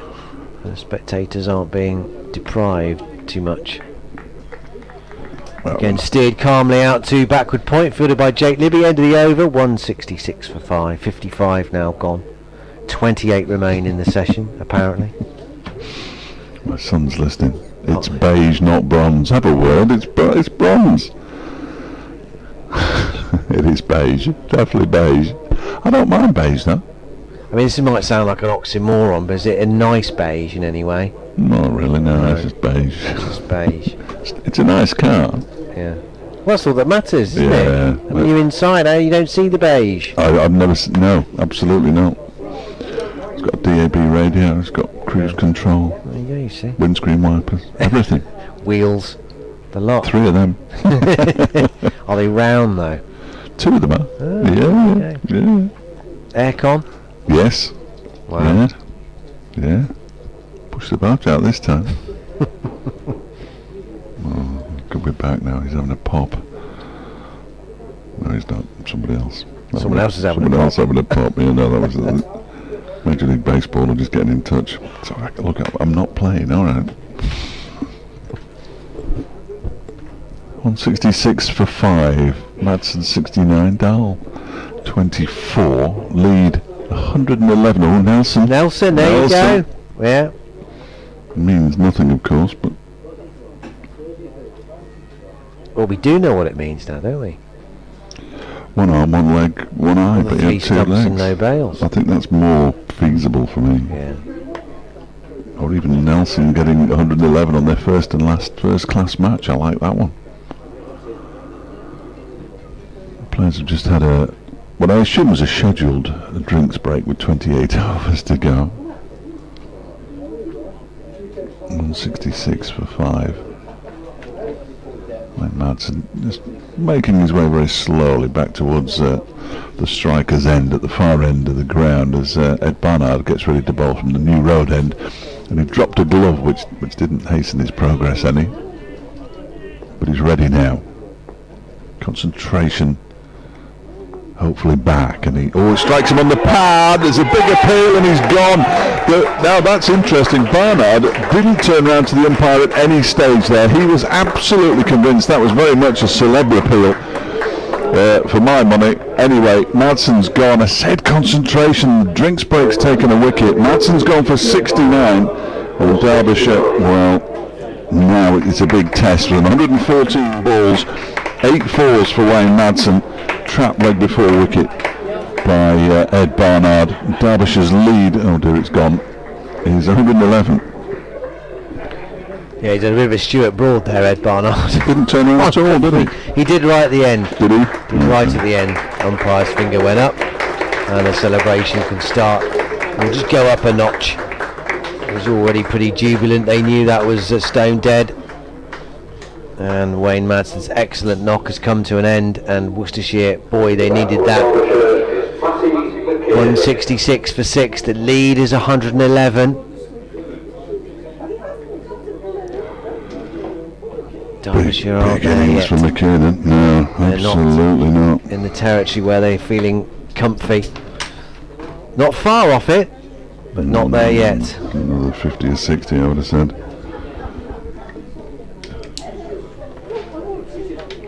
A celeb appeal. You don't see many of those. That Barnard knew. Didn't seem to bounce very much. Would that be fair? I know what you mean. Checking the replay, it kind of hit him knee roll. Yeah, just the way he played the shot, yeah. really, I suppose. It'll come up on my little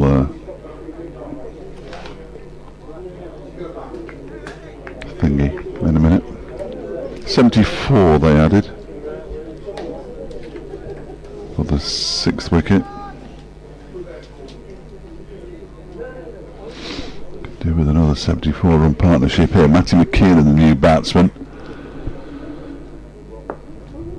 He's ready now as Barnard is in and bowls 2, and he defends this one up towards mid-on. And there's no run. There we go, now we've got it. So let's have I can have a little look at this, see where it hits him. Below the knee roll, just a little bit low, but going down leg. Not sure. Next delivery from Barnard is pushed out into the offside. Didn't help that Madsen fell over. It's always a bad look. Because it's going on. I think that's going to miss leg stump. It hit him in front. I don't think there's any question about that. Would it have hit leg stump or would it have missed it? Either way. Ian Blackwell sent him on his way. Close, isn't it? Yeah. The fact that he fell over didn't help him, I don't think. That always makes it look very untidy. Anyway, players get good decisions, players get bad decisions. I'm not saying that was either. That one's hit Matty McKinnon on the head, and there's going to be a delay now. He went for the pull shot, missed the ball completely, struck him on the helmet, and as a result, it means that there's going to be a slight delay. I wasn't the first person to think it was going down leg. Never sure whether these direct messages are meant for public consumption or not, so I won't say who sent me that one, but that's my impression. Umpires, of course, have no recourse to any kind of replay, and we're not behind the bowler's arm to tell you as it happens live, and it probably all happens a bit too quickly for my eyes anyway. So the best bit of the afternoon programme with Martin Williams has just been emailed around, and it's all about a drought. Dear oh dear. Really? Yeah. Large parts of the country could face a drought. Water levels low. Government's going to meet with water companies and other agencies to discuss how to cope with the dry conditions. Disappointing. Nobody wants a drought. That would about cap it off, wouldn't it? Yeah. So the lead 111. Slight delay here while Matty McKinnon is checked out by Julian the physio. He seems to be. He's not just a physio; he's a mechanic because he's sorted out the helmet as well. Yeah. Don't think he brought a spare out. That is the original helmet. Looks like he's pushing it back into shape. So I now ask Matty McKinnon all the questions. Matty McKinnon looks left, looks right, looks up, looks down. Who is Dave Fletcher? No idea. Correct. Is the correct He's answer. fine. There you go. Of course, the problem is that they're going. You should be going that way. No, runs for right. No, you're right. No, runs for right. Yeah. Dan and Chris. He's having a little jolly, Dan. Yeah, nice. He's shaved his head. Bit of. I'm just going to do that as well because he's saying I've shaved my head. I can see an egg on the top of his head there. Dan Weldon going bald. Seen that, Griff? He's going bald. Wow. It looks like he's actually shaved the bald patch in. Dan, what's he doing? Not sure about that. He's got a widow's peak as well. Not got much going for him, has he? He's not got much going for him. He's the cricket manager. I think that's his. He's probably got a grander title than that. He books the hotels, puts the numbers on the backs of the shirts. Don't think you're going to be in the Premier Inn next year. Oh, he's booked my hotel. Oh, doesn't he? No. I'm entirely independent of the club. I suppose, yeah. Ed Barnard bowling to Matty McKinnon, who's okay to carry on. He gets another short one. He ducks underneath it. His front leg lifted in the air as he bent down with his right. Ball flies through to the keeper. Why is that bell tolling? Must be a mass of some sort. Because it's 23 minutes past 5. It's not ordinarily the time you'd expect to hear a bell tolling at the cathedral, but it is. And then in goes Barnard again and bowls. Matty McKinnon defends it. And it's a wicket maiden for Ed Barnard. 1 for 26, 4 overs, 13, 4 maidens from his 13 overs. And that was only the second over of the spell. 1 for 7. His figures. Derbyshire 166 for 6, leading by 111. 114 balls Wayne Madsen was out there for before he was dismissed by Ed Barnard in that last over. How big a moment might that be? Anders Dahl now has the tail to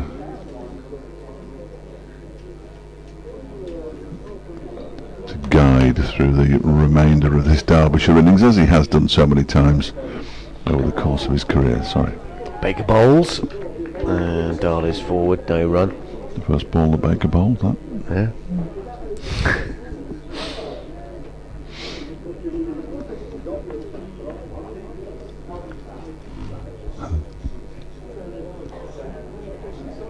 Baker in, bit more air, driven by Anders Dahl nicely out to Joe Leach, who's fielding on the fence at cover, and they come through for a single.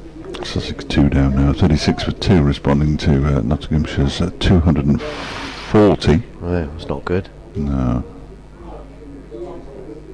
Your man Jones is out at Durham as well for 206, led before we get to Toby Rowland Jones.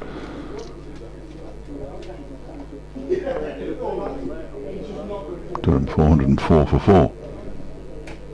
Baker bowls, and McKiernan is safely forward, back up the pitch, and there's no run. But never forget that Middlesex put them into bat.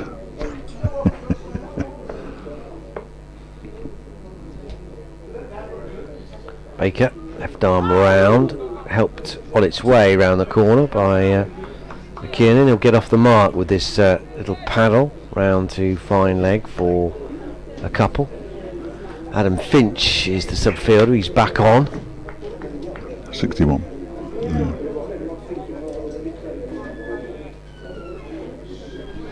I steadfastly avoided using his name in the previous over because I didn't know who it was.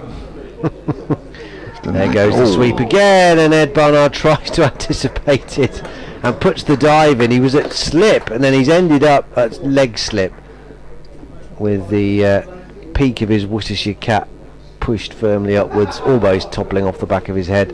It's a fine effort, but they come back for another couple.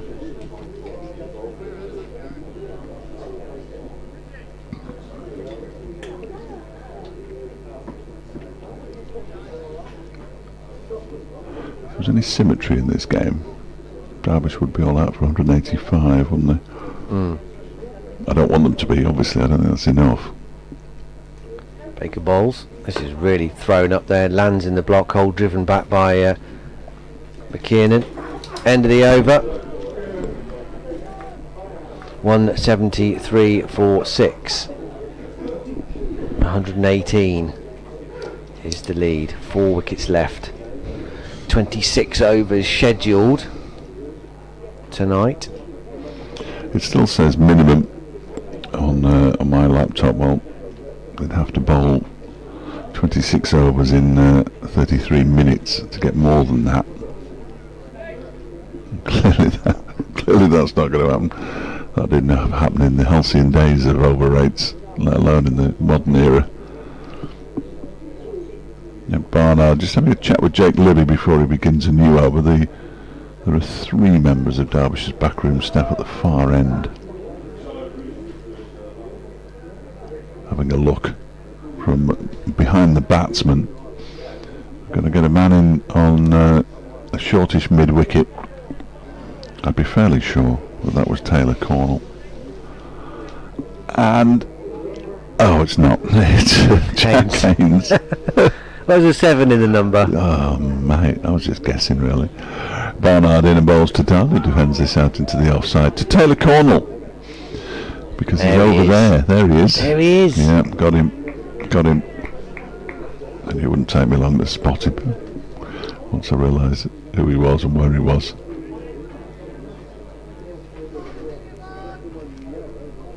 Big game for England's women tonight. Semi-final of the Euros. Oh yeah, Sweden, isn't it? Yeah. Up at Bramall Lane in Sheffield. Barnard bowls, that one is guided out into the offside. Now Dahl wants 2 here, he's never going to get 2 there. He doesn't get 2. That's another one of the great football grounds. Yes, Online. yeah. Both of them. Yeah. Dahl needs something. I think he needs a new bat. No, he needs some tape, for his Tape, bat. come on. Tape for his bat. The universal sign for can I tape my bat? Doesn't want to waste anything. Look, I like that. The bit's coming off it. There's a slight concern. Actually. Ian Blackwell's just cutting off something. Staples, anyone? Yeah. Yeah. No, he wants that, chest something wider? expanders. Yeah. And a box. You remember the chest expanders from the do, 1980s? yeah. Mr. Muscle and all that. Yeah. Except that's an oven cleaner, but you know what I mean. Mr. I do. Muscles. Yeah. What's happening here? Well, they're just taking forever over this over. The chances of us finishing by 7 o'clock are fast receding. 7 o'clock in the morning. At We this will rate. be here tomorrow, though, I think. Yes. Dylan Pennington's coming up from deep third all the way up to mid-on, by the look of it. Is he going to stay at mid-on? Looks like he is. Yeah. Yeah. Mid-wicket's gone a little bit straighter, Adam Finch. I know he's moving completely. He's moving closer. But get closer, go on, get closer. He's just been urged to get closer. Keep going. It looks like his pants are falling down. Barnard in and bowls to Matty McKiernan, who clips it away nicely, backward a square on the leg side. There are two fielders out there and one of them gets to it. That was an excellent bit of work out there in the deep. Could have been anybody.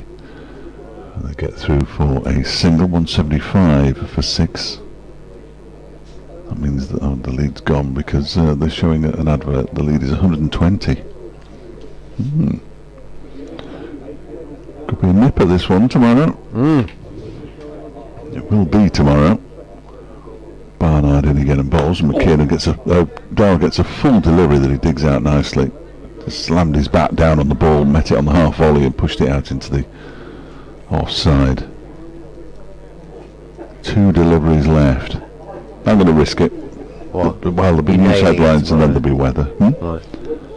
I'll come back tomorrow. No, I'm going to risk my next update. I see. Do these Right, last 2 deliveries, I think. Should be alright. I won't tell anyone. No. Thank you. Here's Barnard bowls to Dal. This is a wicket, of course, then I've got to go. In comes Jack Haynes to do the fielding. Ball played into the onside. Dal's still not happy with his bat, I think it's fair to say. The 12th man is ready with all sorts of bits of repair kit, I think. Like a bicycle repair kit. Might need time for the glue to set.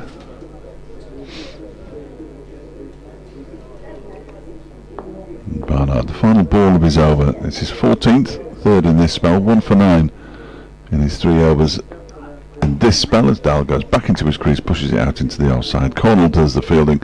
End of the over, 175 for 6. Derbyshire's lead is 120. And Dahl is marching off to receive this tape to repair his bat. As Dave, not so much a march off next door, more of a slide. A chassis away. A quick step into the booth next door. BBC Hereford and Worcester listeners will be parachuting in any moment at 5:30. Anish Dar will sort his bat out. Ed Barnard is taking a drink on. 175 for 6. 25 overs still set for today. Whether we'll get through all those remains to be seen. If the light holds, we may well do. We're looking at another hour and a half potentially.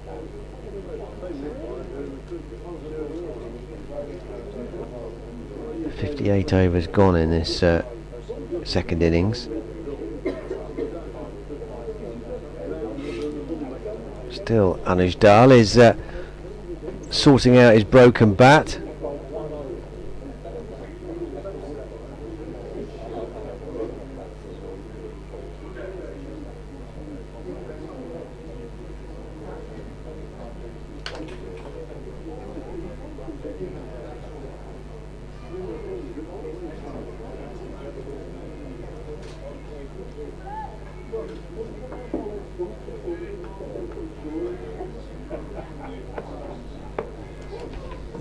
Josh Baker then, finally we're ready from the Diglis end, and whipped off the back foot. That's nicely placed, and even better timed by Matty McKiernan.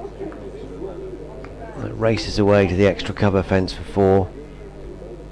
Worked that well, give himself slightly more room outside the leg stump, not outside the leg stump but towards the leg side, just a touch short from Josh Baker, and time enough to rock back and pick his spot, thread it through expertly in between extra cover and mid off. Baker in again, onto the back foot again, but turning it to mid on this time, and there's no run. The lead with that boundary up to 124.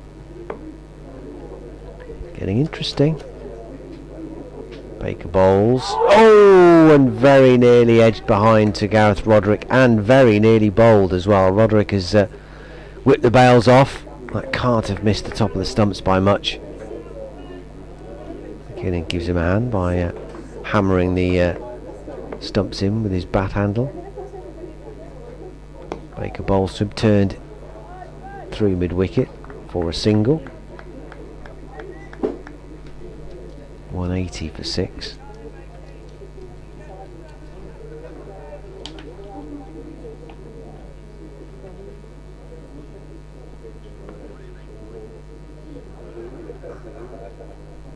Baker driven by Dahl, but straight to short cover where Jack Haynes is fielding.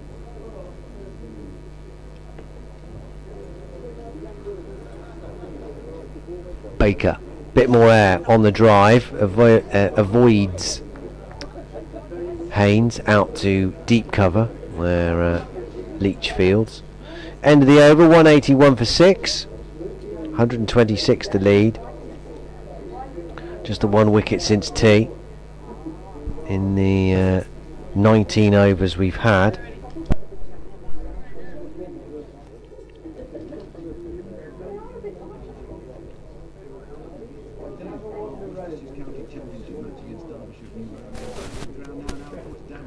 Yeah, still on a knife edge this one. Derbyshire 181 for 6 in their second innings. They lead by 126, so they're starting to get into the territory where they're getting a little bit more confident of setting Worcestershire something testing in the 4th innings, but they're certainly not there yet. Worcestershire have only managed 1 wicket since tea when it was 117 for 5, but they have got the man that was set, Wayne Madsen, LBW to Ed Barnard for 69. Might have kept a little bit low, and Madsen might have thought it could have sneaked down the leg side as well, but umpire Ian Blackwell didn't really hesitate before putting the finger up, and Madsen had to go for a very well crafted 69. That's the only success in this marathon evening session so far, into the 60th over of this Derbyshire second innings. We've still got 24 to go, including this one. Derbyshire 181 for 6. They lead by 126.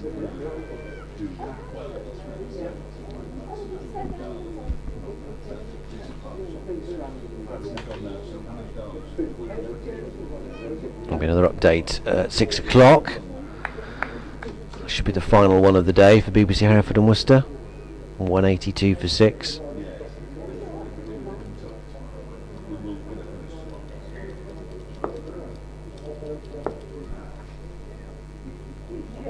Barnard in, bowls. Pushed back up the pitch by McKiernan. Fielded at mid on, and there's no run.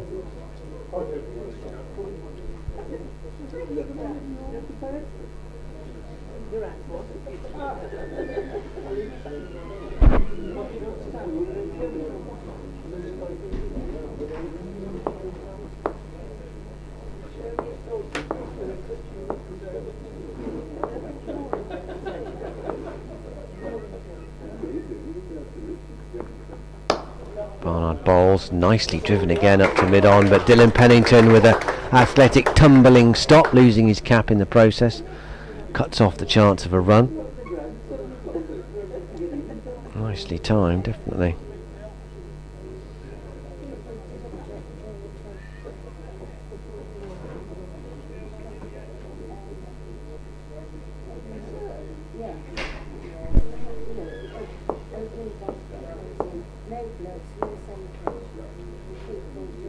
Barnard bowls, And tucks him up for room a little bit. McLean on leg stump. He turns it to Finch at mid wicket.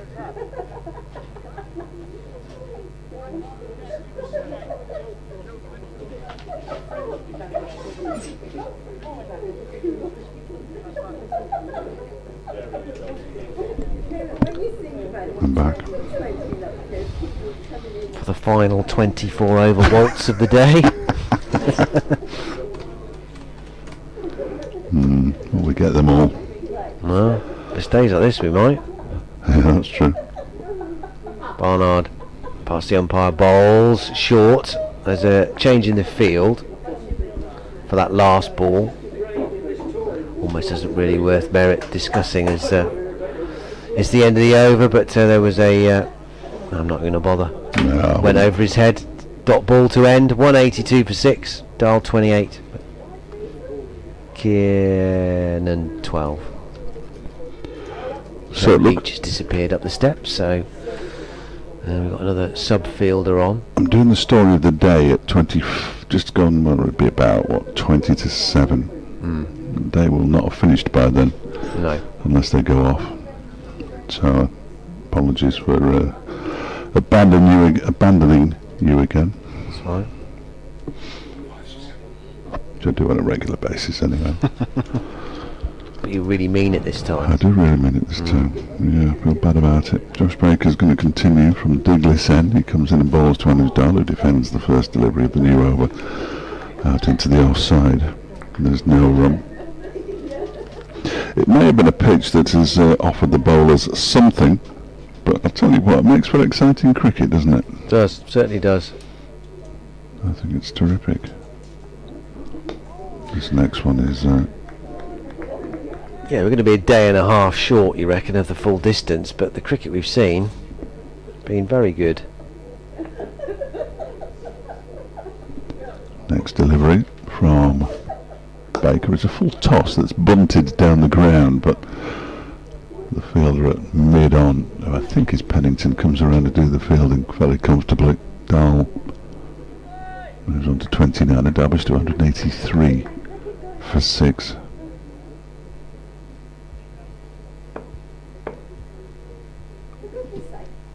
Around the wicket he comes again, and back into the crease goes McKinnon and forces the ball out towards the cover boundary. They go through for a single as Hasnain does the fielding.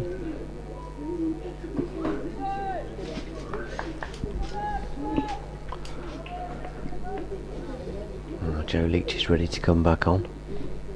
Next delivery from Baker is cut away again by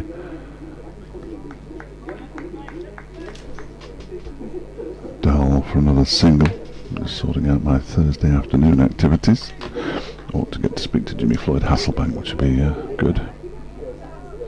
Well, we was very downbeat on Friday. 185 for 6. McKinnon back on strike. Baker bowls for him and he defends this with something. He was quite a long way forward. It was a half-hearted appeal. And it's the end of the over. Derbyshire 185 for 6, leading by 130 now. Of course they are, because that's what that's what Worcestershire scored in their first innings. Anuj Dal has 30. Matty McKinnon has 13. Yeah, there's definitely an egg there. Definitely an egg. Do you speak to Jimmy remotely or in the flesh? I'd prefer remotely, because otherwise I can't do it, because I'm not. I do it. I don't. Yeah, it's part of the package, but I'm not driving all the way to Burton just to speak to Jimmy Floyd Hasselbank, as much as I love speaking to him. Yeah. So I would attempt to do it on Zoom. Worked pretty well last year. Fairly sure that Colston from the Derby Mail is happy with Zoom. I mean, if he isn't and it becomes face-to-face, then that causes a slight concern, but we'll see. Ed Barnard from the New Road end into his 16th over and bowls to Dahl. He'll get a single down to the point region. There's no fielder there, obviously. Kashi Valley is much deeper in that sort of area and rushes in, but can't stop them coming through for a single. It's the amount of time you save, isn't it? I mean, not that you would have to try to go to Burton to speak to him, but if you did. Yeah, it's ridiculous, really. Time and saving the planet. Yeah. Well, saving petrol. Yeah. But someone else is going to use it, aren't they? Yeah, true. So this funky field that we saw in the last ball of Barnard's over is back for McKiernan.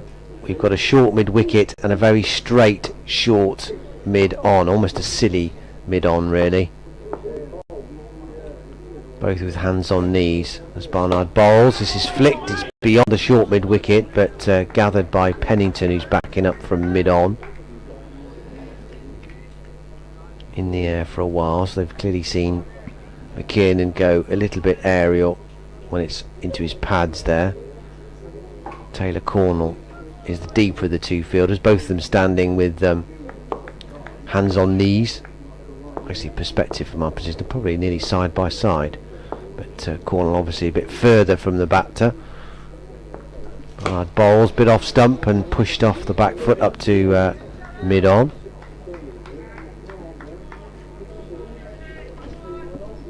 And there's no run. 186 for 6, the lead 131. Another 20 to that, and we're in kind of minimum territory for Derbyshire.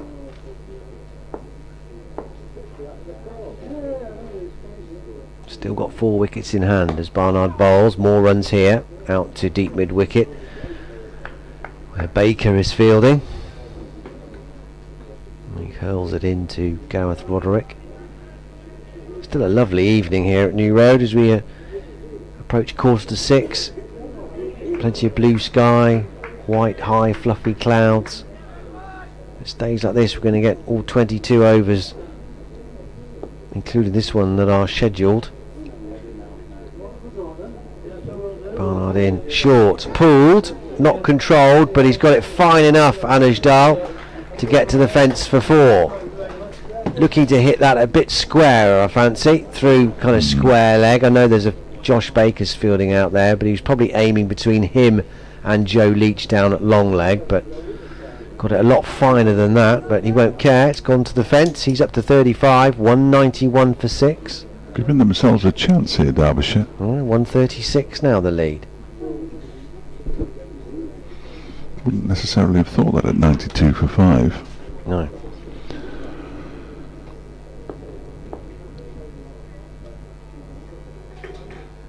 Barnard bowls, more runs, down to deep point, and Dar will pinch the strike at the end of that over. 192 for 6, 137 in front. 4 wickets still to get for Worcestershire. Yeah, that's a useful single there for Anuj Dal. Matty McKinnon more than capable, but Dal clearly the senior batsman, the better batsman, no question about that. The lead, you just said it, but it's 137. They could muster another 70-80 runs for this last 4 wickets, then that would be exceptionally useful, asking Worcestershire to score 200 runs in the last innings. Although Derbyshire are 192 for 6, so clearly the innings are getting bigger, aren't they? Derbyshire 130, Worcestershire 185, Derbyshire 192. First ball of a new over from Josh Baker is pushed out into the offside by Anuj Dal. There's no run. Yeah, they're only 37 in front when the 5th wicket went down. That one's pushed out nicely into the offside by Anuj Dal. England have been chosen as the hosts of the 2026 Women's T20 World Cup. Here's good news. They'll come back to Derby. Yeah, I expect there'll be games here too. Yeah. 193 for 6 as McKinnon defends this next delivery from Baker into the onside, and there's no run. I'm trying to scroll through this enormous press release and it doesn't actually say where any of the matches may or not be held, as this next delivery is turned into the leg side by McKinnon. Picks up another single. He'll move to 15. halfway through the Baker over, just past 194 for 6. And then the one from the ICC, the writing is so small I can't read that, it's pointless. But England to host the 2026 Women's T20 World Cup as Dahl pushes this ball out into the offside. For another single, Leach does the fielding. Dahl to 38. 1, 9, 5, 4, 6. This is all these two have got to do, really.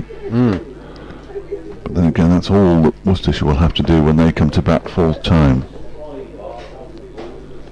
Baker bowls, back into his crease goes McKinnon and fires it away out to extra cover. Excellent piece of work by Joe Leach. Puts the dive in, stops the ball and keeps them down to a couple. McKinnon moves to 17, 197 for 6, and after that piece of fielding he removes his cap thanks to the applause and acknowledges the crowd.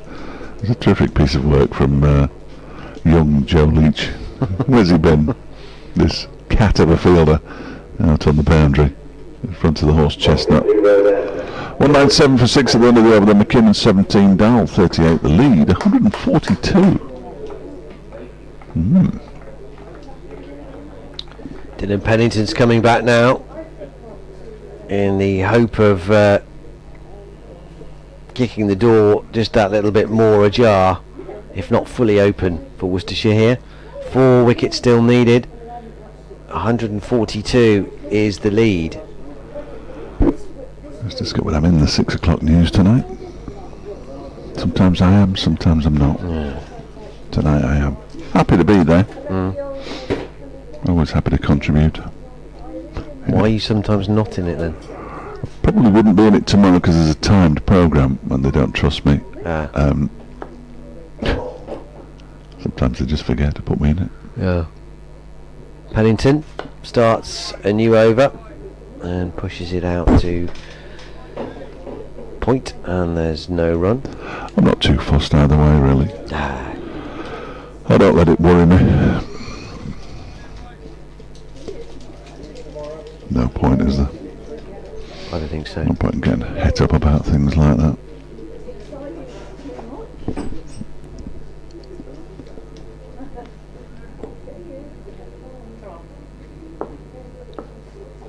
Two away from 200 in their second innings, Derbyshire, but it's that lead that's the all-important figure. And he bowls Pennington, and McKinnon drives him up to Jake Libby at mid-off. No run there. 143 the lead. Commonwealth Games actually starts on Friday. It's crept up on me, that. Oh, it's the 29th, isn't it? Yeah, very exciting. Jack Law and Emily Campbell be the flag bearers for England. 72 nations. Remarkable. Should be good fun. Pennington past the umpire, and this is deflected down to deep third by McKinnon for a single. He goes up to 18. Anders Dahl has 39 from exactly 100 balls that he's faced. What's the strike rate then? Oh, yeah. 39. Yes. 39. My kind of math. And mine. Blimey. Just 4 extras. That is good. It is good. That'd be leg buys, won't it? Probably. They don't even count, do they? No. It's no balls, actually. What was it? Pennington in. Pushed up to mid-on, and there's no run. Yeah, 4 no balls. That's it. That is it, apparently. That is remarkable. Let me just refresh, just to make sure No, that's the it case. must be. It must be. So there were 2 no balls, and each of them is worth 2, isn't it? Yeah. There it is, 4 no balls. Yeah. Wow. 4 no balls worth, if only 2 actually delivered. Runs here, tucked off his hip by Dahl. Joe Leach does a bit more of regulation fielding, trotting in from long leg, an underarm lob back to the keeper. The 200 is up for Derbyshire. The lead 145. This is some effort when they were 92 for 5 and just 37 in front. Thanks to Wayne Madsen 69, Anuj Dal 40, doing it again for the second time in the match. McKinnon on 18 faces Pennington. There's a big shout. That's very leg side even from here. This will be the first leg bye of the innings. There it is. Little tap of the knee from Ian Black. What's more of a pump of the knee, because he uses his closed fist. The leg doesn't get very high, does it? No. End of the over. 201 for 6. 146 the lead. Dahl 40. McKinnon 18. Just 19 overs left. I reckon it's getting later. About 10 past 7. By the time we finish, if they carry on bowling at the current rate, and the spinner's gone, I think. Well, it's difficult to tell really, because nobody's taken their cap off. No, Josh Baker, yeah, he's going to carry on. The spinner's not gone at all. Ignore that. He probably already had ignored it back at home.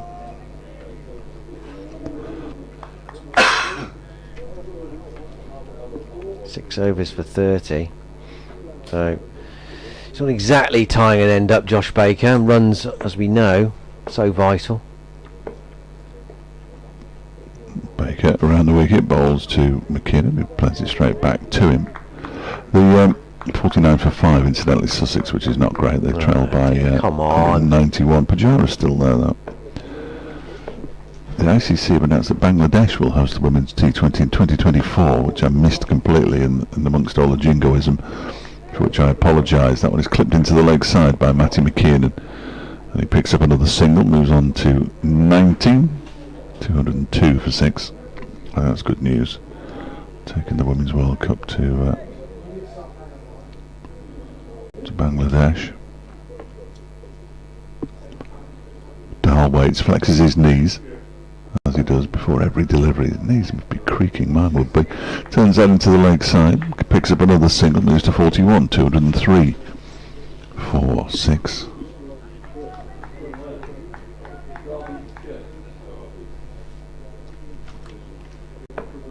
Joint second in the table. Brooke Guest of dismissals with his 6 earlier on today as Matty McKinnon clips the ball into the leg side for another single. They're picking Baker off here.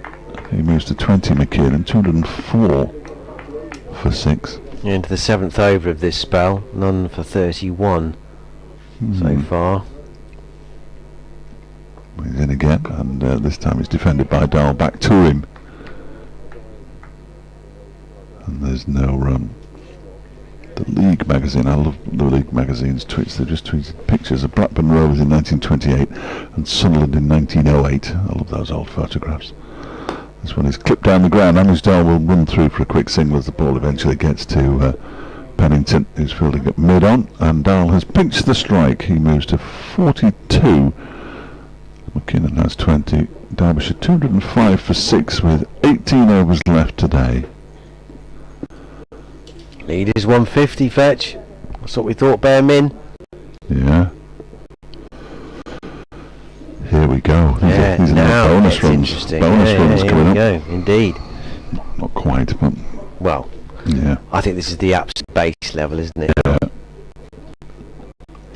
If they're all out now, you'd think it's not enough, but at least there'd be part of you thinks, well, we have a chance at 150. Now if they can get another 50. So, yeah. Anything over 200.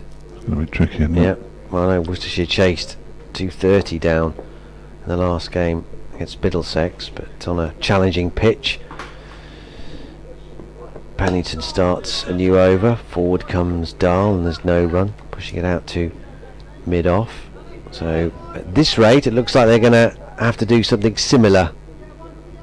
150 the lead, but these 4 wickets can go quickly on this surface, but it's definitely got easier as we've gone along, as you probably would expect it to. Still something in it for the bowlers, definitely. As Pennington moves in and bowls short and just pulled.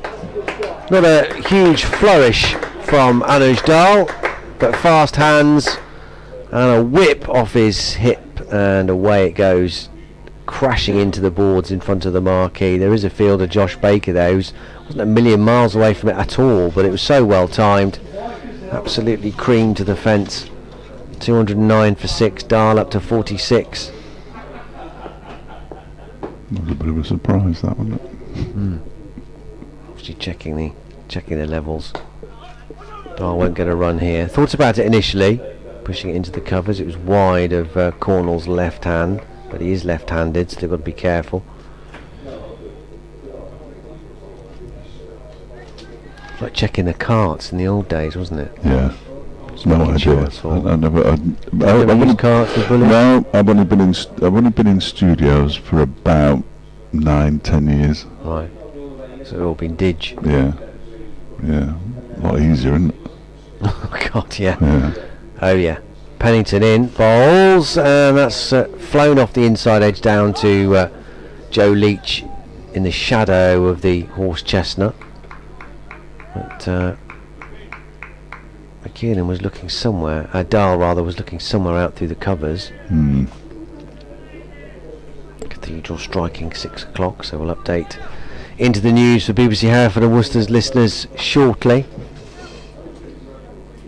Fletch will do likewise for Radio Derby.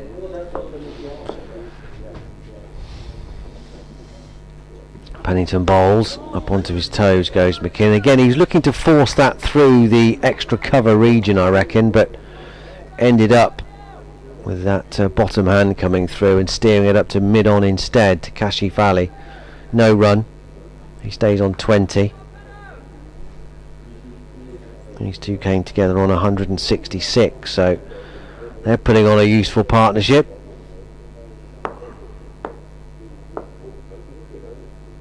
.46. Oh, it's not 46, is it? It's 44. End of the over with a dot ball. 210 for 6. 155 is the lead. Partnership is 44 from 65 balls at a run a minute. There's the thing. They've got on with it. Dahl 47 from 109. McKiernan 20 from 34. Pennington 14 overs, 1 maiden, 2 for 41 now.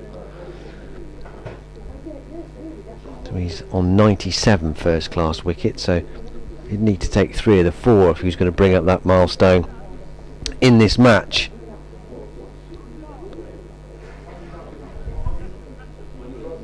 Now another chat amongst the Worcestershire fielders, so more of a delay here. Josh Baker's going to continue. 17 overs to go, so we're going to be a 7 o'clock finish.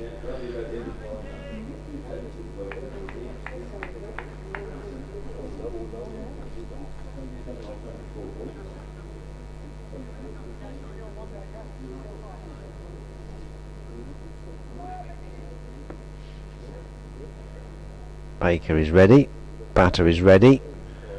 We are ready, let's go. This is cut off the back foot down into the ground, fielded by Ed Barnard, who flicks it back almost in one movement as he's facing completely the wrong way. Flicks it back towards the stumps. Well, they don't take a run. Baker in, drags this one down a bit, and it's cut off the back foot out to deep point. Joe Leach fields from this bright sunshine into the shadow cast by the Graham Hick Pavilion. Beautiful evening here at New Road. Not quite clear blue sky above us, but more blue sky than white clouds now. Baker bowls, and McKiernan looks to turn this one through mid-wicket, doesn't make contact, thuds into his pad.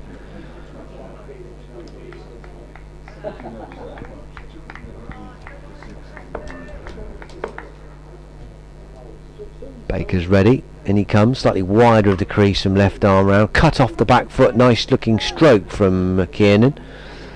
Finds Joe Leach, 1 more to the total. Derbyshire working themselves into a promising position here. 212 for 6 in their second innings. That's a lead of 157, and when they were 92 for 5, just 37 in front, that looked very unlikely. But a combination of Wayne Madsen, who's got 69, and Anuj Dal, who's got 48. Madsen out for 69 in the end, but Dal is still going. He's just brought up his second half century of the match, and he is holding this Derbyshire second innings together, and now at least they have a bare minimum here. Their lead is beyond 150. This pitch is still offering something to the bowlers. This is a handy start to push on to really trouble Worcestershire as they chase down a target for victory. 214 for 6 Derbyshire in their second innings. They lead by 159.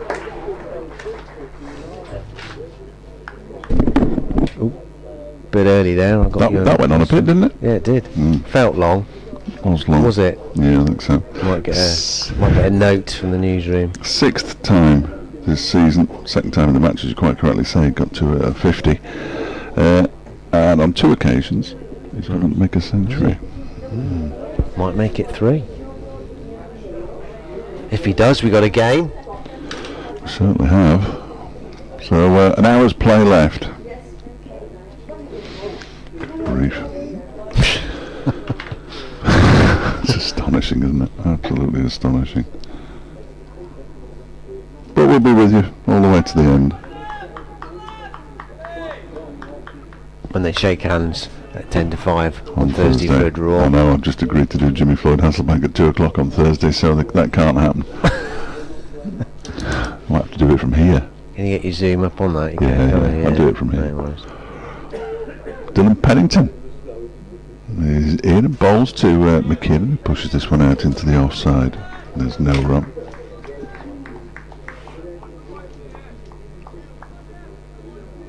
Just been offered Wayne Madsen. He'd be ideal.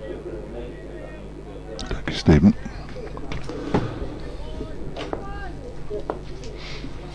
Eloquent. High score of the match, unless Anuj Dal overtakes him, which he may well do. He's on 54. He's at the non-strikers end. McKinnon on 21. Faces this next delivery from Pennington and clips it into the leg side. He moves up to 22. 219 for 6. The lead 164 now. Well. I must have been at 92 for 5, as you mentioned in the bulletin update for listeners to Hereford and Worcester. The lead was 37 and Hilton Cartwright was stumped. He did fear the worst. You can never discount Anuj Dal though. He's on strike now. Pennington bowls to him. That one is pushed out into the offside. There's no run. He holds the pose. Does Dal. Had a terrific season. Anuj Dal. I mean, the season of all seasons, really, for his career.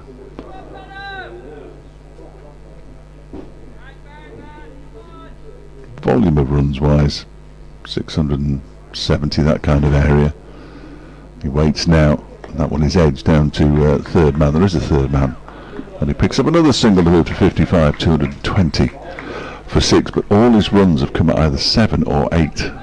Which is remarkable, useful. Really, to get that many runs down that far down the order, averaging around about 74, including the runs in this innings.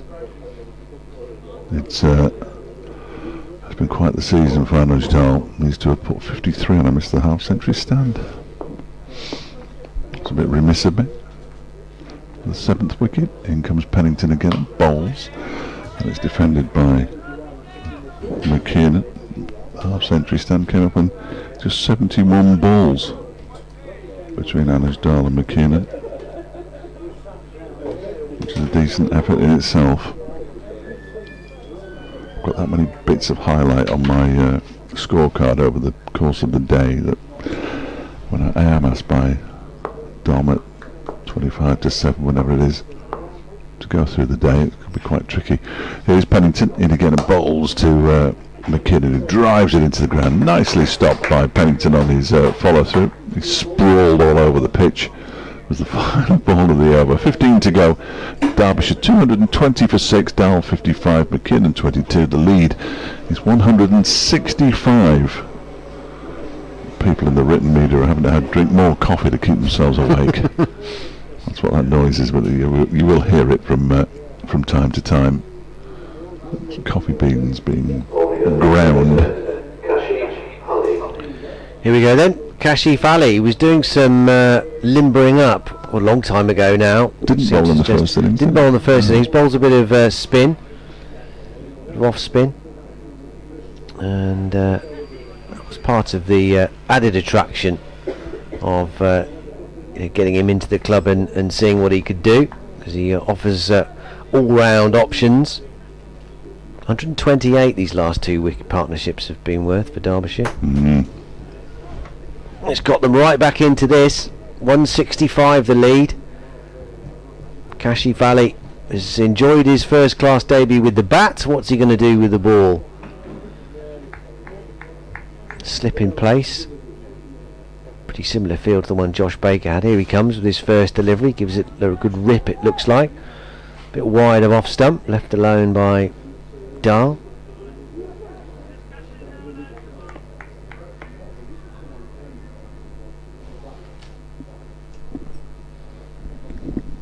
Right arm over the wicket. Here he comes. Slight delay and then a nice loop driven out on the full to Baker at backward point. They come through for a single. And like that, McKiernan's keen to get on with it. He asked for his card and the umpire was nowhere near his position. Kashif is ready. Here he comes. Oh, and he's beaten him on the drive. McKiernan coming forward, looking to take the cover off that through the extra cover region, and off come the bails from Gareth Roderick. Can't have been far away there. Absolutely not.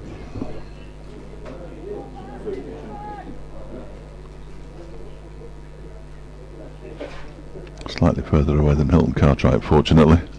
Yes. Kashif is ready, and he comes again, and this is a similar looking shot to the one he was trying the previous ball, and this time he's got it. He's opened the face and he's driven it square all the way along the carpet for a 4 out through backward point. Josh Baker, who's in the vicinity as it were, not a chance of cutting that off. No.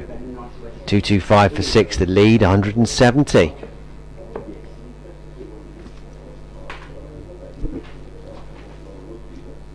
Kashif in on the premeditated little paddle there for McKiernan, just dabbed round the corner.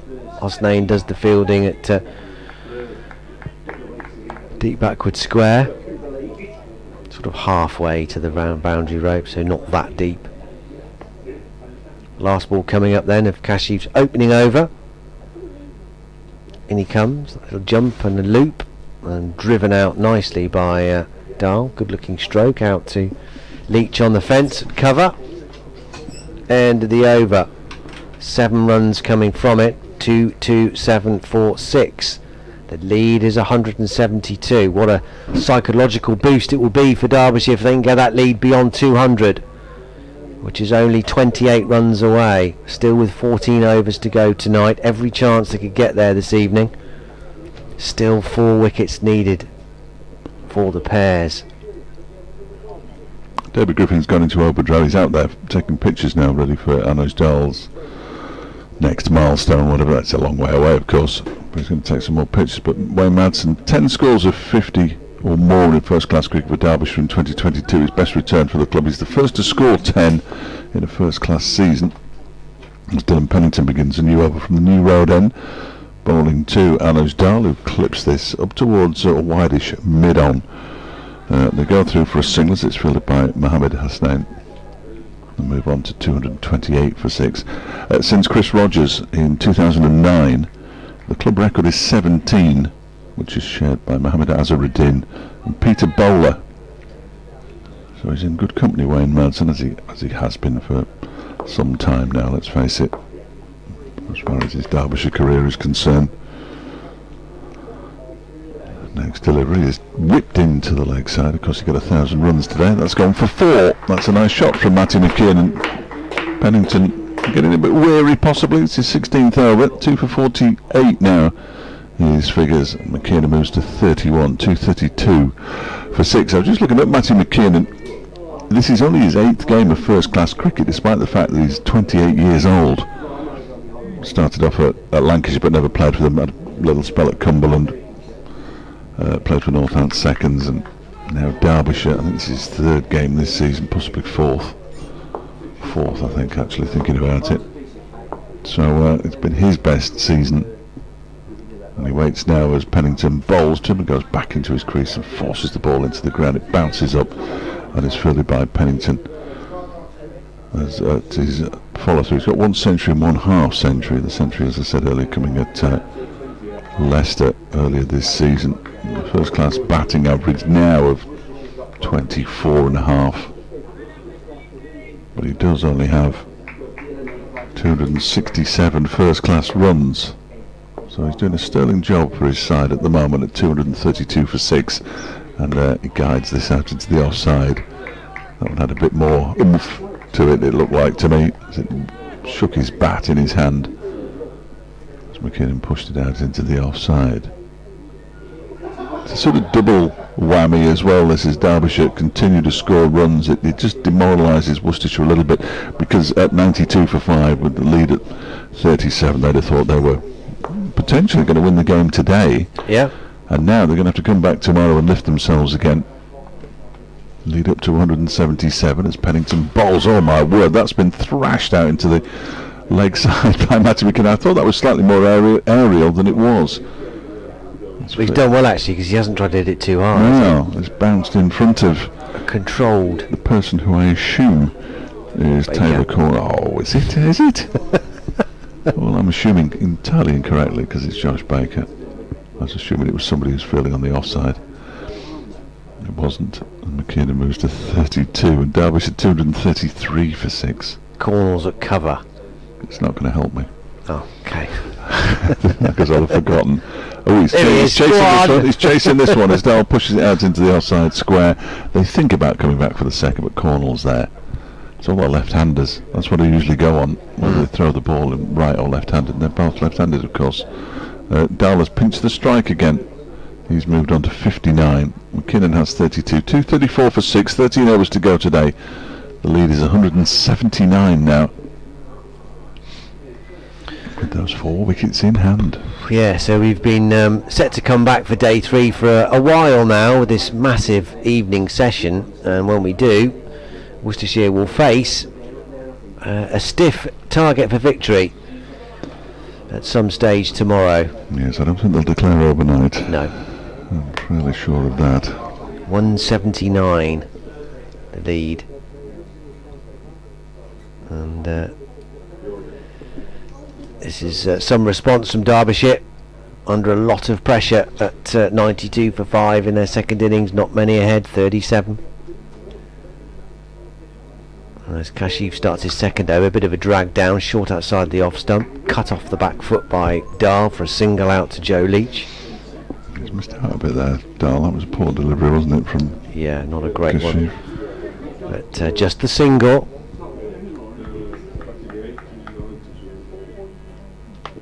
And it's got to the stage where you do wonder where the next wicket is coming from for Worcestershire, which seems a crazy thing to say given how much help there's been in this pitch for the bowlers. Yes, it's got easier, but it's still in there. 10 overs until a new ball. The second new ball. Kashif. Here comes this little paddle around the corner again for McKiernan. They run the first really hard, and that gives them the chance of coming back for a second, because Hosnain's quite deep around the corner at fine leg. Back they come. 2 more. Manson and Dahl put 74 on for the 6th wicket. These two have already put on 71 in just 92 balls. Absurd. Kashif bowls. There's a sweep again. This one has got finer, and that's going to be 4.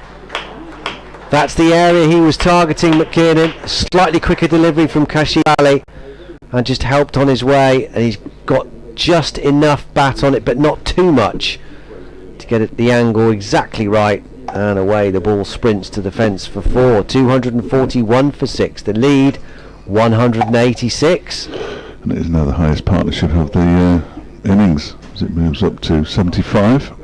It's triggered a brains trust in the Worcestershire camp. Captain Libby and bowler Kashi Fally. A word from Jack Haynes at short extra as well. Ed Barnard is coming from the offside into short mid wicket.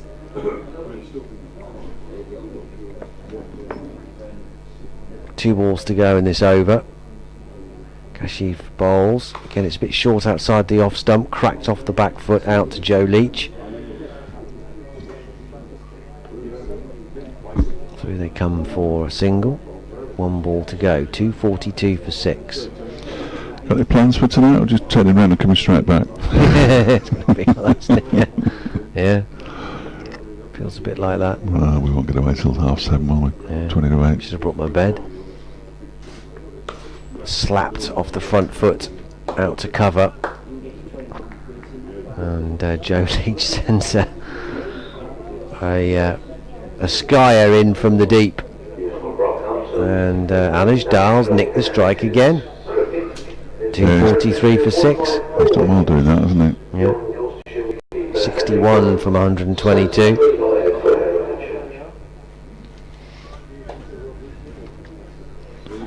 Latest announcement from Dave Bradley, greeted with complete indifference. Sussex 72 for 5. Joe Leach is coming on, incidentally. The trail knots by 168. Middlesex are in now because Durham have declared on 421 for 7. Middlesex are 18 without loss after 6 overs at Chester Street. So Leach, I don't think he's bowled from the new road end in this match. He has not, no. I don't think he has. I don't remember seeing certainly him not running, this innings. I don't remember seeing him run away from us. I don't think Joe Leach had run away from anything, but... Did he? I don't think he had, no. I don't think he bowled new road end in the first dig. He is now, though. He certainly is. And he could do with picking up a wicket for his side. 2 for 42 from the 14 overs that he's bowled so far. And he's on his way into bowl to Anuj Dal. Dal cuts him quite in front of, not quite behind square rather, but away from Ed Barnard's dive. Dal comes back for 2, moves on to 63. Derbyshire 2, 245 for 6. It's all numbers, they're all merging into one here now. It's just one very big number that I wasn't expecting to see in the lead column. But yeah, absolutely, absolutely. Never in a million years, when they were 92 for 5, did I expect to see Derbyshire. Oh, they're going to show the ball to the umpire here. They're not happy with this ball. Yeah, have a look at it. And he's shaking his head. The umpire's shaking his head, saying, "No, you get on with it." That's interesting. He's not even looking at the ball. He said, "I'll have a look at it later." He said, "You've got a new one coming in 8 overs and 5 balls," and Leach is smiling. It's madness. Leach is in and bowls. That one is guided down. Well, not quite to third man by Dahl. It's fielded by Barnard at a backward point. Now they might have a look at the ball. It's being it's being inspected by the man at slip, who is either, don't tell me, I'm going to say Ed Pollock. It could be anybody. It's an Ed. Yeah. Oh, it's an Ed. It is an Ed. It is Ed Pollock, wasn't it? No, Ed Barnard. Ed Barnard? Oh, sorry, it's Slip, you mean. Barnard was at Slip when you were telling me about the fielder at Slip. It is Ed Pollock, you're right, yeah. Hey! Nice. Thank you. He showed it to, Barnard showed it to Pollock, the ball that is, and this one is dug out by Anuj Dal, driven very handsomely actually. That might go all the way to the boundary. It's been chased and chased and chased, and it's been dragged in beautifully by Taylor Cornell. And they come back. Wow, they've run 3. That is quick running from Anuj Dal, because many of the ball was along the floor for a long time. Terrific bit of chasing around the boundary by Cornell, though. Dal moves on to 66, and Derbyshire to 248 for 6, and the lead's 193. That's a big old chase for Taylor. It is, isn't it? He's actually at the end of it done well to keep it down to only 3. If they'd have run 5, he'd have been disappointed, wouldn't he? He'd have been kicking it out. Go on, go on, go on. I don't think there are many 5s at New Road. This next one is pushed out into the offside by Matty McKinnon. He moves to 40. 249 for 6. All this with Derbyshire having been 92 for 5. Remarkable. Yeah, so at 25-2, I do apologise, and this is like doing production on the radio, and I'm never a big fan of that, but I'll just disappear for probably 5 or 10 minutes. I'll be back. At 25-2? Yeah, just before then, That's all right. Don't necessarily... We'll cope. I'm sure you will. I think. Well, it'll probably be better. As this one is pulled into the leg side, just for a single. Towards the left arm thrower, Josh Baker. Oh, he's kicking away. Look at all the dust. Well, it's dusty out there. Jack Leach is kicking away at the footmarks where his front foot lands. Almost to 67. How you can tell where that line is, I've no idea now. 250 up in the 72nd over.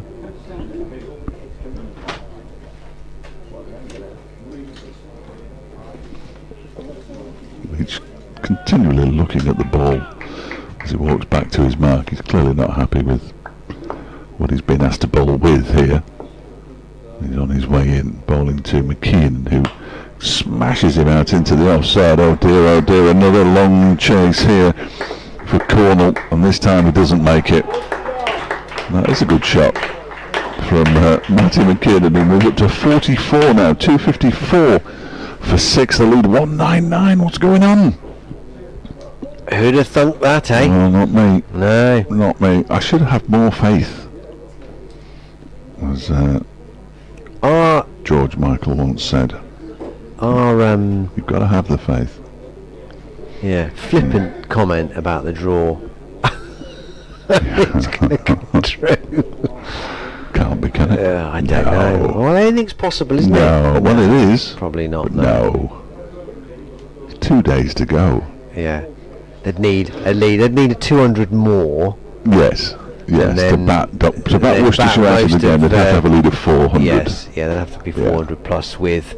I'm not ruling that out at this stage. Well, no, I'm not surprised.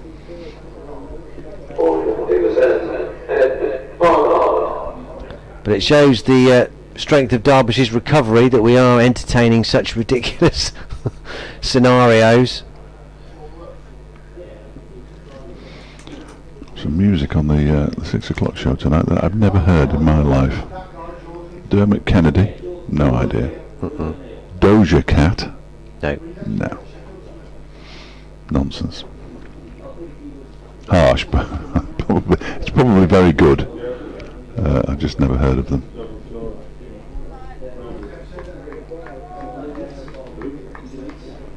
$254 for 6. Even if it ended now, Worcestershire would need 200 to win. In 2 days. Well, that's the thing, isn't it? Yeah, but you never approach it like no, that, do you? No, they don't. No. They don't. It just doesn't really quite work like that for some reason. I don't know why. Never works like that. The madness of cricket. It is quite mad, isn't it? Yeah, totally bonkers. Yeah, they'd never invent it now if it hadn't already been invented. No. They certainly wouldn't play it in this country. Some might say they're trying to get rid of it. Well, the ECB wouldn't allow it anymore. No.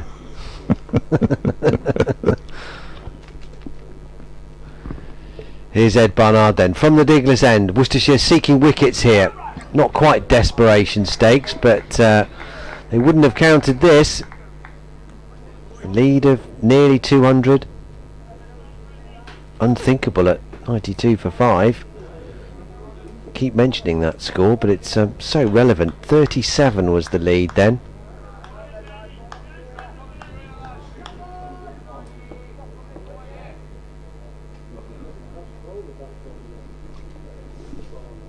$162 they've added for 1 wicket down. Steered to the point region where Taylor Cornell field shies at the non-striker's end. He misses. It's backed up by Dylan Pennington. There's no harm done. You could ask a question that Mohammed Hasnain's only bowled 9 overs. I know he'll probably bowl with the new ball when it becomes available in 7 overs in a bit's time, but yeah, I thought he might be injured. Well, he's stayed out there the entire time.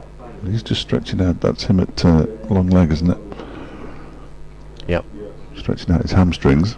On our bowls. Leaps up at Nanujdal a little bit, but he's in such good nick that he's just used the pace of the ball, opened the face of the bat, and he steered it very nicely away from backward point, who's Taylor Cornell. It was his good side as well to his left, so past him and past Joe Leach, who was at deep third. Neither could get across in time to cut it off. 4 more. Dahl goes to 71, 258 for 6. The lead is now officially over 200. 203. Barnard bowls on the drive this time, square, all the way along the ground out to Josh Baker in the deep. 1 more to the total. Where is this next wicket coming from, let alone the next 4 for Worcestershire, which is what they need. Going to be chasing 200 plus to win the game for the second match in succession.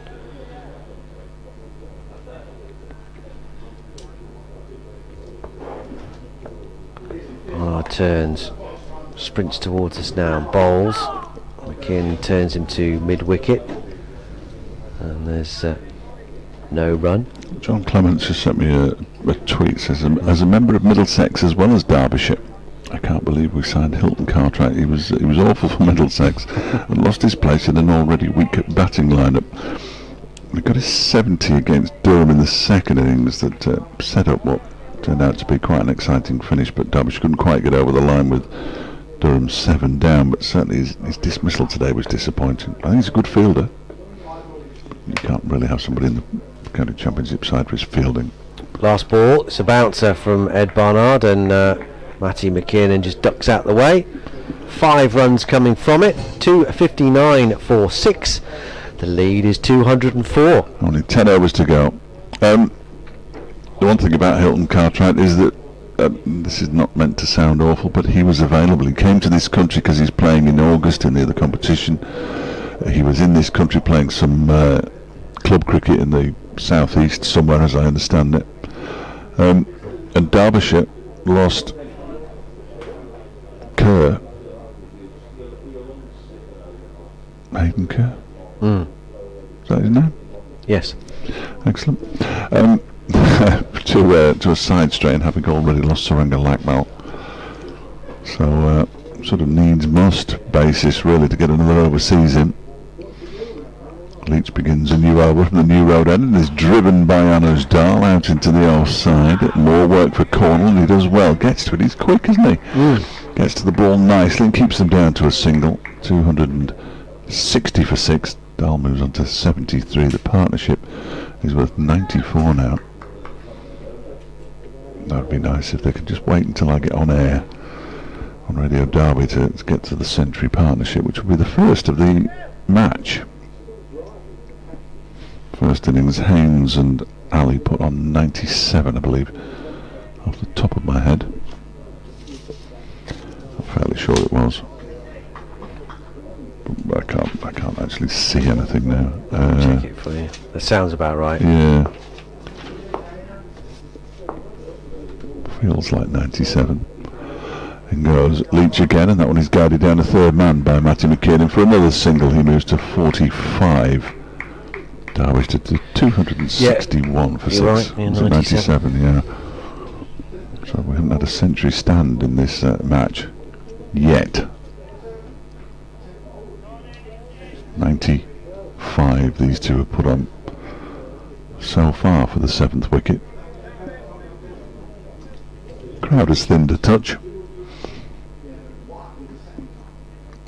but then when you're going an hour and 10 minutes over the scheduled close of play, that's perhaps not a major surprise. I'll know there'll be action tomorrow as well. Yeah. Leach in, bowls to Dahl, who just pushes this out into the offside. It's fielded by Ed Pollock, probably. It is. And there's no run. Well, I like to give the fielders, because they're working hard out there, aren't they?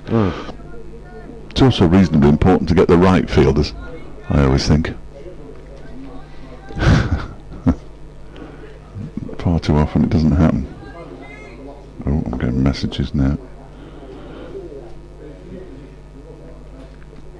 Next delivery from Leach is turned into the leg side by Anders Dahl for another single. He moves on to 74. He does have the highest score in the match now, as well as having the highest score in the first innings. He's got the highest score in the match. He's turning into quite the player.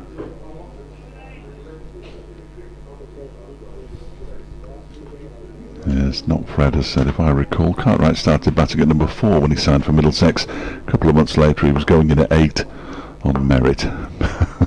Steady Fred. In goes Leach and bowls. And that was a swing and a miss really, a drive, an expansive looking drive from Matty McKiernan. Doesn't make contact with it, and the ball goes through to the keeper.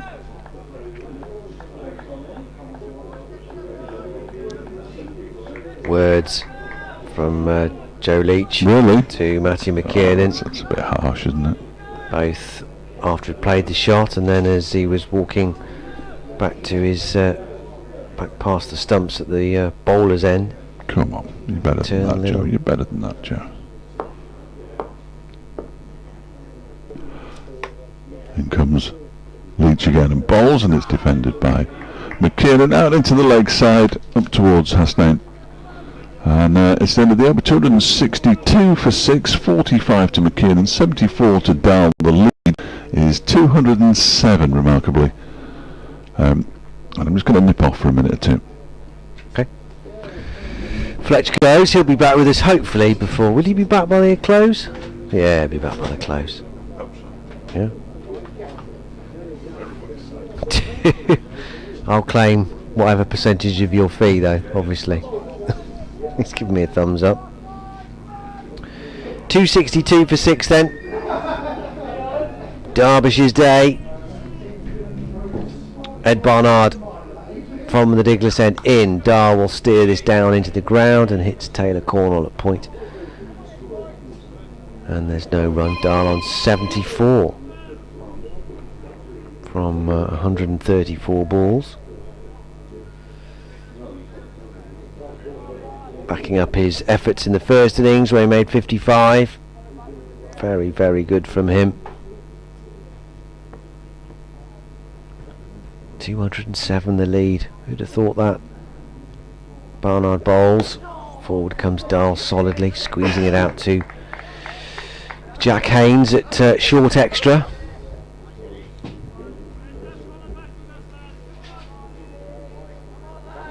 Some encouragement around the Worcestershire fielders. Need to try and pick themselves up here for these last 8 and a bit overs.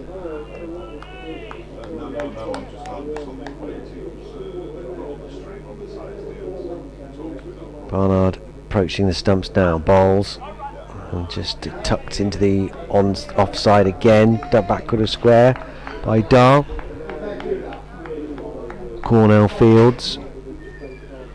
Wickets today in Derbyshire's second innings falling at 21 and 53, so 2 going down before the first innings deficit was rubbed out, and then 77 for 3, 87 for 4 and 92 for 5. That was quick. Don't they want you after all? I've been bumped. Oh.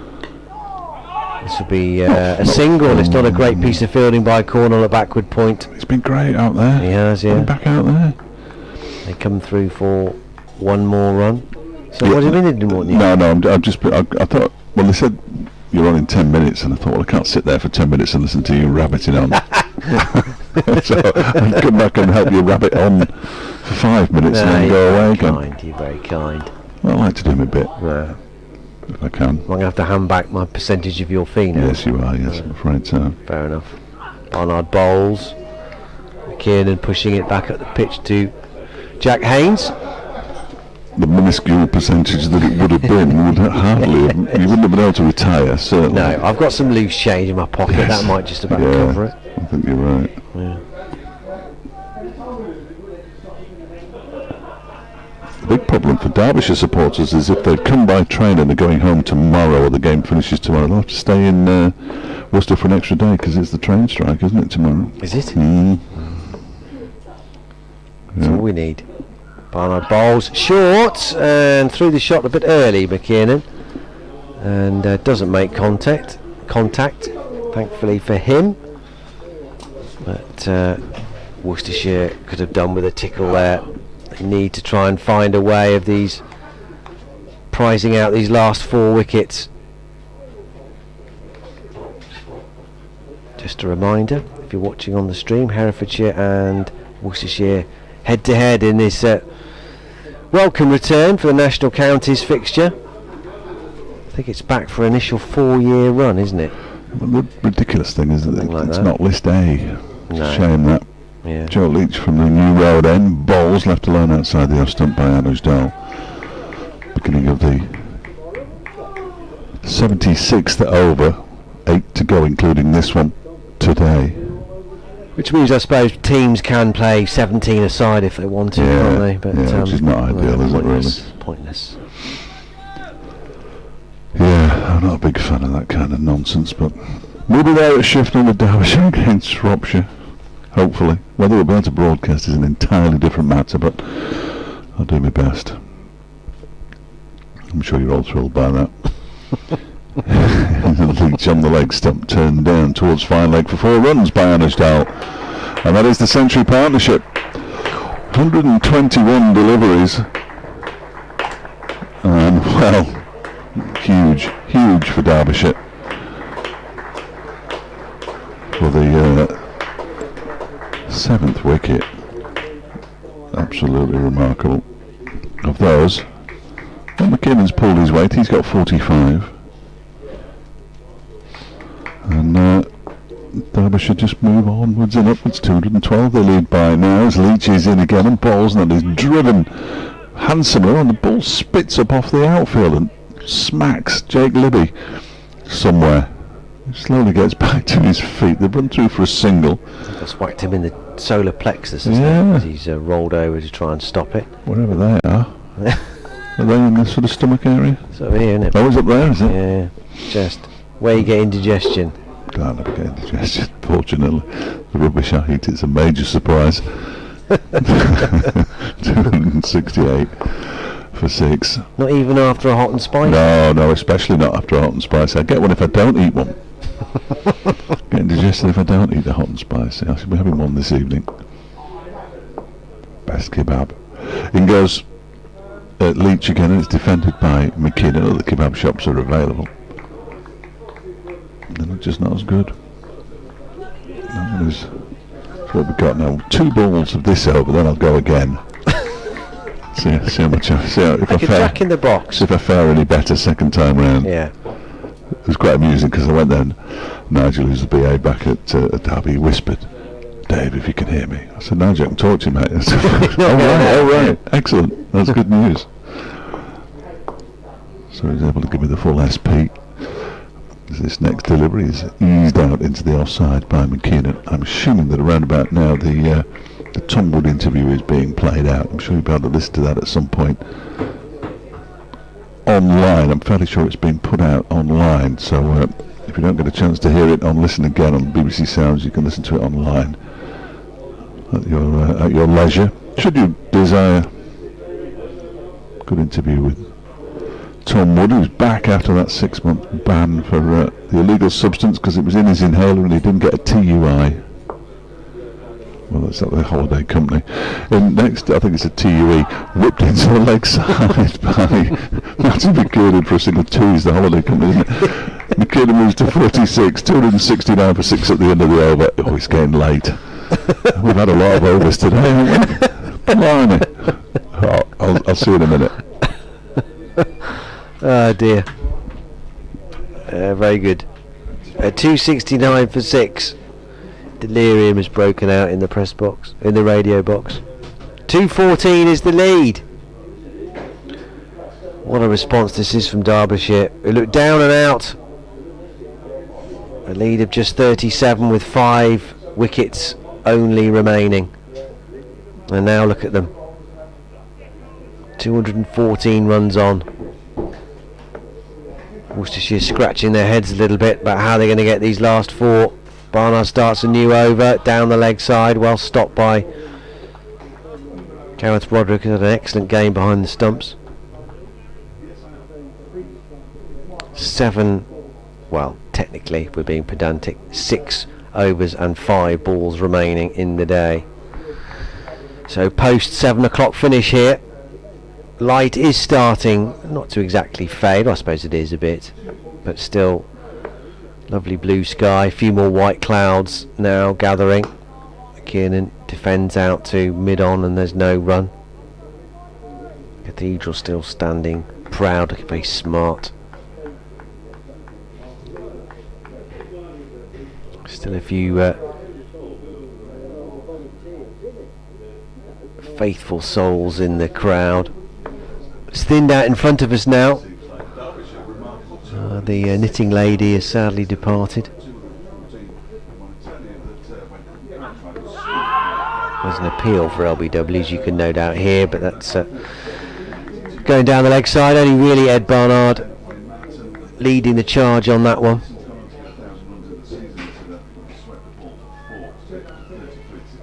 But if you are in two minds whether to come down tomorrow to New Road, I think there'll be a cracking finish in prospect. Don't think we'll get to Thursday, but who knows the way this game has gone along. No one thought that Derbyshire would be in this position. Up to mid-on from McKinnon, no run. But these two, Dahl and McKinnon, put over 100 for this 7th wicket and have changed the complexion of this match. And Worcestershire, whatever happens from here on in, will require a stiff target for victory. Albeit they will be encouraged by the fact that it has been relatively easy compared to the what was presented yesterday and this morning. Short ball which is wafted out by McKinn through to Roderick. So they'll know they've had enough evidence today from these two and from Wayne Madsen, who struck 69, Harry Kane a well constructed 39, and as Jack Haynes and Kashif Ali proved in the first innings, that runs can be scored on this. Barnard Fields on his follow through, dot ball to end the over. And of course they recent history, they chased down 230 odd to beat Middlesex in the last match, so they'll be feeling confident that they can do that. This is well within their remit.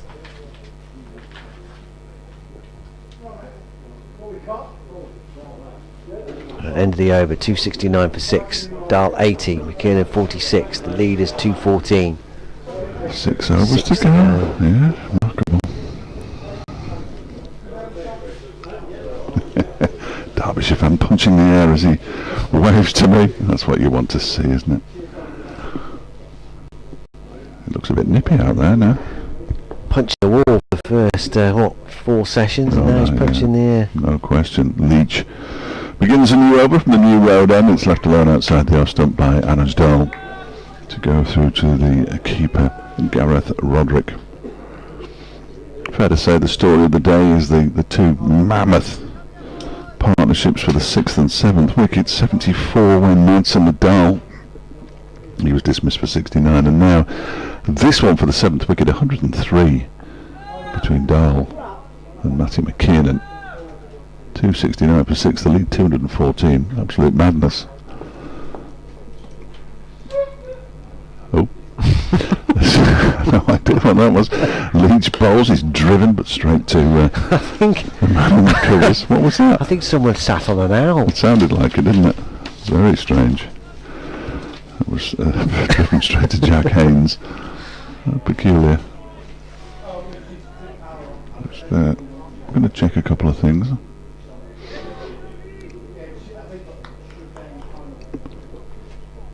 Ball eventually given back to Joe Leach. They've given up showing the ball to the umpires. They just can't be bothered anymore because they know they're going to get a new one in about 2.5 overs time. Dahl drives, but it's the ball's soft. You're not going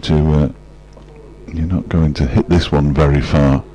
Goals are getting brave, aren't they? A couple out there now, fancying their chances. Oh, yeah. That one's fluttered off. They're big as well, aren't they? Yeah. Brutes, absolute brutes. It's all the chips. The 7th wicket high partnership for Derbyshire against Worcestershire was 163 back in 1933.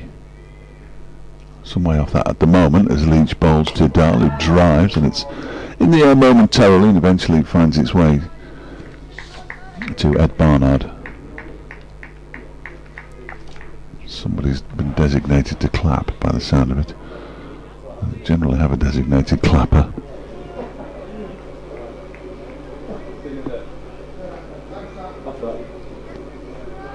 269 for 6 it remains. Hasn't been a run for a little while. These two have been more than happy to come back tomorrow morning by the look of it. Of course they would. Leach is in, bowls to Dahl, who again plays it straight to Ed Barnard. I guess it would have been Anuj Dahl again today, but we spoke to him yesterday. It seems a little unfair to drag him out of the change room 2 nights in a row. So we will speak to Wayne Madsen, who's been part of this Derbyshire recovery. Not sure for the pairs. Maybe a day for bowling coach Alan Richardson, possibly. Yeah. Well, at night I said 92 for 5. They would have fancied the chances of finishing it off today, and now they're not certain of finishing it off tomorrow.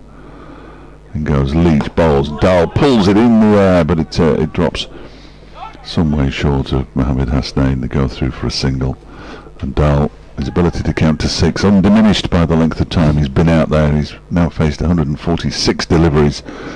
He's moved on to 81. He pinches the strike. McKinnon's got 46. Dave Bradley's broken into a trot out there, which is quite alarming, and it's 270 for 6. The lead 2-1-5. They've taken 1 wicket in 60 overs. No, sorry, 50 overs.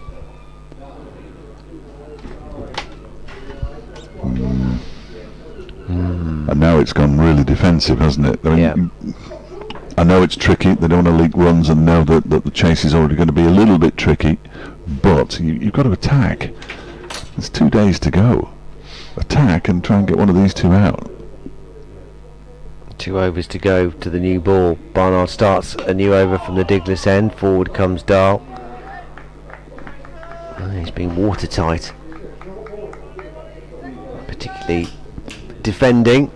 Well, he's been quicker on anything slightly offline. Well, if he manages to take wickets in the second innings and Derbyshire win, this will be Dahl's match, won't it? This is what they'll say. Yes, remember the Dahl match. Remember the Dahl match. Yeah, the Dahl match. Yeah. He's been great all season, Nudge. Really has. Well, he's got to adjust his helmet now, so Barnard, hand on hips, got to wait. Helmet's off. He's just cleared whatever it is that was troubling him. Now he's ready. A quick hand of acknowledgement to the bowler. In comes Barnard, bowls to him.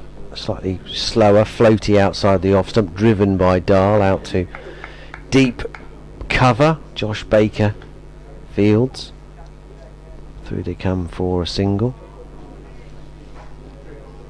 So they're 10 balls away from the new cherry here, Worcestershire.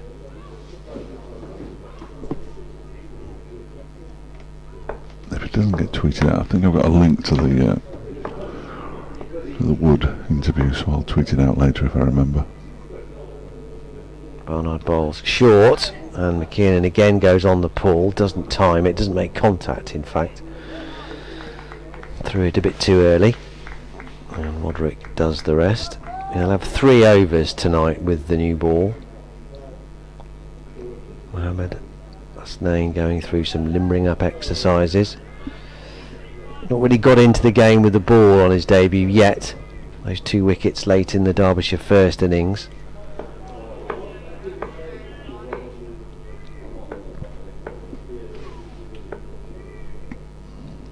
Comes Barnard past the umpire. Bowls, back foot by McKinnon, drives it out to short cover, no run.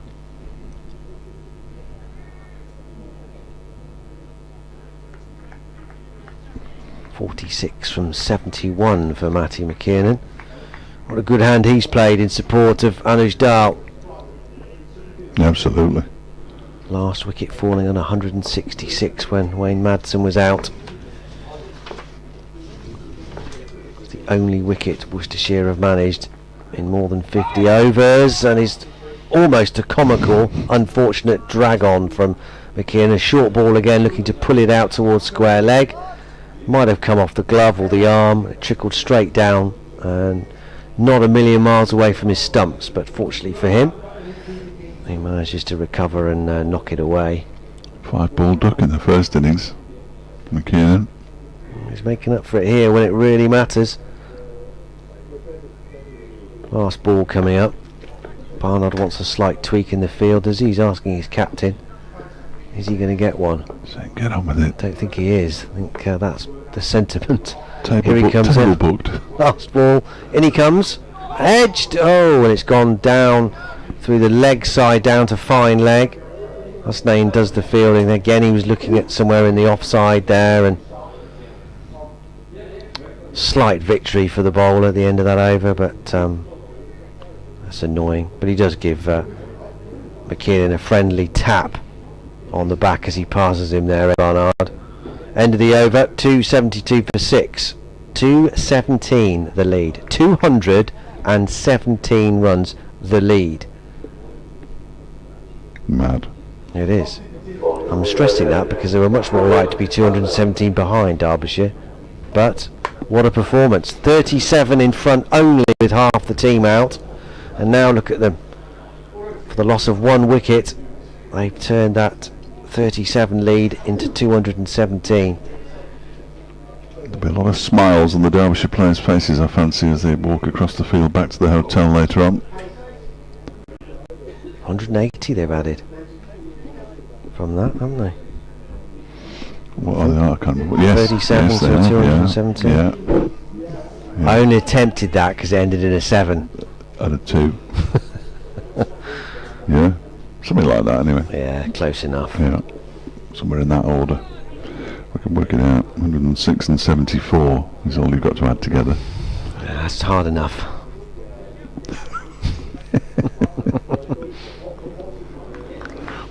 Poor old Ben H hasn't had his pads on for a while.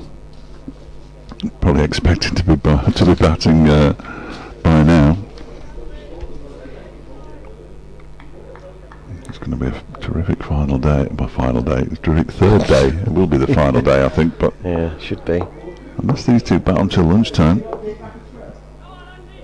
we could end up still being here at lunchtime on Thursday. You'd have thought Mohammed Hasnain in and bowled just the 10th over of the innings, and the first ball that he bowls is pulled in front of square by Matty McKiernan for 4, and he gets to a half century. He put everything into that, Matty McKiernan, and he moves to 50 from 75 balls with his 8th 4. The ball he added on his 7th 4, and it's the 3rd time this season he's got to 50, and on one occasion he went on. No, it's the 2nd time, I beg his pardon, this season he's got to 50. On the previous occasion he went on to get a century at Leicester, 276 for 6, the lead up to 221. Here comes Hasnain again in and bowls a full toss down the leg side. He misses out there rather, Matty McKiernan. It was probably too quick for him to see it. Tried to whip it away but couldn't make contact. At the end of this over, the second new ball will be available. I'd be absolutely staggered if they didn't take it, because they could pick up 2 or 3 wickets with it, which again would just flip the game once more. Not entirely in Worcestershire's direction, but make tomorrow even more of a nipper.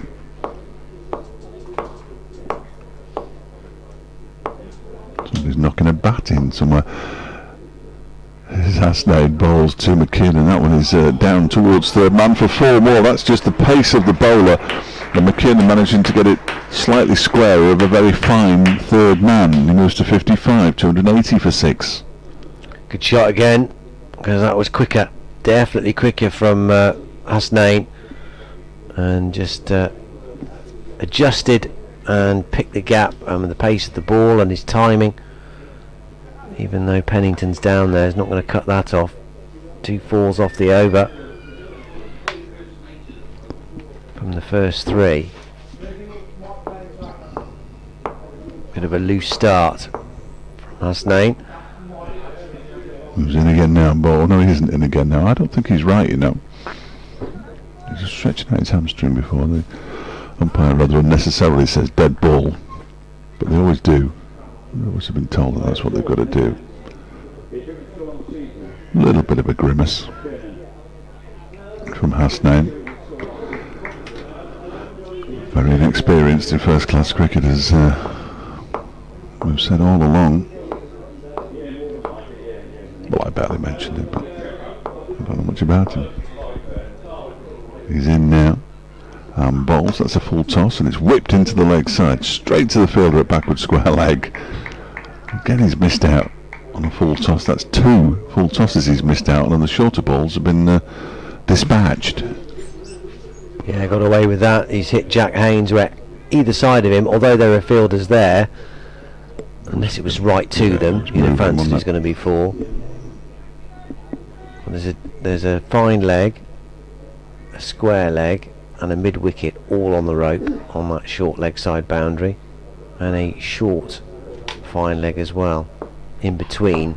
Leach at deeper fine leg. Does that make sense? No. And square leg. We have a rough idea where he is. Yeah. Hasnain in and balls another full toss, and this one's whipped into the leg side by Matty McKinnon. 3 full tosses and 2 short balls so far in this over. Striving for the Yorker, but missing it by some distance on 3 separate occasions. 281 for 6. McKinnon moves on to 56. The checker for exactly where Hasnain's landing his front foot from Ian Blackwell.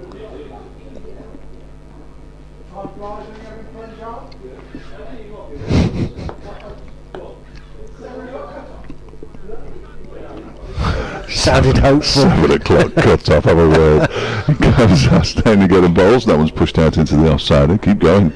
A new rule, is it? Yeah, Dahl picks up a single from the final ball of the over. Of course he does. He moves on to 83. McKinnon has 56. 282 for 6. The lead is 227. Lunacy. Absolute lunacy out there. So they are going to, they're going to get the new ball here.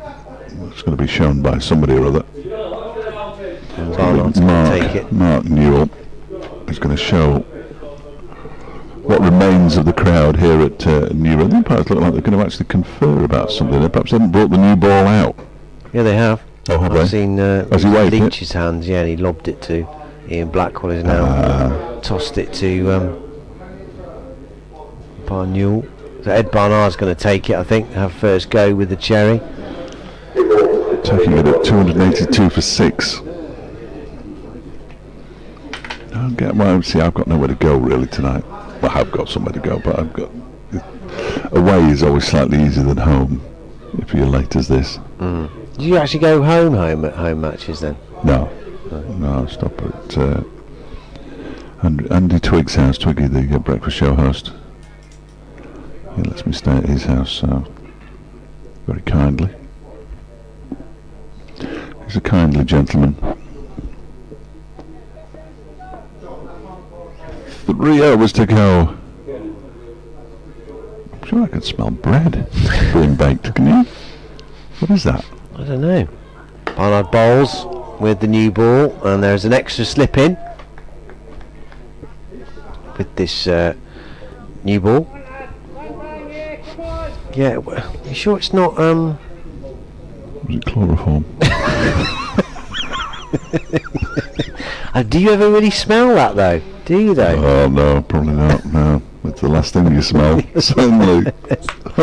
Yeah. Smells like hand wash. No, don't know. Yeah, could do. Barnard bowls wide outside the off stump, left alone by Dars. Got 83 from 151 deliveries now. You'd think we'd know what hand wash smelled like. You would, yeah. The We've had last enough 3 practice. years. Yeah. But there is hand gel and an antibacterial spray in front of me. It kills cold and flu viruses, it says. Loads in it. There we go. See what it smells like. Is that bread? That's not awful. bread, is it? No. That's awful. I think it's too fruity for bread. Yeah. Barnard bowls steered down to deep third by Dar for a single. Leach and Corner are after it. Corner will pick it up first. Dahl adds another 1 to his name. 84. Shouldn't have ducked into that spray. That's horrible. Is that now all landed on you? That's all I'll be able to smell all night now. Yeah. Have a shower when I get back. Derbyshire fans back in his seat. I hope to, well, I don't know all the Derbyshire fans' names clearly, but he looked like he knew me. Which is always a concern. Yeah, we know who you are. 2:28 the lead. Barnard coming in. Shadows lengthening at New Road. That's a good ball. Just outside the groping forward defence of Matty McKiernan. Still need these 4 wickets. Still. It's felt like that for about a week and a half for Worcestershire.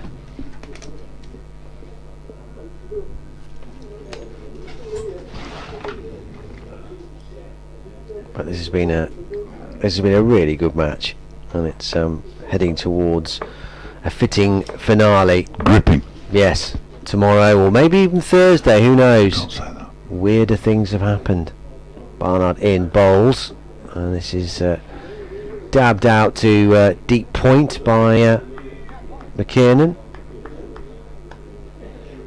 One more ball of the over.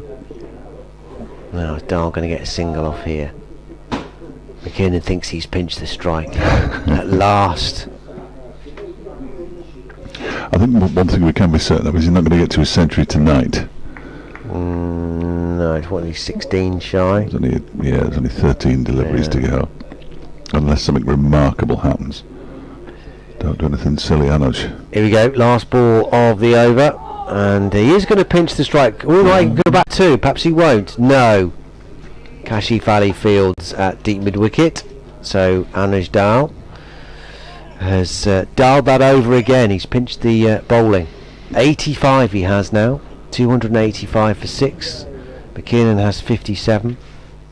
The lead is 230.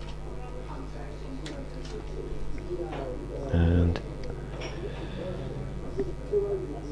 the partnership is now 105. Well, I think it's 119. Is it? Yeah, Oh. well, I think so. Isn't it? Well, unless this is slow to update, let me refresh. Let me just spruce it up a bit. Yeah, you're right, 119. Thank you. Yeah. It's on the computer. I hadn't done it in my head. Obviously. Yeah. Here's Mohammed Hasnain beginning his final over of the day from the New Road end. That's wide of the off stump and allowed to go through by Anuj Dahl. 11 deliveries to go. No 7 o'clock cut off here. 7 o'clock cut offs are for wimps.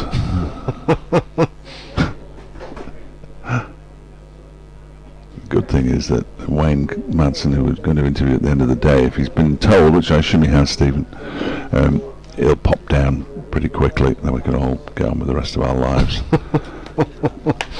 He knows the drill. Well, he's a good talk, but he knows he doesn't have to talk for long. Although it'd be nice to talk to him about getting 1,000 for the season as Hasnain bowls. Oh, we're playing a miss from Anuj Dahl. Haven't seen that too many times in the last 4 hours. No. Went for an expansive looking drive.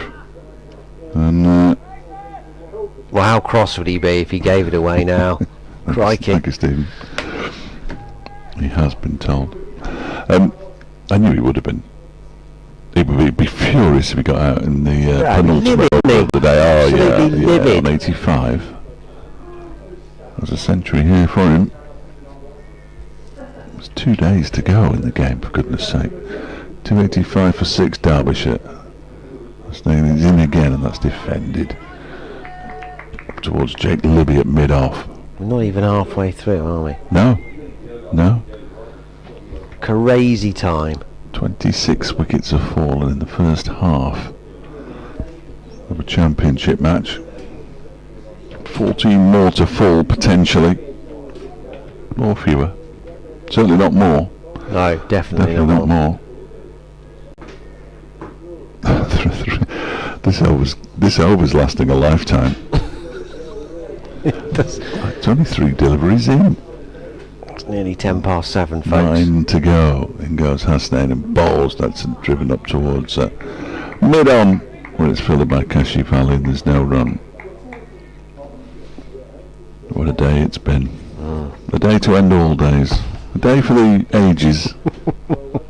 Vintage day. Isn't it? Yeah. It is, yeah. Well, Worcestershire lost their last 5 wickets for the addition of 44 runs this morning in 11 overs and 5 balls. Ben Aitchison picked up 3 wickets today to finish with 4 for 40. Ed Barnard eventually out for 39. Nobody else really made any. Dylan Pennington, I suppose, did well for 12 from 26.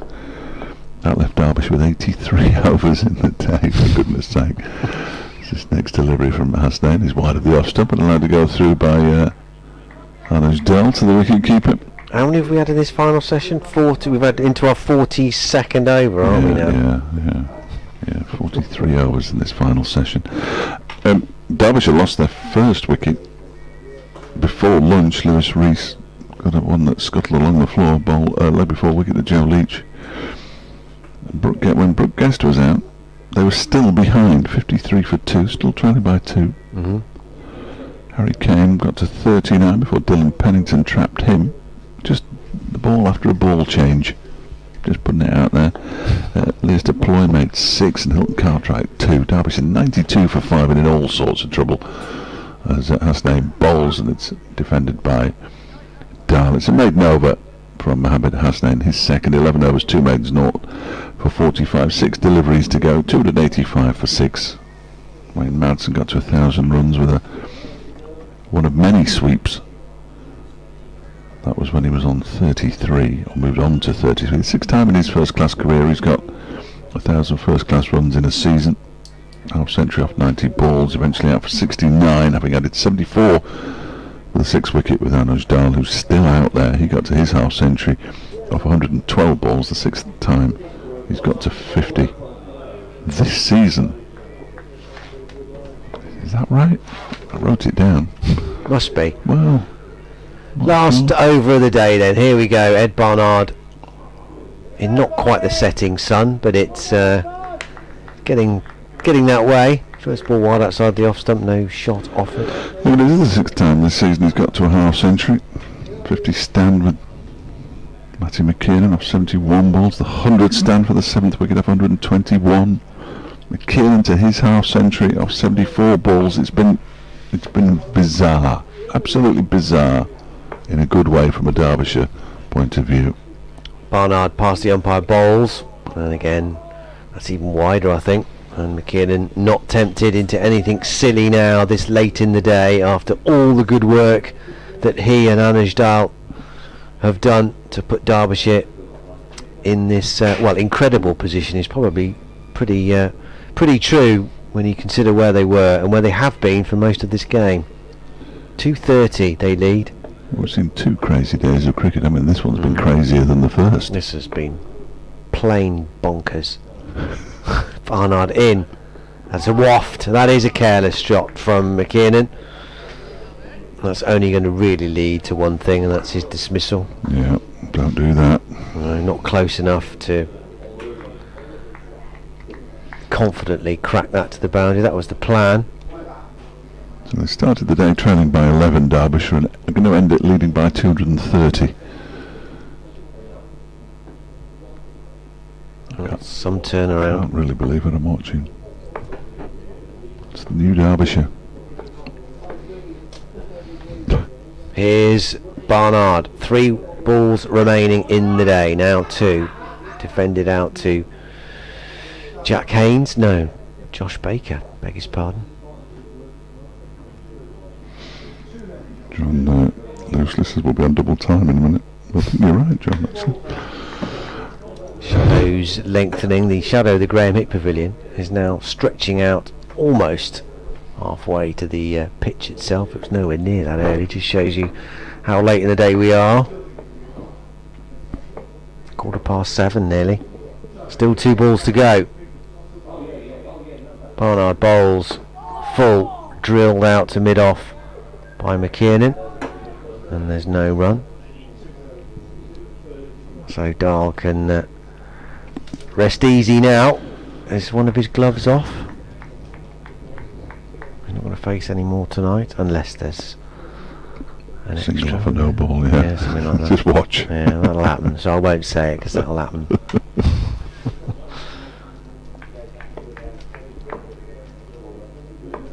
Right then, nearly ready.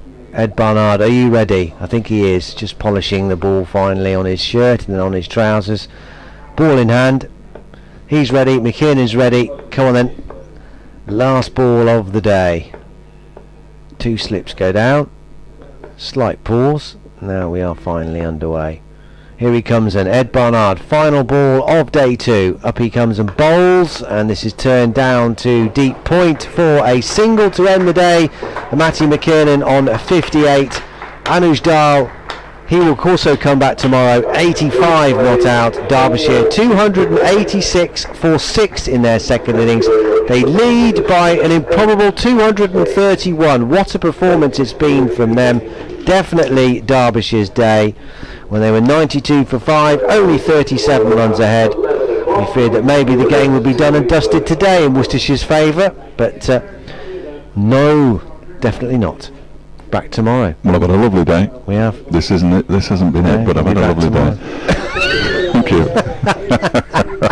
No, it's been terrific. And hopefully you can either come to New Road tomorrow or tune in. You don't want to miss tomorrow. No, it's going to be a belter. Worcestershire trailing by 231. They're going to be chasing something stiff tomorrow, even on this surface, which has started to flatten out a touch. But a terrific effort from Derbyshire to put themselves in this position from where they were. Worcestershire will just have to regroup tonight and come back firing hard tomorrow to wrap up these 4 wickets that they need to then get about their run chase. But Derbyshire will finish the day much happier of the two teams. 231 they lead. Join us tomorrow for the conclusion of what's been an absolutely brilliant game of cricket. Derbyshire 286 for 6. They lead by 231. From me, Dan Wheeler, and from Dave Fletcher, thanks very much for your company today.